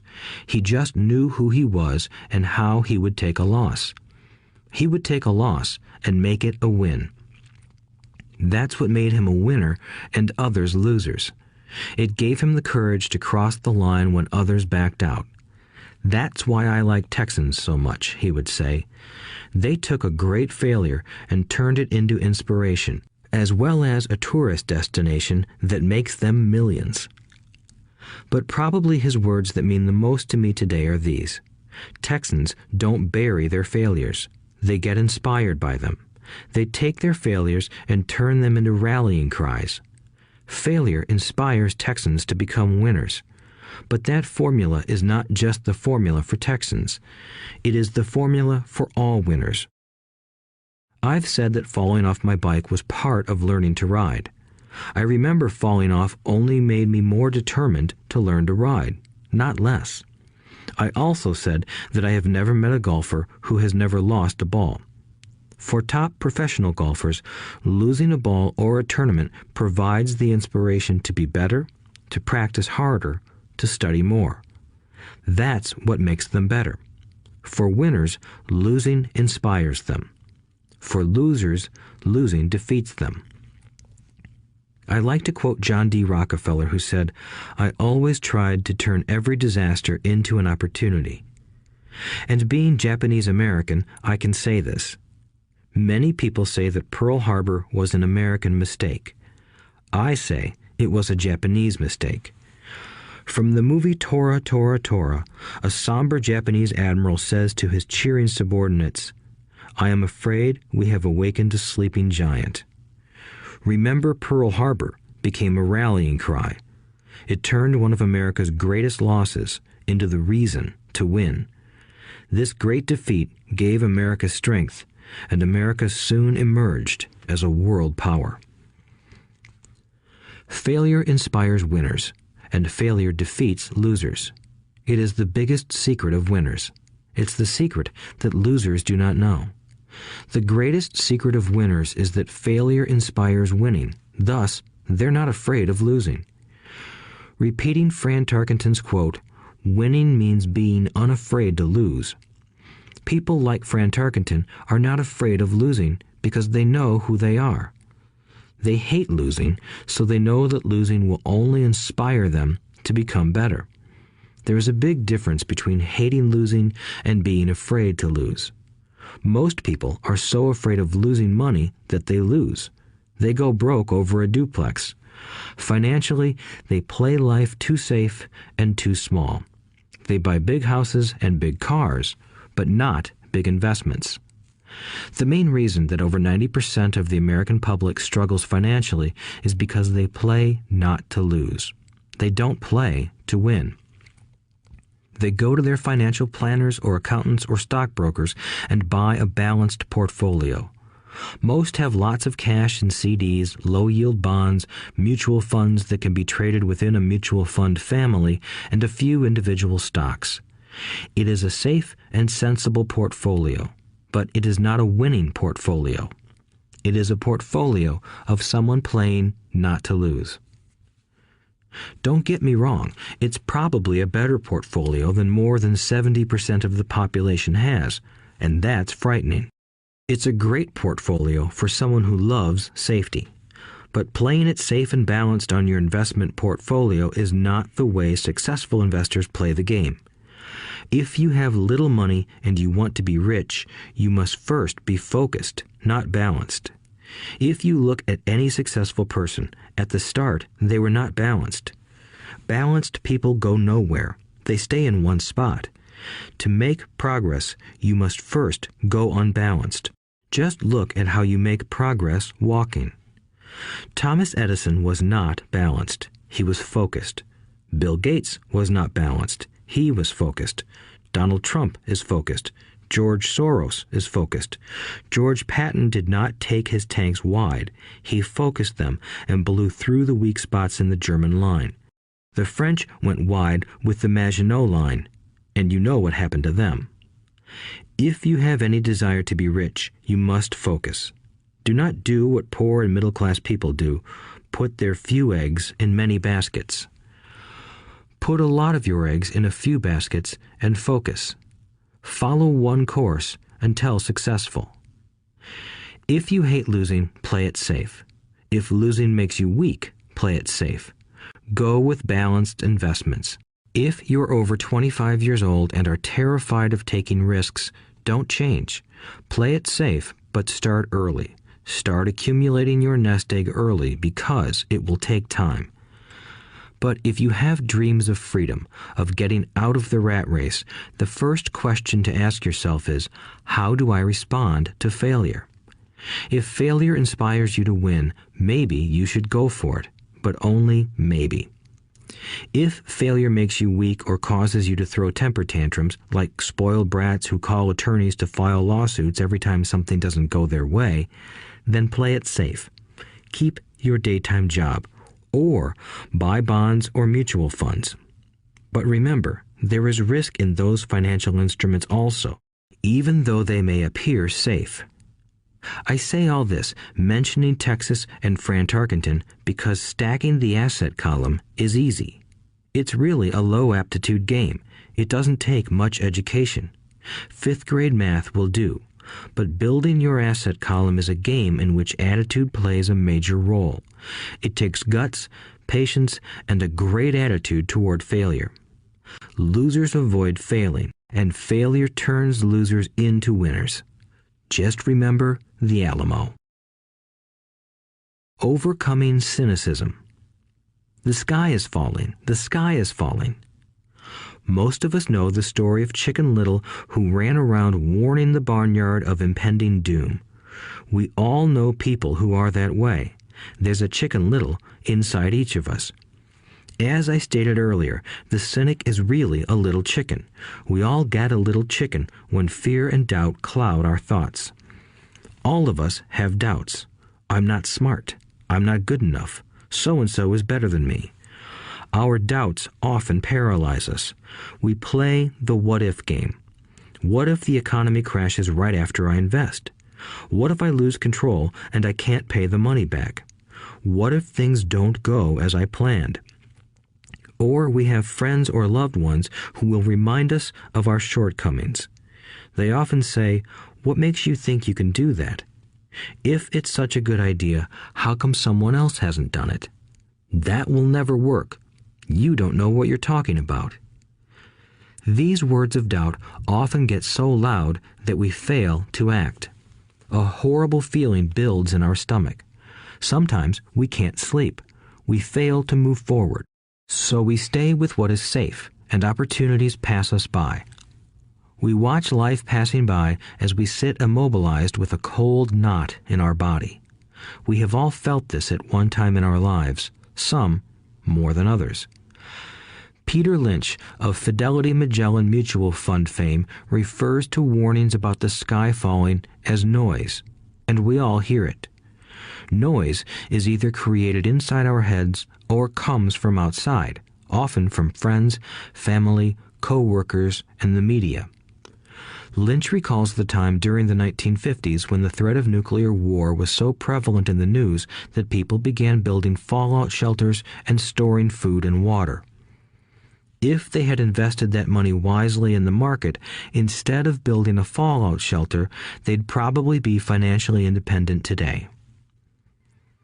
When violence breaks out in a city, gun sales go up all over the country. A person dies from rare hamburger meat in the state of Washington, and the Arizona Health Department orders restaurants to have all beef cooked well done. A drug company runs a TV commercial in February showing people catching the flu. Colds go up as well as sales of cold medicine. Most people are poor because when it comes to investing, the world is filled with Chicken Littles running around yelling, "The sky is falling, the sky is falling." And Chicken Littles are effective because every one of us is a little chicken. It often takes great courage to not let rumors and talk of doom and gloom affect your doubts and fears. But a savvy investor knows that the seemingly worst of times is actually the best of times to make money. When everyone else is too afraid to act, they pull the trigger and are rewarded. Some time ago, a friend named Richard came from Boston to visit Kim and me in Phoenix. He was impressed with what we had done through stocks and real estate. The Phoenix real estate prices were depressed. We spent 2 days showing him what we thought were excellent opportunities for cash flow and capital appreciation.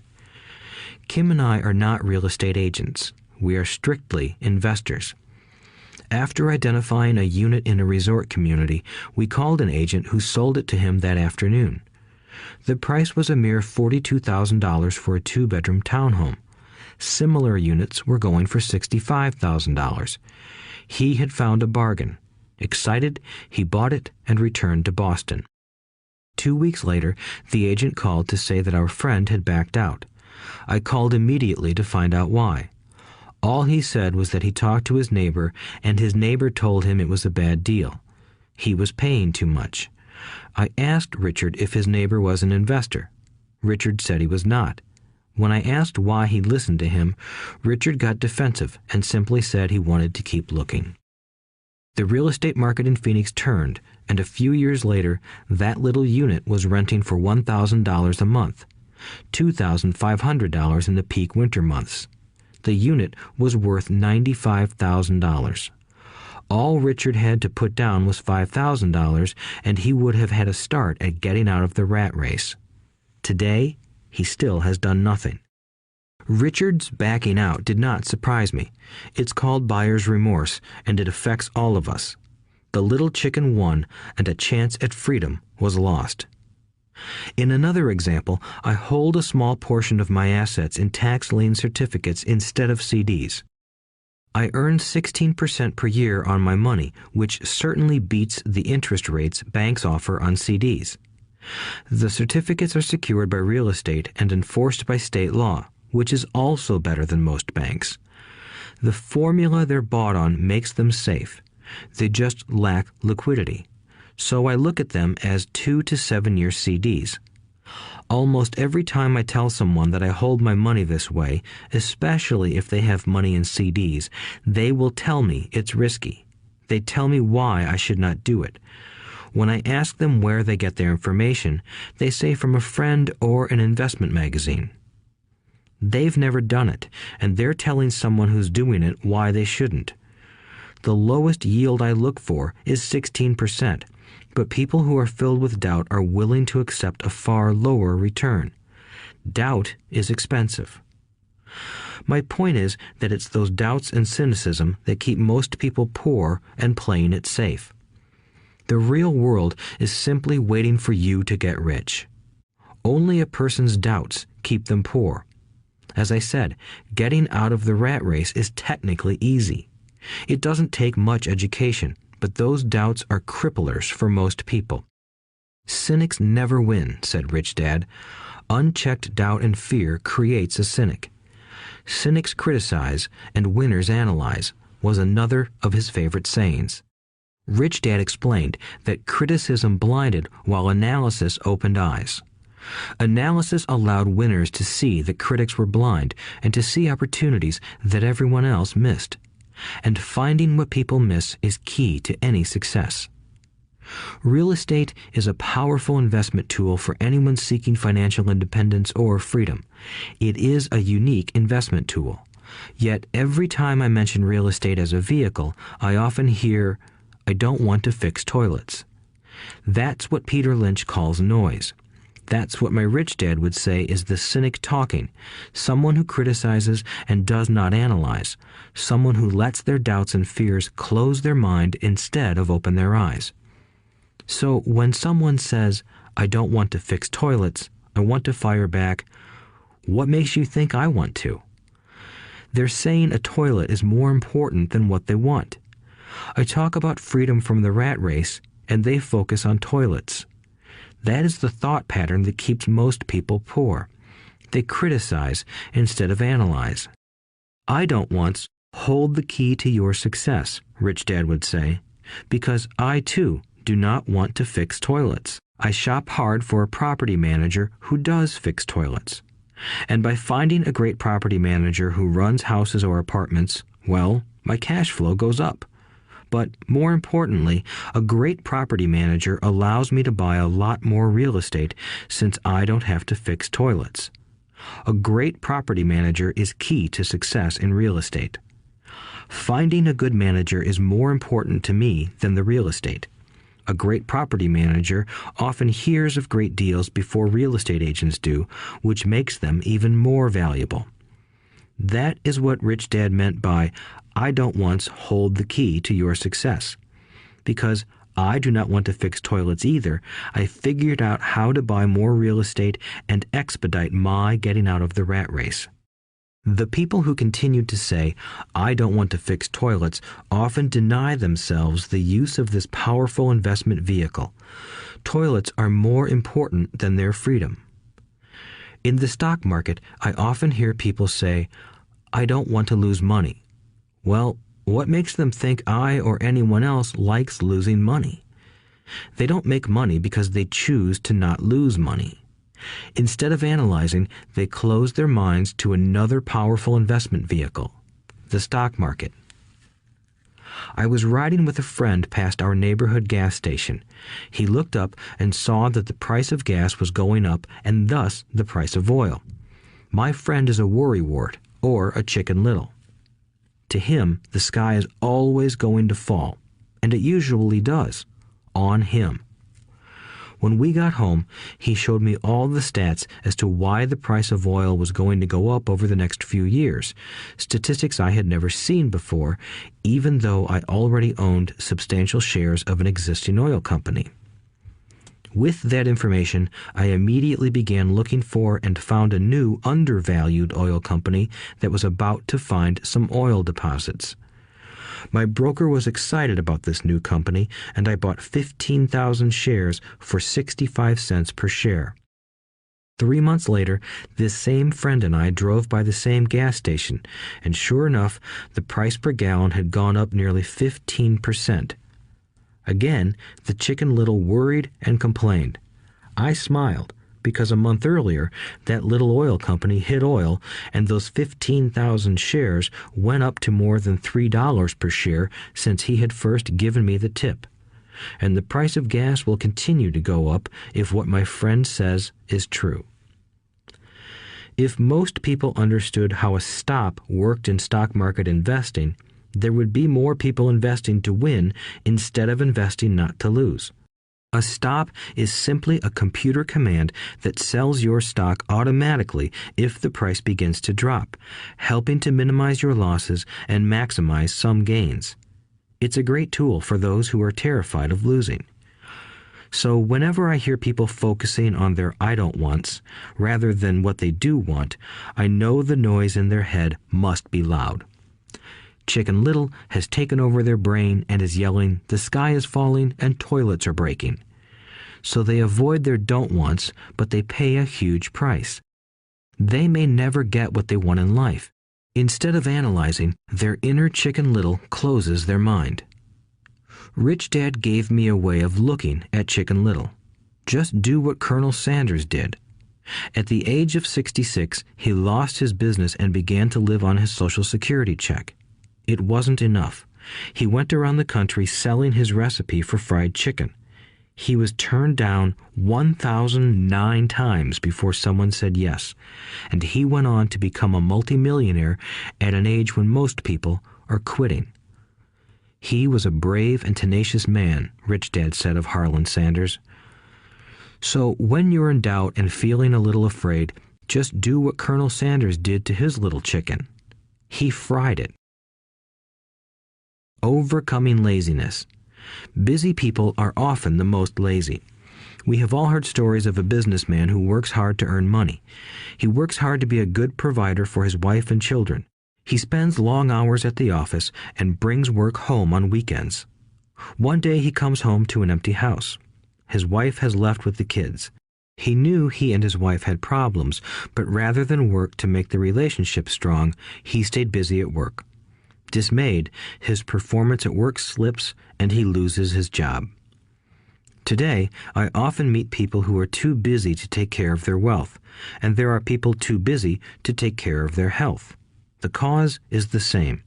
They're busy, and they stay busy as a way of avoiding something they do not want to face. Nobody has to tell them. Deep down, they know. In fact, if you remind them, they often respond with anger or irritation. If they aren't busy at work or with the kids, they're often busy watching TV, fishing, playing golf, or shopping. Yet deep down, they know they are avoiding something important. That's the most common form of laziness. Laziness by staying busy. So, what is the cure for laziness? The answer is a little greed.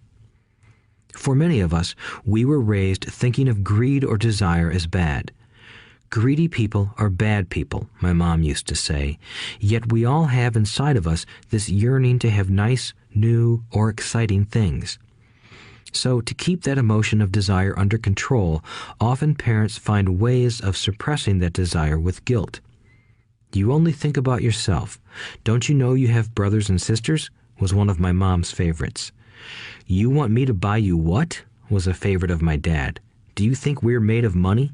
Do you think money grows on trees? We're not rich people, you know. It wasn't so much the words, but the angry guilt trip that went with the words that got to me. Or the reverse guilt trip was the, I'm sacrificing my life to buy this for you. I'm buying this for you because I never had this advantage when I was a kid.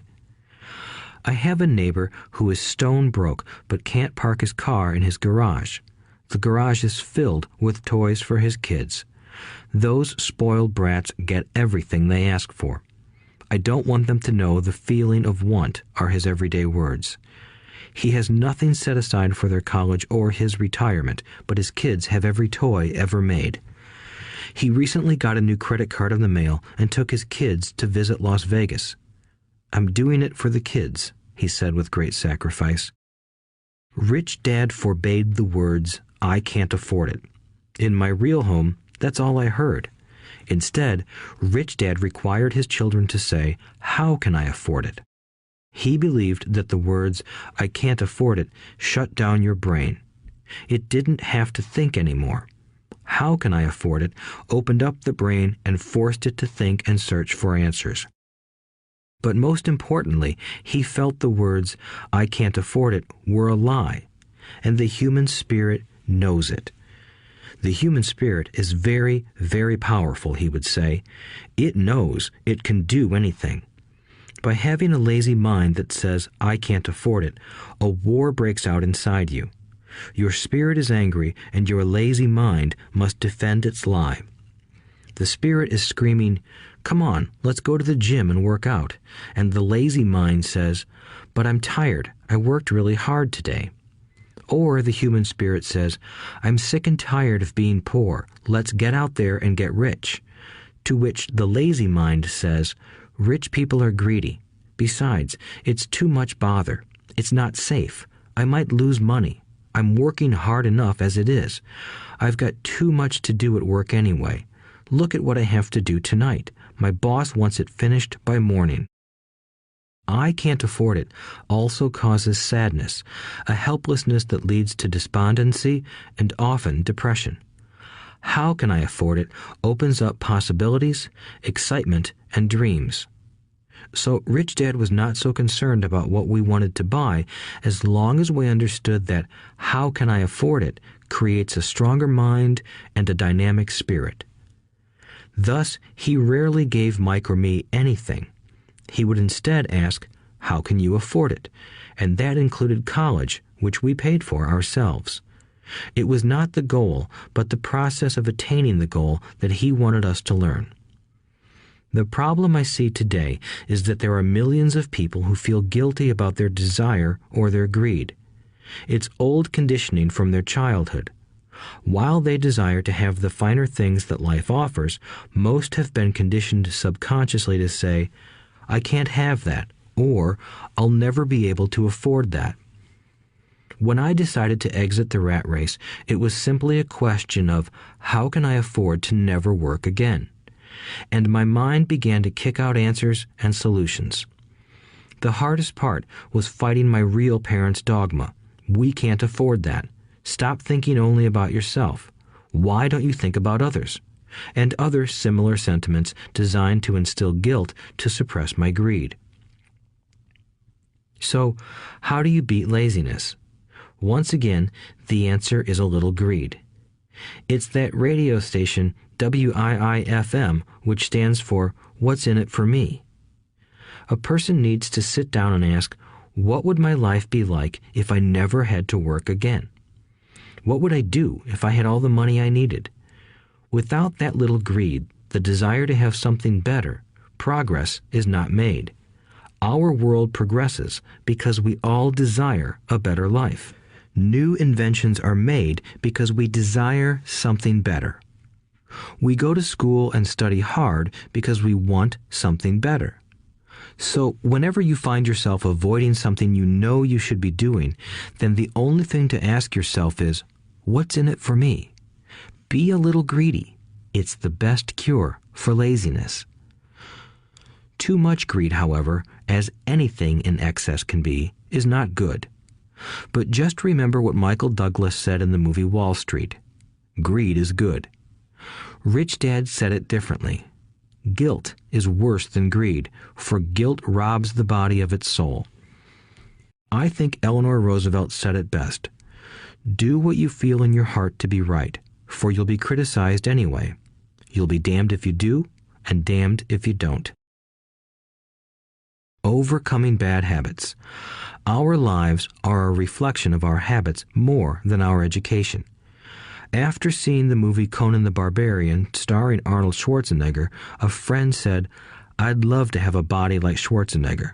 Most of the guys nodded in agreement. "I even heard he was really puny and skinny at one time," another friend added.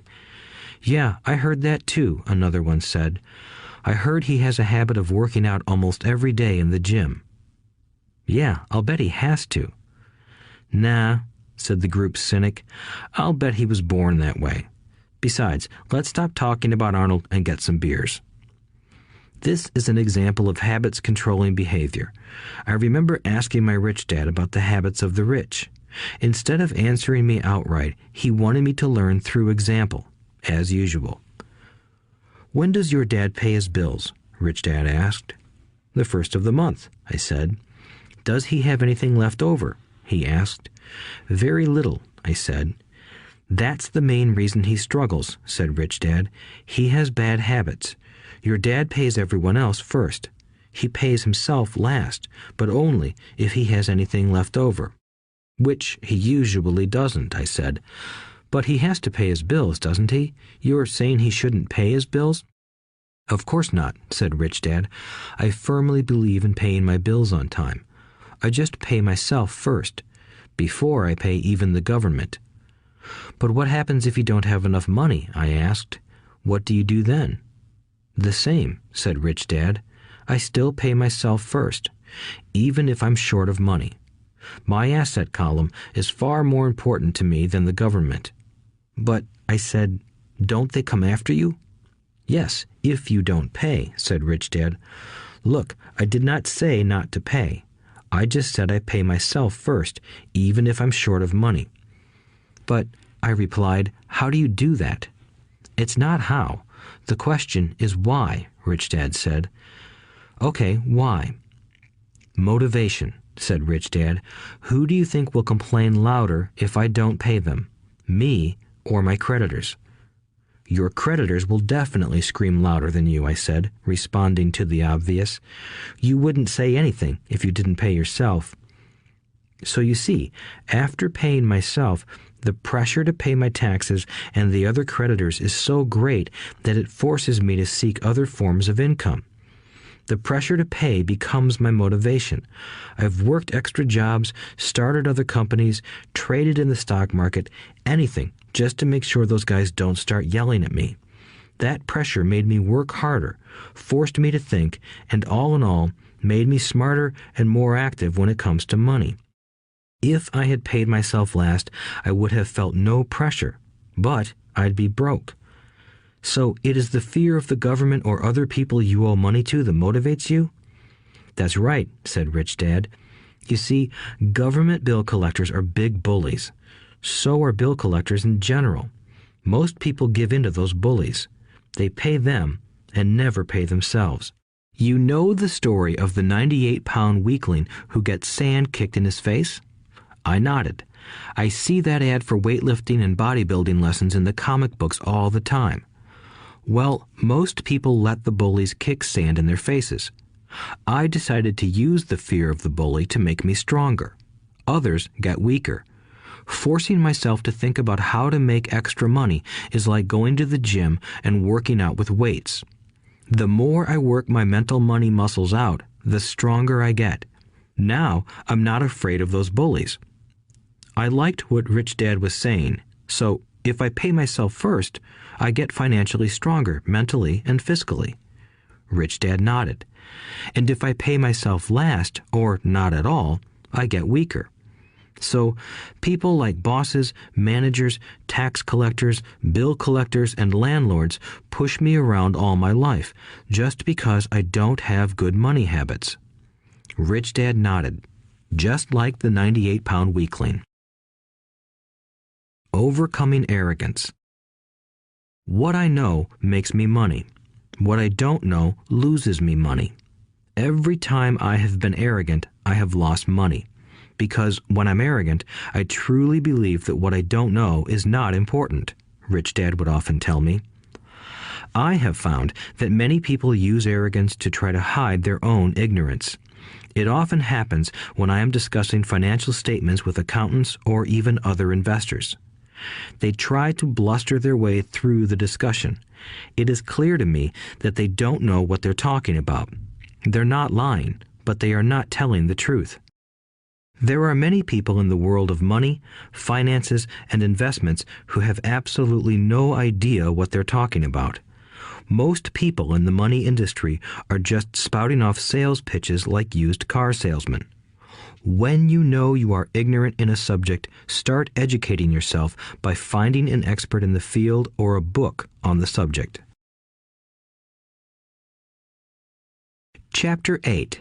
Getting Started. There is gold everywhere. Most people are not trained to see it. I wish I could say acquiring wealth was easy for me, but it wasn't. So in response to the question, how do I start, I offer the thought process I go through on a day-to-day basis. It really is easy to find great deals. I promise you that.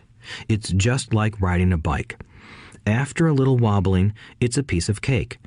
But when it comes to money, it takes determination to get through the wobbling. That's a personal thing. To find million-dollar deals of a lifetime requires us to call on our financial genius. I believe that each of us has a financial genius within us.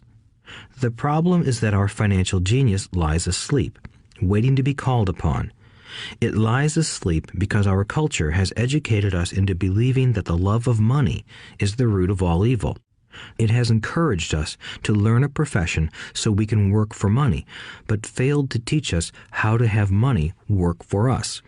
It taught us not to worry about our financial future because our company or the government would take care of us when our working days are over. However, it is our children, educated in the same school system, who will end up paying for this absence of financial education. The message is still to work hard, earn money, and spend it. And when we run short, we can always borrow more. Unfortunately, 90% of the Western world subscribes to the above dogma, simply because it's easier to find a job and work for money. If you are not one of the masses, I offer you the following 10 steps to awaken your financial genius. I simply offer you the steps I have personally followed. If you want to follow some of them, great. If you don't, make up your own. Your financial genius is smart enough to develop its own list.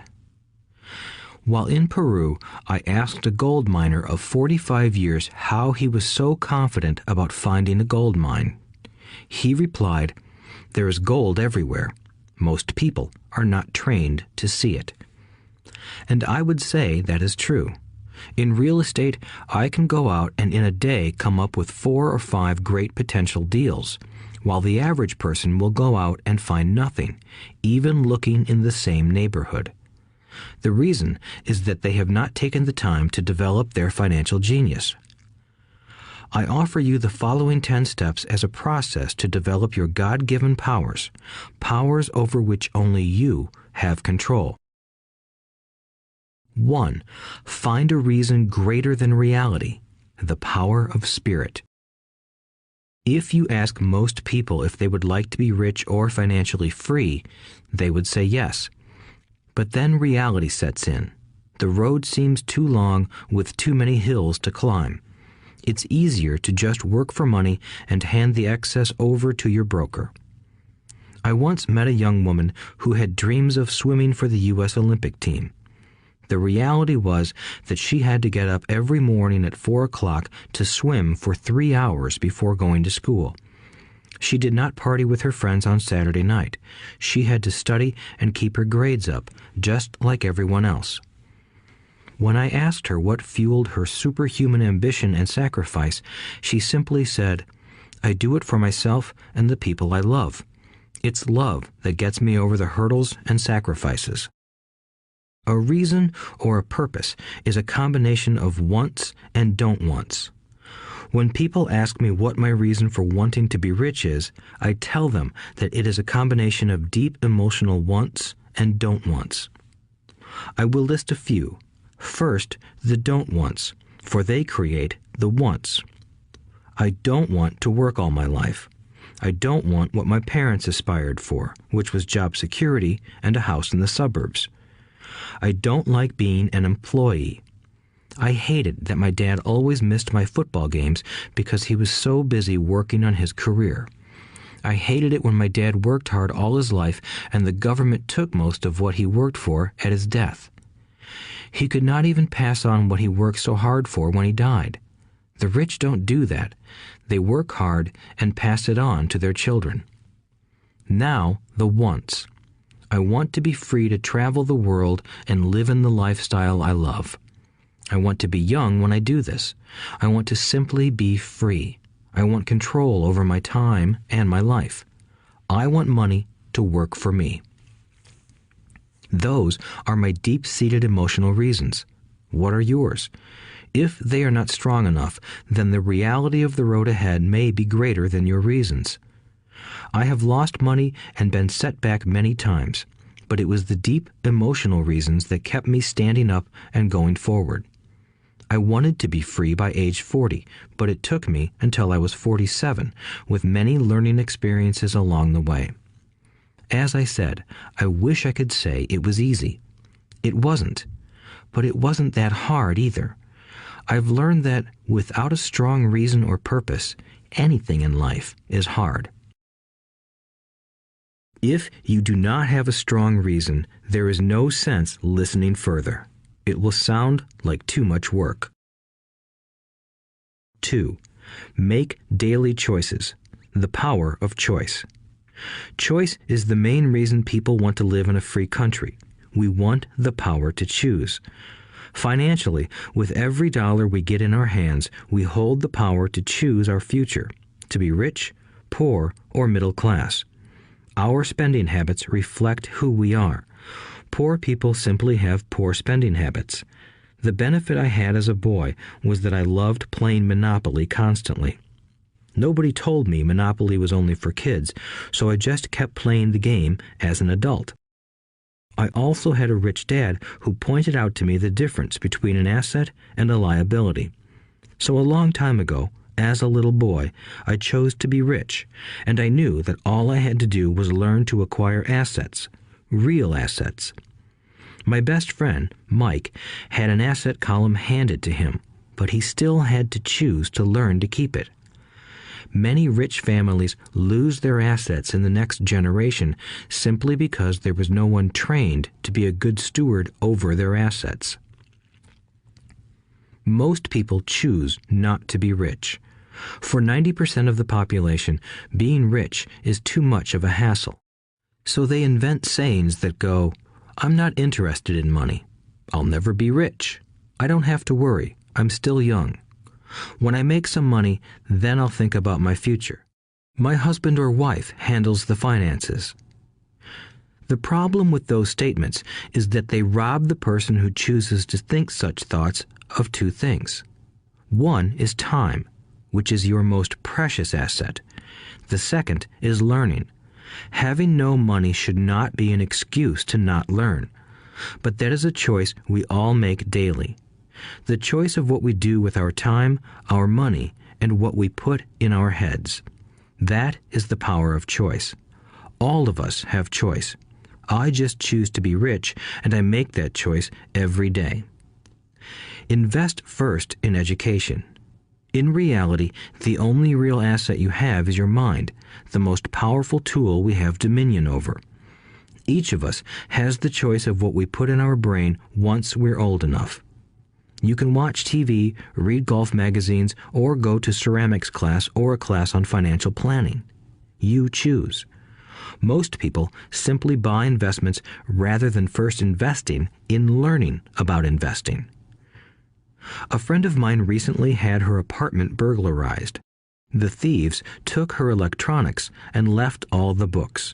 And we all have that same choice. 90% of the population buys TV sets, and only about 10% buy business books. So what do? I go to seminars. I like it when they are at least 2 days long because I like to immerse myself in a subject.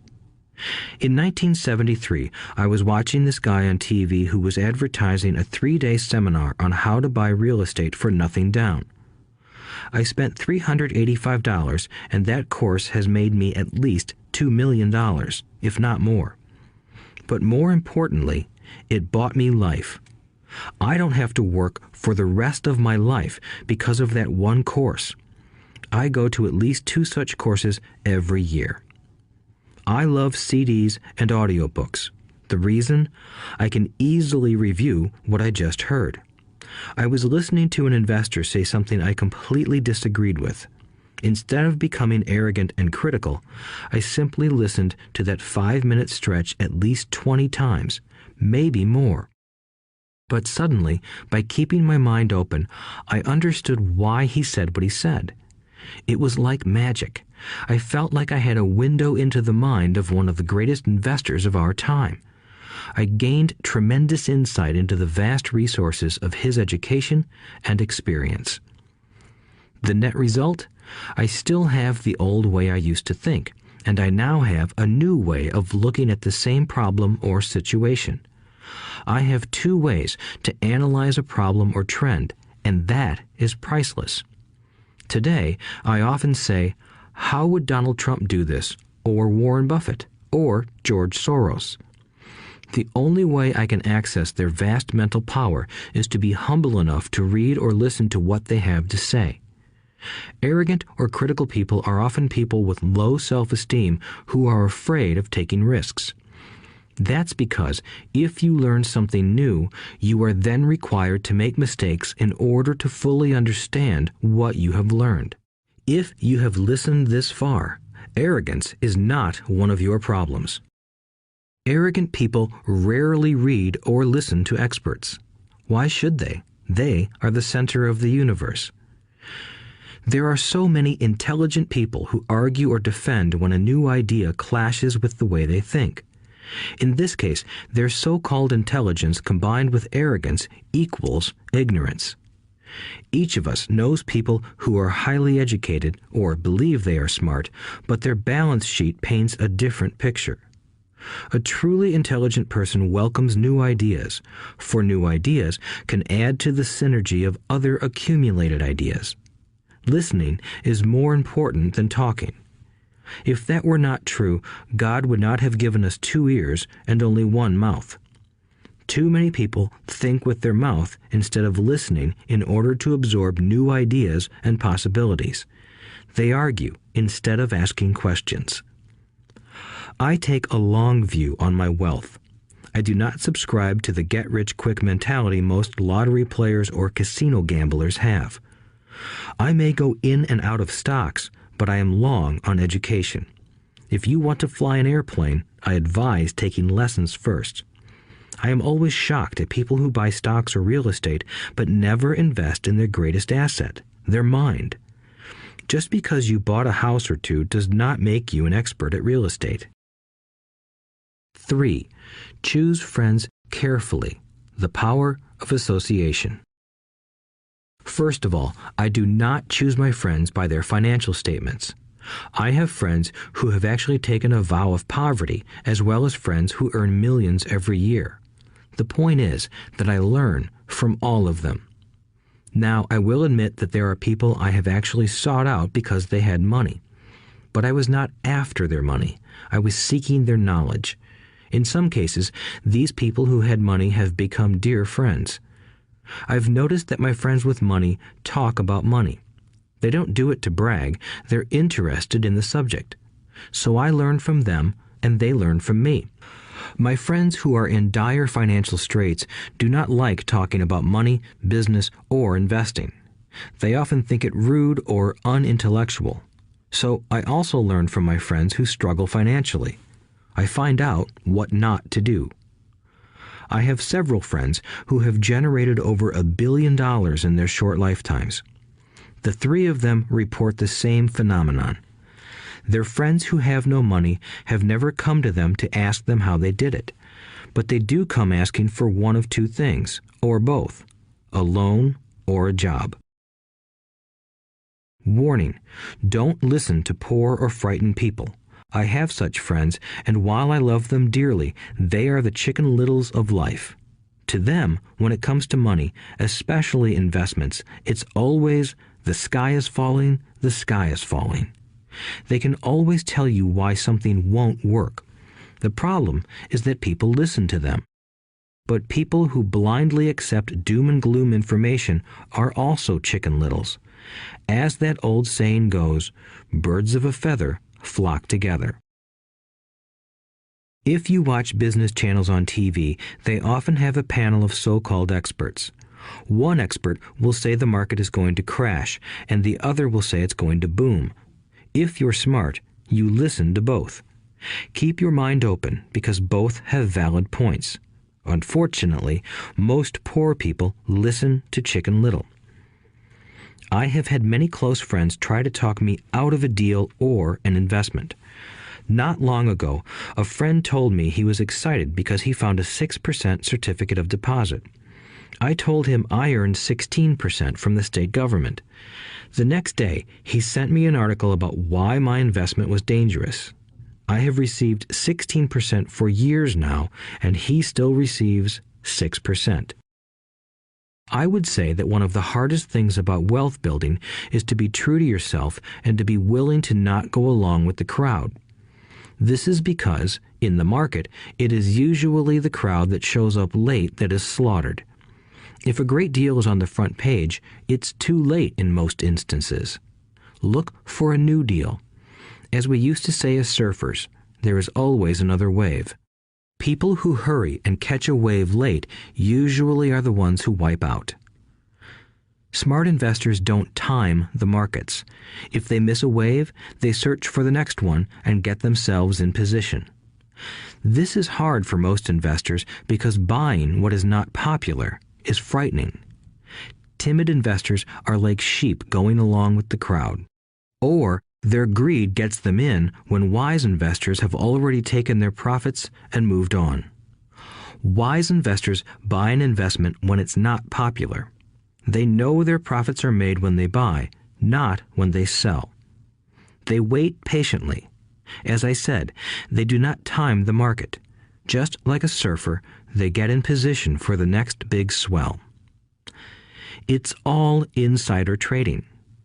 There are forms of insider trading that are illegal, and there are forms of insider trading that are legal. But either way, it's insider trading. The only distinction is how far away from the inside are you? The reason you want to have rich friends is because that is where the money is made. It's made on information. You want to hear about the next boom, get in and get out before the next bust. I'm not saying do it illegally, but the sooner you know, the better your chances are for profits with minimal risk. That is what friends are for, and that is financial intelligence. 4. Master a formula and then learn a new one. The power of learning quickly. In order to make bread, every baker follows a recipe, even if it's only held in their head. The same is true for making money. Most of us have heard the saying, "You are what you eat." I have a different slant. I say, "You become what you study." In other words, be careful what you learn, because your mind is so powerful that you become what you put in your head. For example, if you study cooking, you then tend to cook. If you don't want to be a cook anymore, then you need to study something else. When it comes to money, the masses generally have one basic formula they learned in school, and it's this: work for money.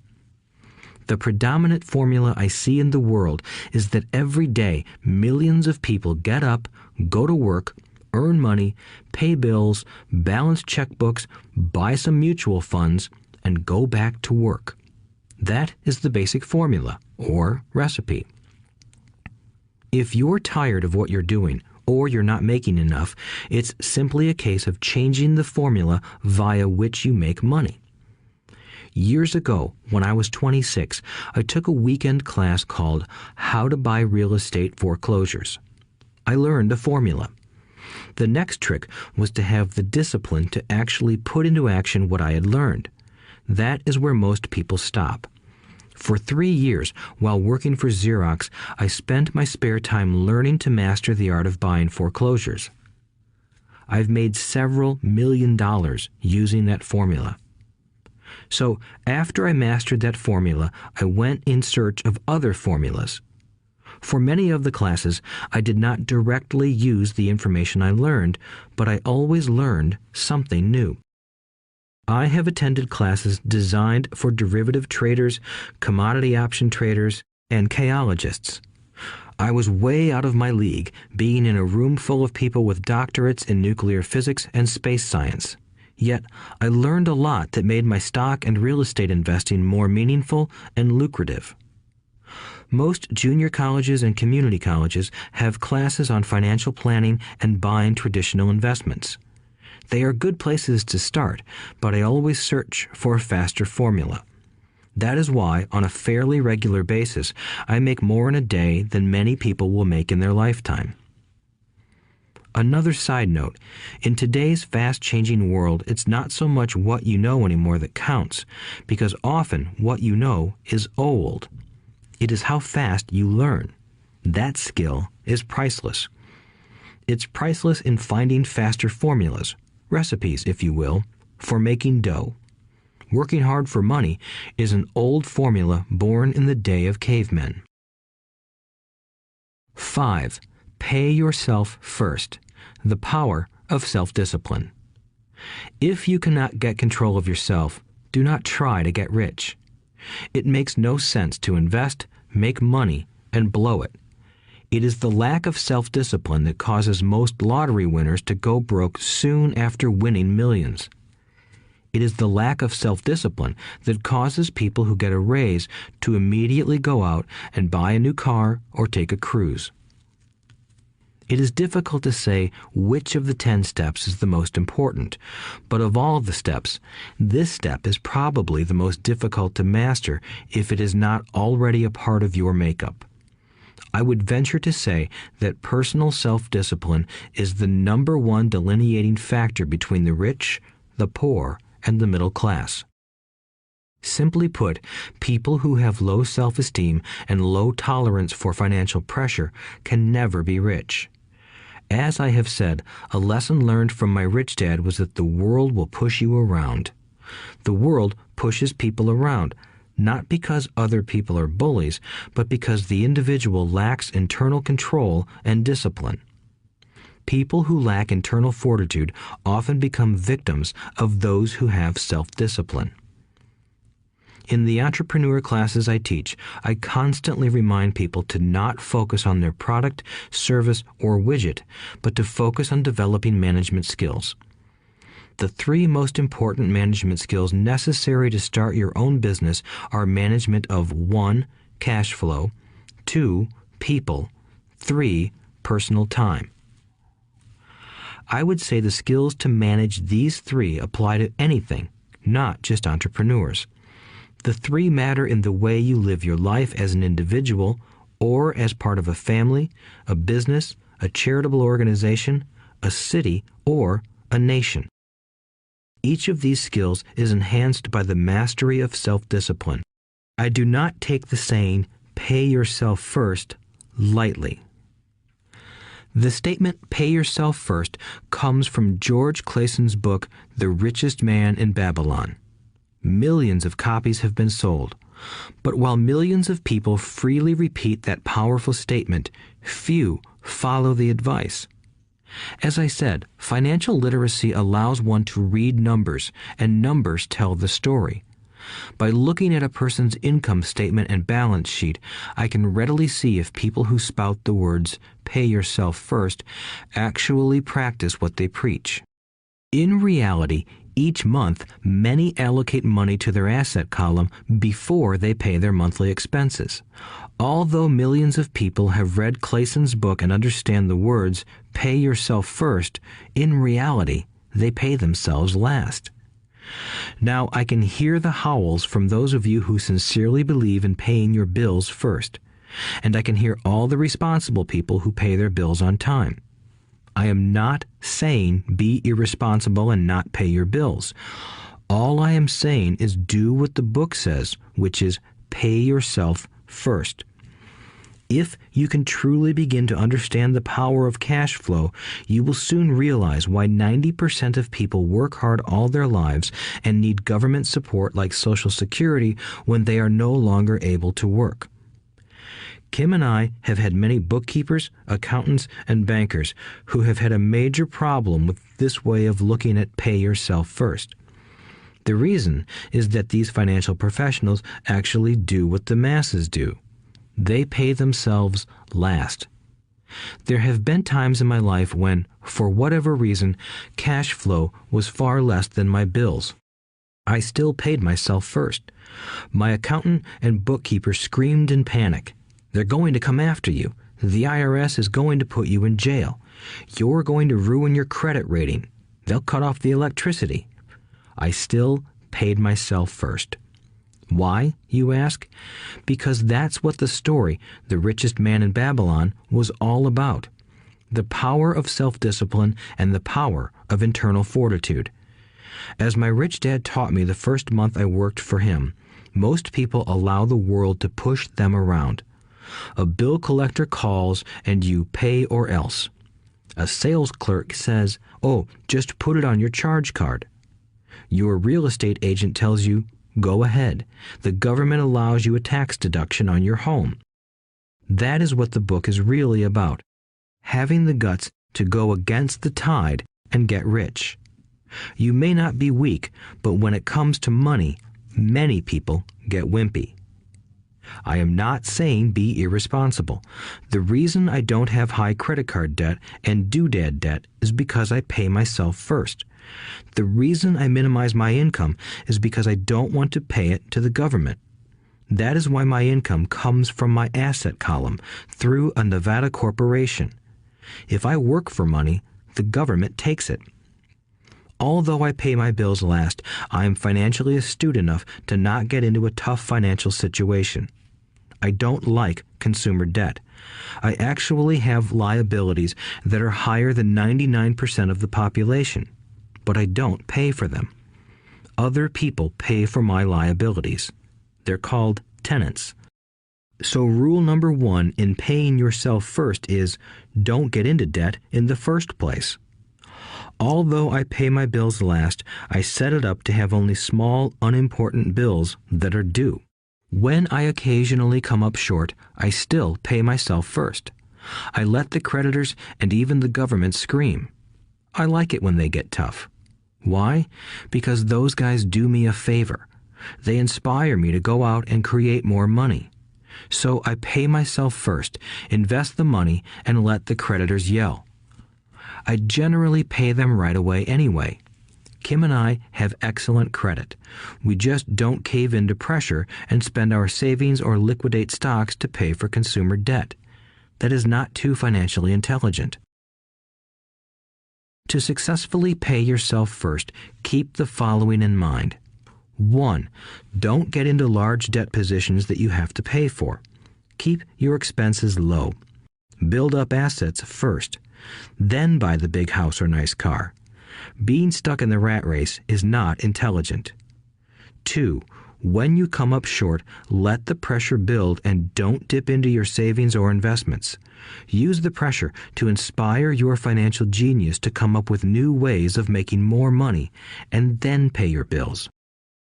You will have increased your ability to make more money as well as your financial intelligence. So many times I have gotten into financial hot water and used my brain to create more income while staunchly defending the assets in my asset column. My bookkeeper has screamed and dived for cover, but I was like a good soldier defending the fort. Fort assets. Poor people have poor habits. A common bad habit is innocently called dipping into savings. The rich know that savings are only used to create more money, not to pay bills. I know that sounds tough, but as I said, if you're not tough inside, the world will always push you around anyway. If you do not like financial pressure, then find a formula that works for you. A good one is to cut expenses, put your money in the bank, pay more than your fair share of income tax, buy safe mutual funds, and take the vow of the average. But this violates the pay yourself first rule. This rule does not encourage self-sacrifice or financial abstinence. It doesn't mean pay yourself first and starve. Life was meant to be enjoyed. If you call on your financial genius, you can have all the goodies of life, get rich, and pay bills. And that is financial intelligence. 6. Pay your brokers well. The power of good advice.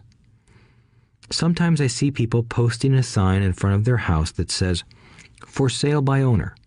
Or I see people on TV claiming to be discount brokers. My rich dad taught me to take the opposite approach. He believed in paying professionals well, and I have adopted that policy also. Today, I have expensive attorneys, accountants, real estate brokers, and stockbrokers. Why? Because if, and I do mean if, the people are professionals, their services should make you money. And the more money they make, the more money I make. We live in the information age. Information is priceless. A good broker should provide you with information as well as take the time to educate you. I have several brokers who do that for me. Some taught me when I had little or no money, and I am still with them today. What I pay a broker is tiny in comparison with what kind of money I can make because of the information they provide. I love it when my real estate broker or stockbroker makes a lot of money because that usually means I made a lot of money. A good broker saves me time in addition to making me money. Like when I bought the vacant land for $9,000 and sold it immediately for over $25,000 so I could buy my Porsche quicker. A broker is my eyes and ears in the market. They're there every day, so I do not have to be. I'd rather play golf. People who sell their house on their own must not value their time much. Why would I want to save a few bucks when I could use that time to make more money or spend it with those I love? What I find funny is that so many poor and middle-class people insist on tipping restaurant help 15 to 20%, even for bad service, but complain about paying a broker 3 to 7%.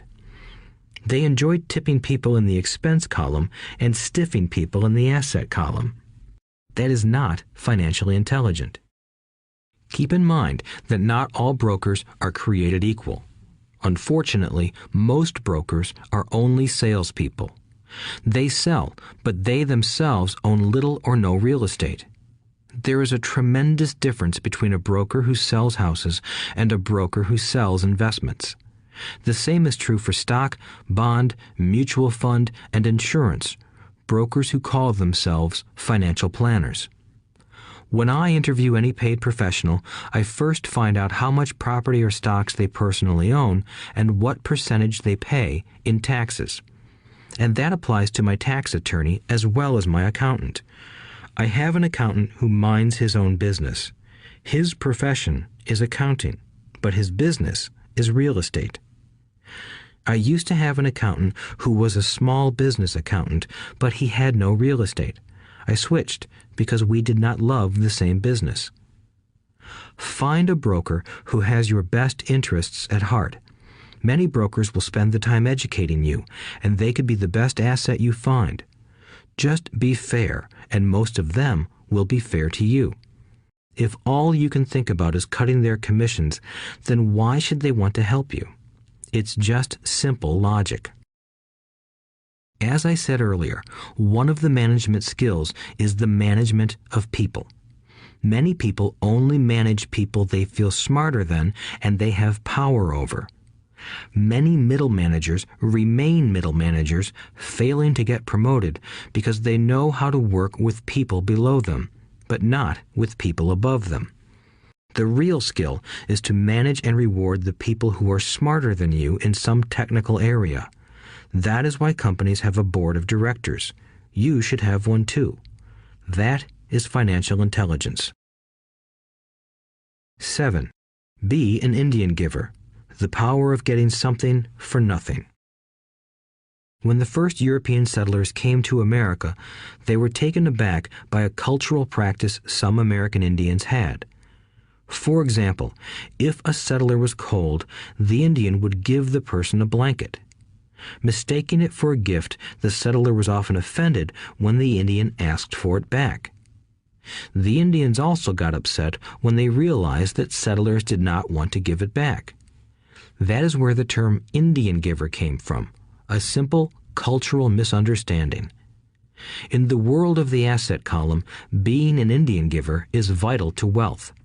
The sophisticated investor's first question is, how fast do I get my money back? They also want to know what they get for free, also called a piece of the action. That is why the ROI, or return on investment, is so important. For example, I found a small condominium that was in foreclosure a few blocks from where I lived. The bank wanted $60,000 and I submitted a bid for $50,000, which they took simply because, along with my bid, was a cashier's check for $50,000. They realized I was serious. Most investors would say, "Aren't you tying up a lot of cash? Would it not be better to get a loan on it?" The answer is, not in this case. My investment company uses this condominium as a vacation rental in the winter months when the snowbirds come to Arizona. It rents for $2,500 a month for 4 months out of the year. For rental during the off-season, it rents for only $1,000 a month. I had my money back in about 3 years. Now I own this asset, which pumps money out for me, month in and month out. The same is done with stocks.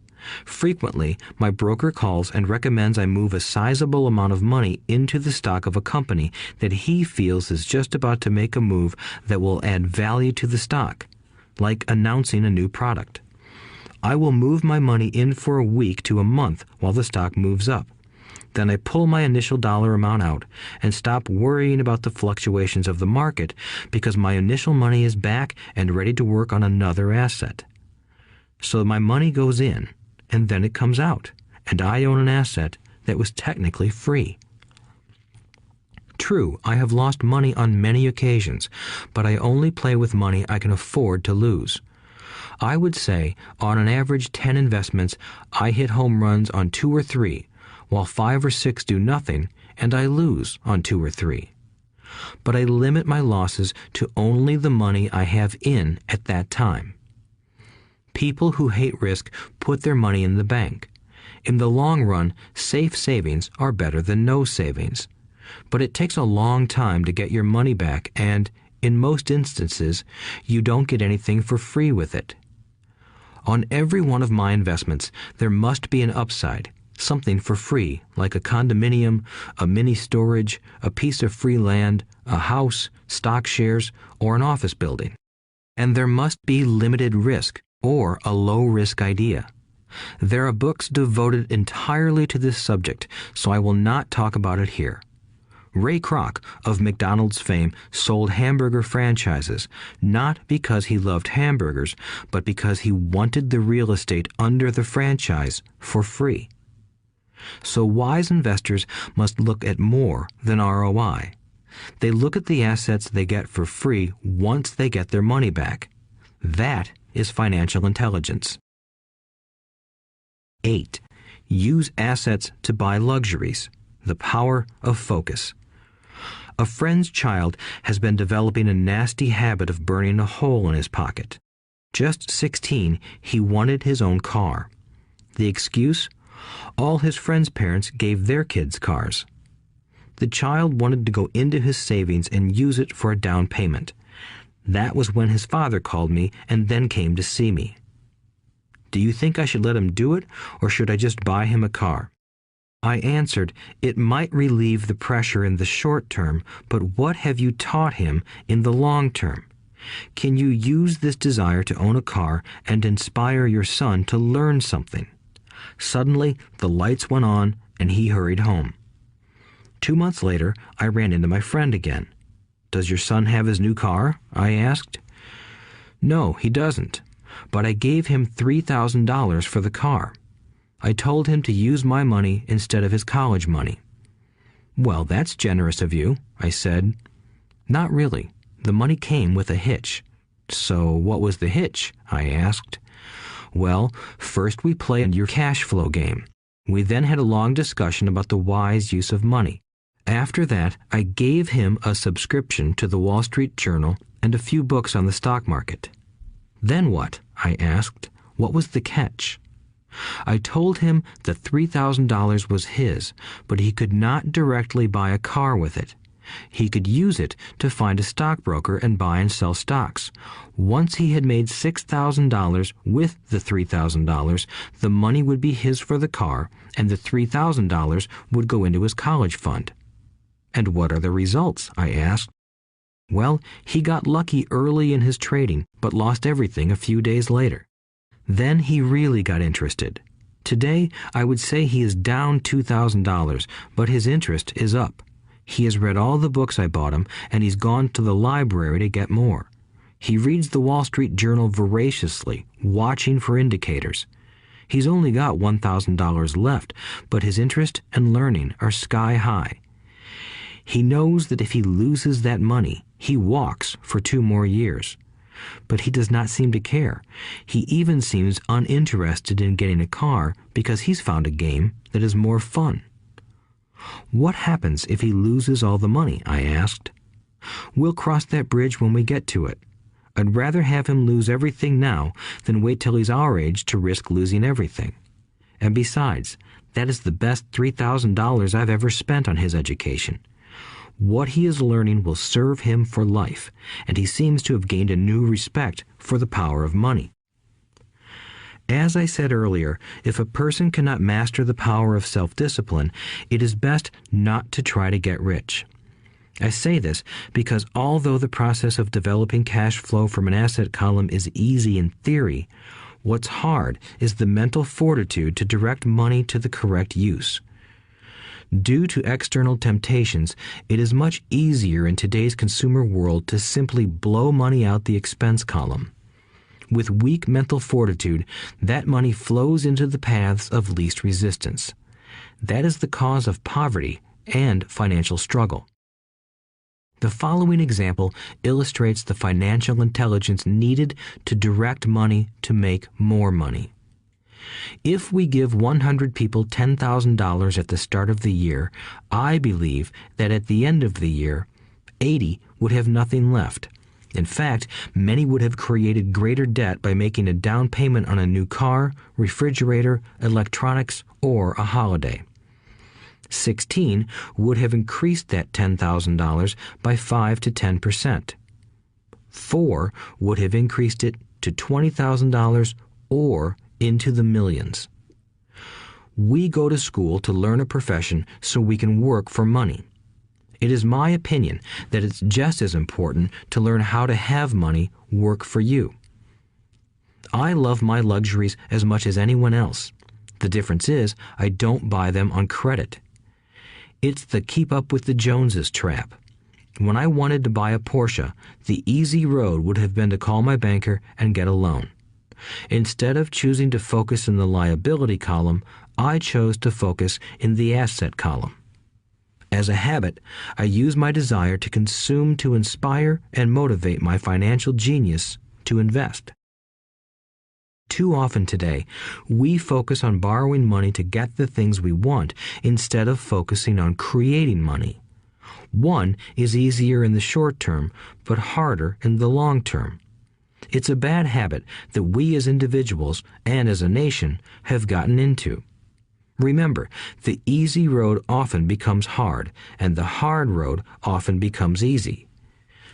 The earlier you can train yourself and those you love to be masters of money, the better. Money is a powerful force. Unfortunately, people use the power of money against themselves.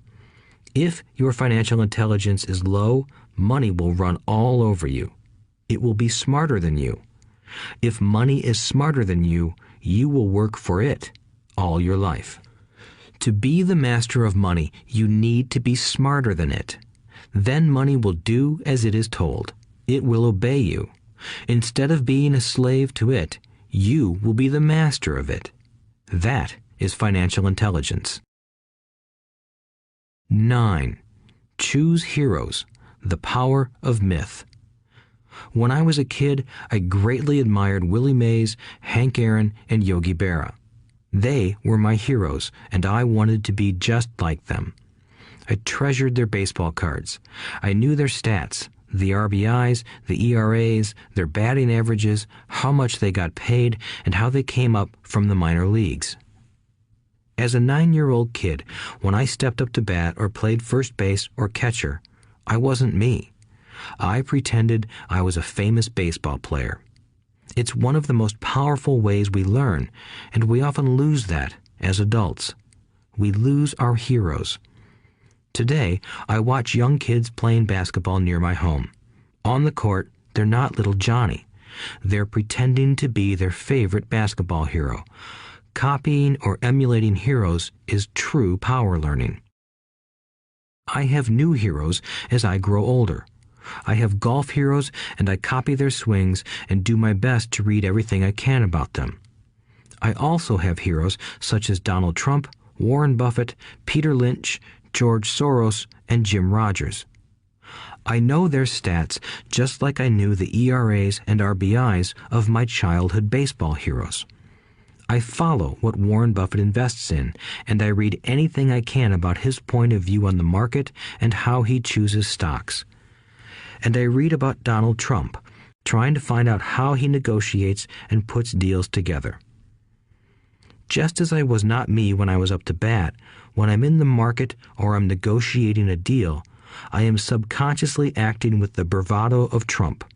Or, when analyzing a trend, I look at it as though Warren Buffett were doing it. By having heroes, we tap into a tremendous source of raw genius. But heroes do more than simply inspire us. Heroes make things look easy. Making it look easy convinces us to want to be just like them. If they can do it, so can I. When it comes to investing, too many people make it sound hard. Instead, find heroes who make it look easy. 10. Teach and you shall receive. The power of giving. Both of my dads were teachers. My rich dad taught me a lesson I have carried all my life, the necessity of being charitable or giving. My educated dad gave a lot of his time and knowledge, but almost never gave away money. He usually said that he would give when he had some extra money, but of course, there was rarely any extra. My rich dad gave money as well as education. He believed firmly in tithing. If you want something, you first need to give, he would always say. When he was short of money, he gave money to his church or to his favorite charity. If I could leave one single idea with you, it is that idea. Whenever you feel short or in need of something, give what you want first, and it will come back in buckets. That is true for money, a smile, love, or friendship. I know it is often the last thing a person may want to do, but it has always worked for me. I trust that the principle of reciprocity is true, and I give what I want. I want money, so I give money, and it comes back in multiples. I want sales, so I help someone else sell something, and sales come to me. I want contacts, and I help someone else get contacts. Like magic, contacts come to me. I heard a saying years ago that went, "God does not need to receive, but humans need to give." My rich dad would often say, poor people are more greedy than rich people. He would explain that if a person was rich, that person was providing something that other people wanted. In my life, whenever I have felt needy or short of money or short of help, I simply went out or found in my heart what I wanted and decided to give it first. And when I gave, it always came back. It reminds me of the story of the guy sitting with firewood in his arms on a cold, freezing night. He is yelling at the pot-bellied stove, "When you give me some heat, then I'll put some wood in you." And when it comes to money, love, happiness, sales, and contacts, all one needs to remember is to give first. Often, just the process of thinking of what I want and how I could give that to someone else breaks free a torrent of bounty. Whenever I feel that people aren't smiling at me, I simply begin smiling and saying hello. Like magic, the next thing I know, I'm surrounded by smiling people. It is true that your world is only a mirror of you. So that's why I say, teach and you shall receive. I have found that the more I teach those who want to learn, the more I learn. If you want to learn about money, teach it to someone else. A torrent of new ideas and finer distinctions will come in. There are times when I have given and nothing has come back, or what I have received is not what I wanted. But upon closer inspection and soul-searching, I was often giving to receive in those instances, instead of giving for the joy that giving itself brings. My dad taught teachers, and he became a master teacher. My rich dad always taught young people his way of doing business. In retrospect, it was their generosity with what they knew that made them smarter. There are powers in this world that are much smarter than we are. You can get there on your own, but it's easier with the help of the powers that be. You only need to be generous with what you have. Chapter 9. Still want more? Here are some to-dos. Many people may not be satisfied with my 10 steps. They see them more as philosophies than actions. I think understanding the philosophy is just as important as the action. There are many people who want to do instead of think, and then there are people who think but do not do. I would say that I am both. I love new ideas, and I love action. So for those who want a to-do list on how to get started, I will share with you some of the things I do in abbreviated form. Stop doing what you're doing. In other words, take a break and assess what is working and what is not working. The definition of insanity is doing the same thing over and over and expecting a different result. Stop doing what is not working and look for something new. Look for new ideas. For new investing ideas, I go to bookstores and search for books on different and unique subjects. I call them formulas. I buy how-to books on formulas I know nothing about. For example, in the bookstore I found the book The 16% Solution by Joel Moskowitz. I bought the book and read it, and the next Thursday I did exactly as the book said. Most people do not take action, or they let someone talk them out of whatever new formula they are studying. My neighbor told me why 16% would not work. I did not listen to him because he's never done it. Find someone who has done what you want to do. take them to lunch, and ask them for tips and tricks of the trade. As for 16% tax lien certificates, I went to the county tax office and found the government employee who worked in that office. I found out that she, too, invested in the tax liens. Immediately, I invited her to lunch. She was thrilled to tell me everything she knew and how to do it. After lunch, she spent all afternoon showing me everything. By the next day, I found 2 great properties with her help that have been accruing interest at 16% ever since. It took a day to read the book, a day to take action, an hour for lunch, and a day to acquire 2 great deals. Take classes, read, and attend seminars. I search newspapers and the internet for new and interesting classes, many of which are free or inexpensive. I also attend and pay for expensive seminars on what I want to learn. I am wealthy and free from needing a job simply because of the courses I took. I have friends who did not take those classes who told me I was wasting my money, and yet they're still at the same job. Make lots of offers. When I want a piece of real estate, I look at many properties and generally write an offer. If you don't know what the right offer is, neither do I. That is the job of the real estate agent. They make the offers. I do as little work as possible. A friend wanted me to show her how to buy apartment houses. So one Saturday, she, her agent, and I went and looked at 6 apartment houses. 4 were dogs, but 2 were good. I said to write offers on all 6, offering half of what the owners asked for. She and the agent nearly had heart attacks. They thought it was rude and would offend the sellers, but I really don't think the agent wanted to work that hard. So they did nothing and went on looking for a better deal. No offers were ever made, and that person is still looking for the right deal at the right price. Well, you don't know what the right price is until you have a second party who wants to deal. Most sellers ask too much.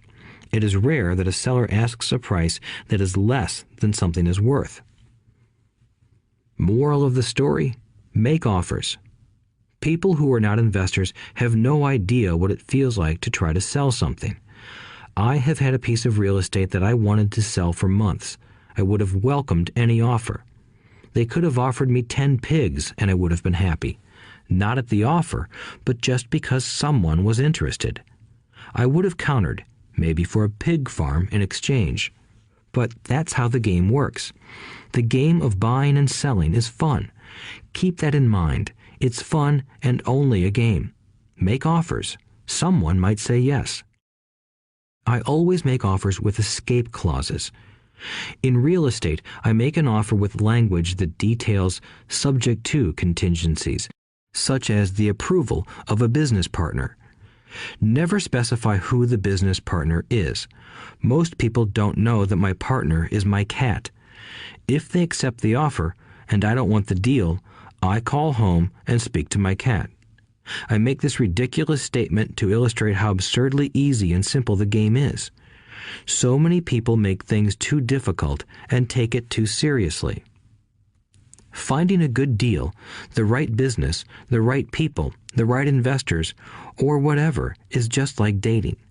You must go to the market and talk to a lot of people, make a lot of offers, counter-offers, negotiate, reject, and accept. I know single people who sit at home and wait for the phone to ring, but it's better to go to the market, even if it's only the supermarket. Search, offer, reject, negotiate, and accept are all parts of the process of almost everything in life. Jog, walk, or drive a certain area once a month for 10 minutes. I have found some of my best real estate investments doing this. I will jog a certain neighborhood for a year and look for change. For there to be profit in a deal, there must be 2 elements: a bargain and change. There are lots of bargains, but it's change that turns a bargain into a profitable opportunity. So when I jog a neighborhood I might like to invest in. It is the repetition that causes me to notice slight differences. I notice real estate signs that are up for a long time. That means the seller might be more agreeable to deal. I watch for moving trucks going in or out. I stop and talk to the drivers. I talk to the postal carriers. It's amazing how much information they acquire about an area.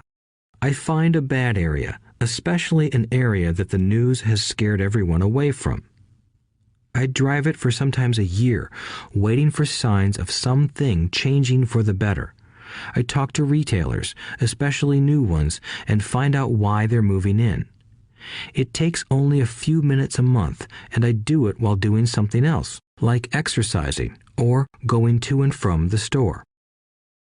Shop for bargains in all markets. Consumers will always be poor. When the supermarket has a sale, say on toilet paper, the consumer runs in and stocks up. But when the housing or stock market has a sale, most often called a crash or correction, the same consumer often runs away from it. When the supermarket raises its prices, the consumer shops somewhere else. But when housing or the stock market raises their prices, the same consumer often rushes in and starts buying. Always remember, profits are made in the buying, not in the selling. Look in the right places. A neighbor bought a condominium for $100,000. I bought the identical condo next door for $50,000. He told me he's waiting for the price to go up. I told him that profit is made when you buy, not when you sell. He shopped with a real estate broker who owns no property of her own. I shopped at the foreclosure auction. I paid $500 for a class on how to do this. My neighbor thought that the $500 for a real estate investment class was too expensive. He said he could not afford the money or the time. So he waits for the prices to go up. Look for people who want to buy first, then look for someone who wants to sell. A friend was looking for a certain piece of land. He had the money, but did not have the time. I found a large piece of land, larger than what my friend wanted to buy, tied it up with an option, called my friend, and he said he wanted a piece of it. So I sold the piece to him and then bought the land. I kept the remaining land as mine for free. Moral of the story: buy the pie and cut it in pieces. Most people look for what they can afford, so they look too small. They buy only a piece of the pie, so they end up paying more for less. Small thinkers don't get the big breaks. If you want to get richer, think big. Think big. Retailers love giving volume discounts simply because most business people love big spenders. So even if you're small, you can always think big. When my company was in the market for computers, I called several friends and asked them if they were ready to buy also. We then went to different dealers and negotiated a great deal because we wanted to buy so many. I have done the same with stocks. Small people remain small because they think small, act alone, or don't act at all. Learn from history. All the big companies on the stock exchange started out as small companies. Colonel Sanders did not get rich until after he lost everything in his 60s. Bill Gates was one of the richest men in the world before he was 30. Action always beats inaction. These are just a few of the things I have done and continue to do to recognize opportunities. The important words are have done and do.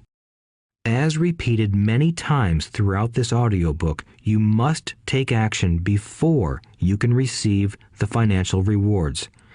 Act now. Final thoughts. I would like to share some final thoughts with you.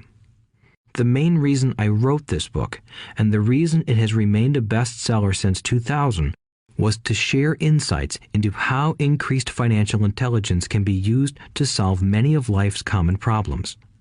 Without financial training, we all too often use the standard formulas to get through life. Work hard, save, borrow, and pay excessive taxes. Today, more than ever, we need better information. I use the following story as an example of a financial problem that confronts many young families today. How do you afford a good education for your children and provide for your own retirement? It requires using financial intelligence instead of hard work. A friend of mine was griping one day about how hard it was to save money for his 4 children's college educations. He was putting $300 away in a college fund each month and had so far accumulated only about $12,000. He had about 12 more years to save for college since his oldest child was then 6 years old. At the time, the real estate market in Phoenix was terrible. People were giving houses away. I suggested to my friend that he buy a house with some of the money in his college fund. The idea intrigued him, and we began to discuss the possibility. His primary concern was that he did not have credit with the bank to buy another house since he was so overextended. I assured him that there were other ways to finance a property rather than through the bank. We looked for a house for 2 weeks, a house that would fit all our criteria. There were plenty to choose from, so shopping was fun. Finally, we found a 3-bedroom, 2-bath home in a prime neighborhood.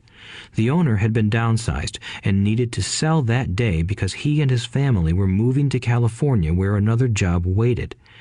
The owner wanted $102,000, but we offered only $79,000. He took it immediately and agreed to carry back the loan with a 10% down payment. All my friend had to come up with was $7,900. As soon as the owner moved, my friend put the house up for rent. After all expenses were paid, including the mortgage, he put $125 in his pocket each month. His plan was to keep the house for 12 years and let the mortgage get paid down faster by applying the extra $125 to the principal each month. We figured that in 12 years, a large portion of the mortgage would be paid off and he could possibly be clearing $800 a month by the time his first child went to college.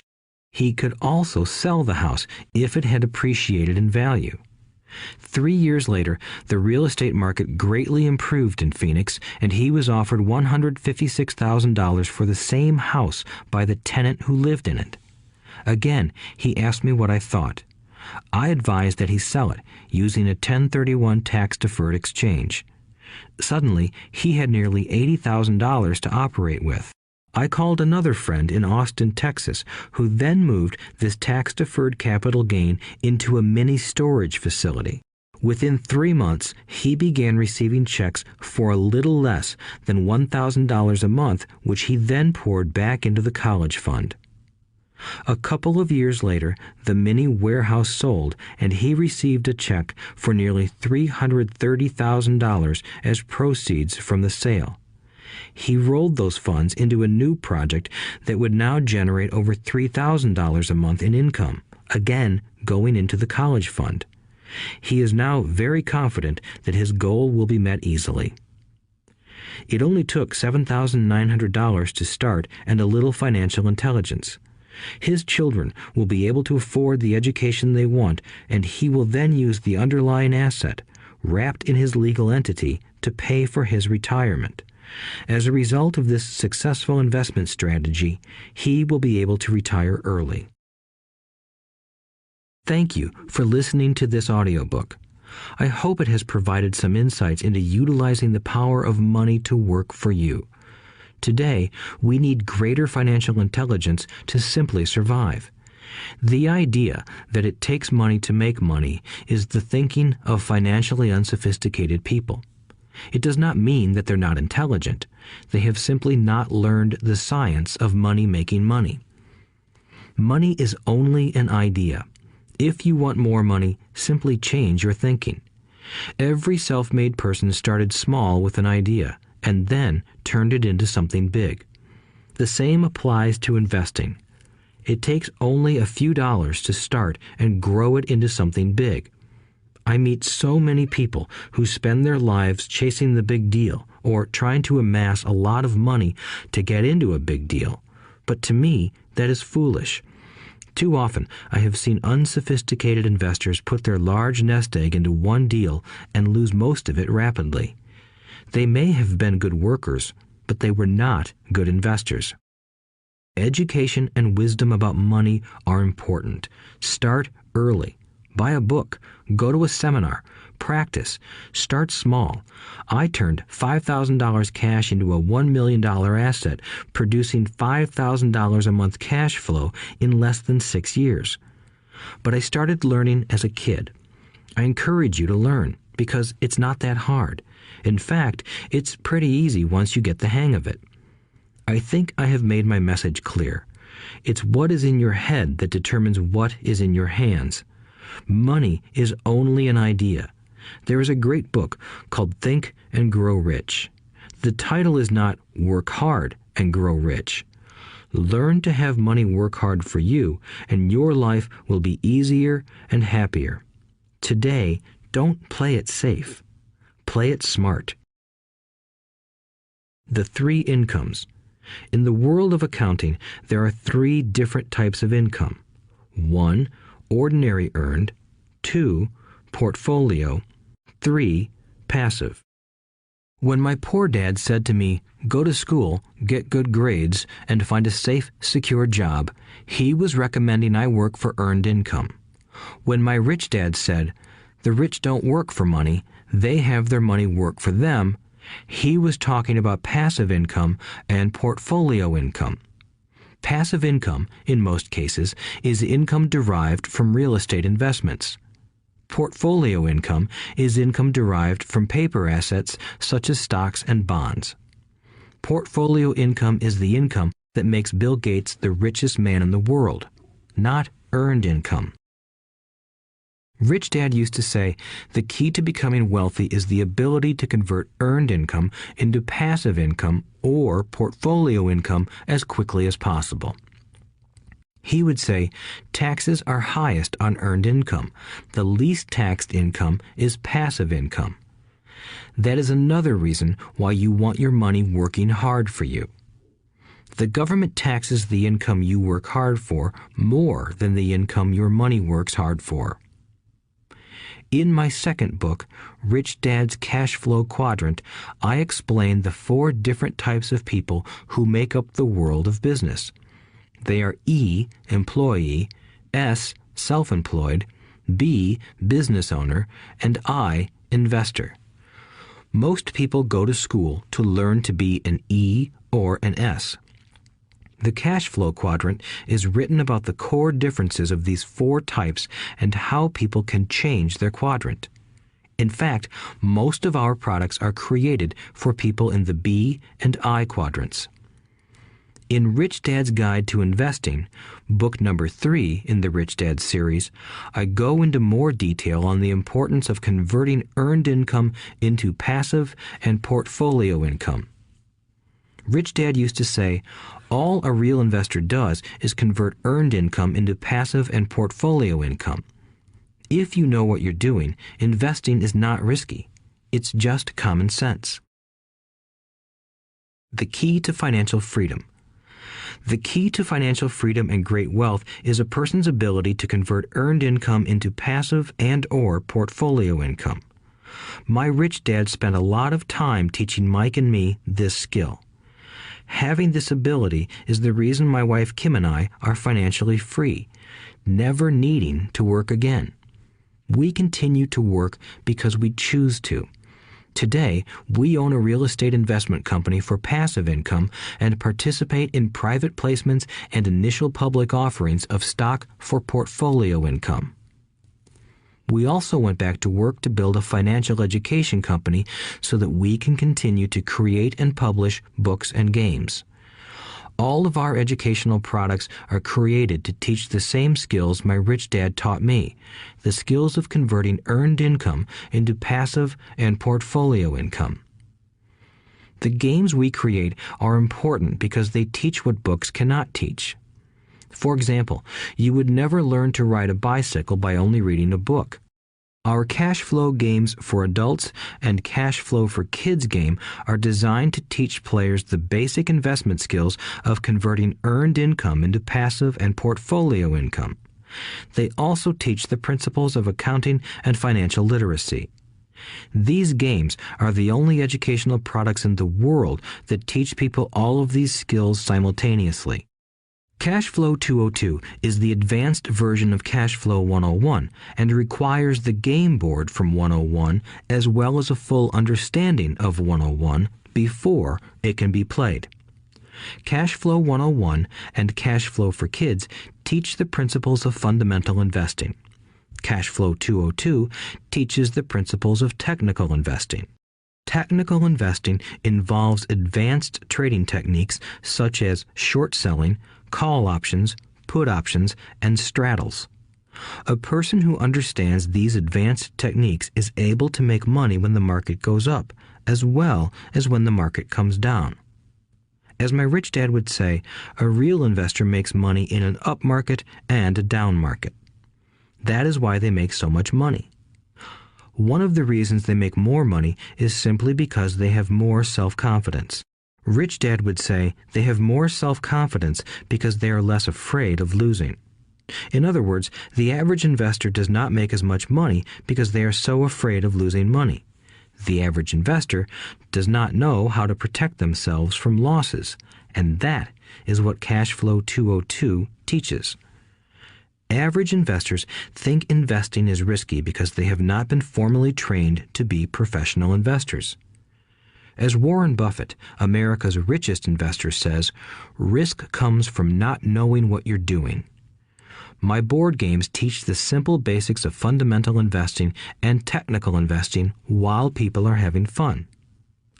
I occasionally hear someone say, your educational games are expensive, which poses the question of ROI, the return on investment, or the value returned for the price paid. I nod my head and reply, yes, they may be expensive, especially when compared to entertainment board games. But my games are not as expensive as a college education, working hard all your life for earned income, paying excessive taxes, and then living in terror of losing all of your money in the investment markets. When someone walks away mumbling about the price, I can hear my rich dad saying, if you want to be rich, you must know what kind of income to work hard for, how to keep it, and how to protect it from loss. That is the key to great wealth. Rich Dad would also say, if you do not understand the differences in those three incomes and do not learn the skills on how to acquire and protect those incomes, you will probably spend your life earning less than you could and working harder than you should. My poor dad thought a good education, a good job, and years of hard work were all you needed to be successful. My rich dad also thought a good education was important. But to him, it was also important that Mike and I know the differences in the three incomes and what kind of income to work hard for. To him, that was basic financial education. Knowing the differences in the three incomes and learning the investment skills of how to acquire the different incomes is basic education for anyone who strives to acquire great wealth and achieve financial freedom, a special kind of freedom that only a few will ever know. As Rich Dad states in lesson number 1, the rich do not work for money. They know how to have money work hard for them. Rich Dad said, earned income is money you work for, and passive and portfolio income is money working for you. Knowing that little difference has been significant in my life. Or, as Robert Frost ends his poem, and that has made all the difference. Take action. All of you were given two great gifts, your mind and your time. It is up to you to do what you please with both.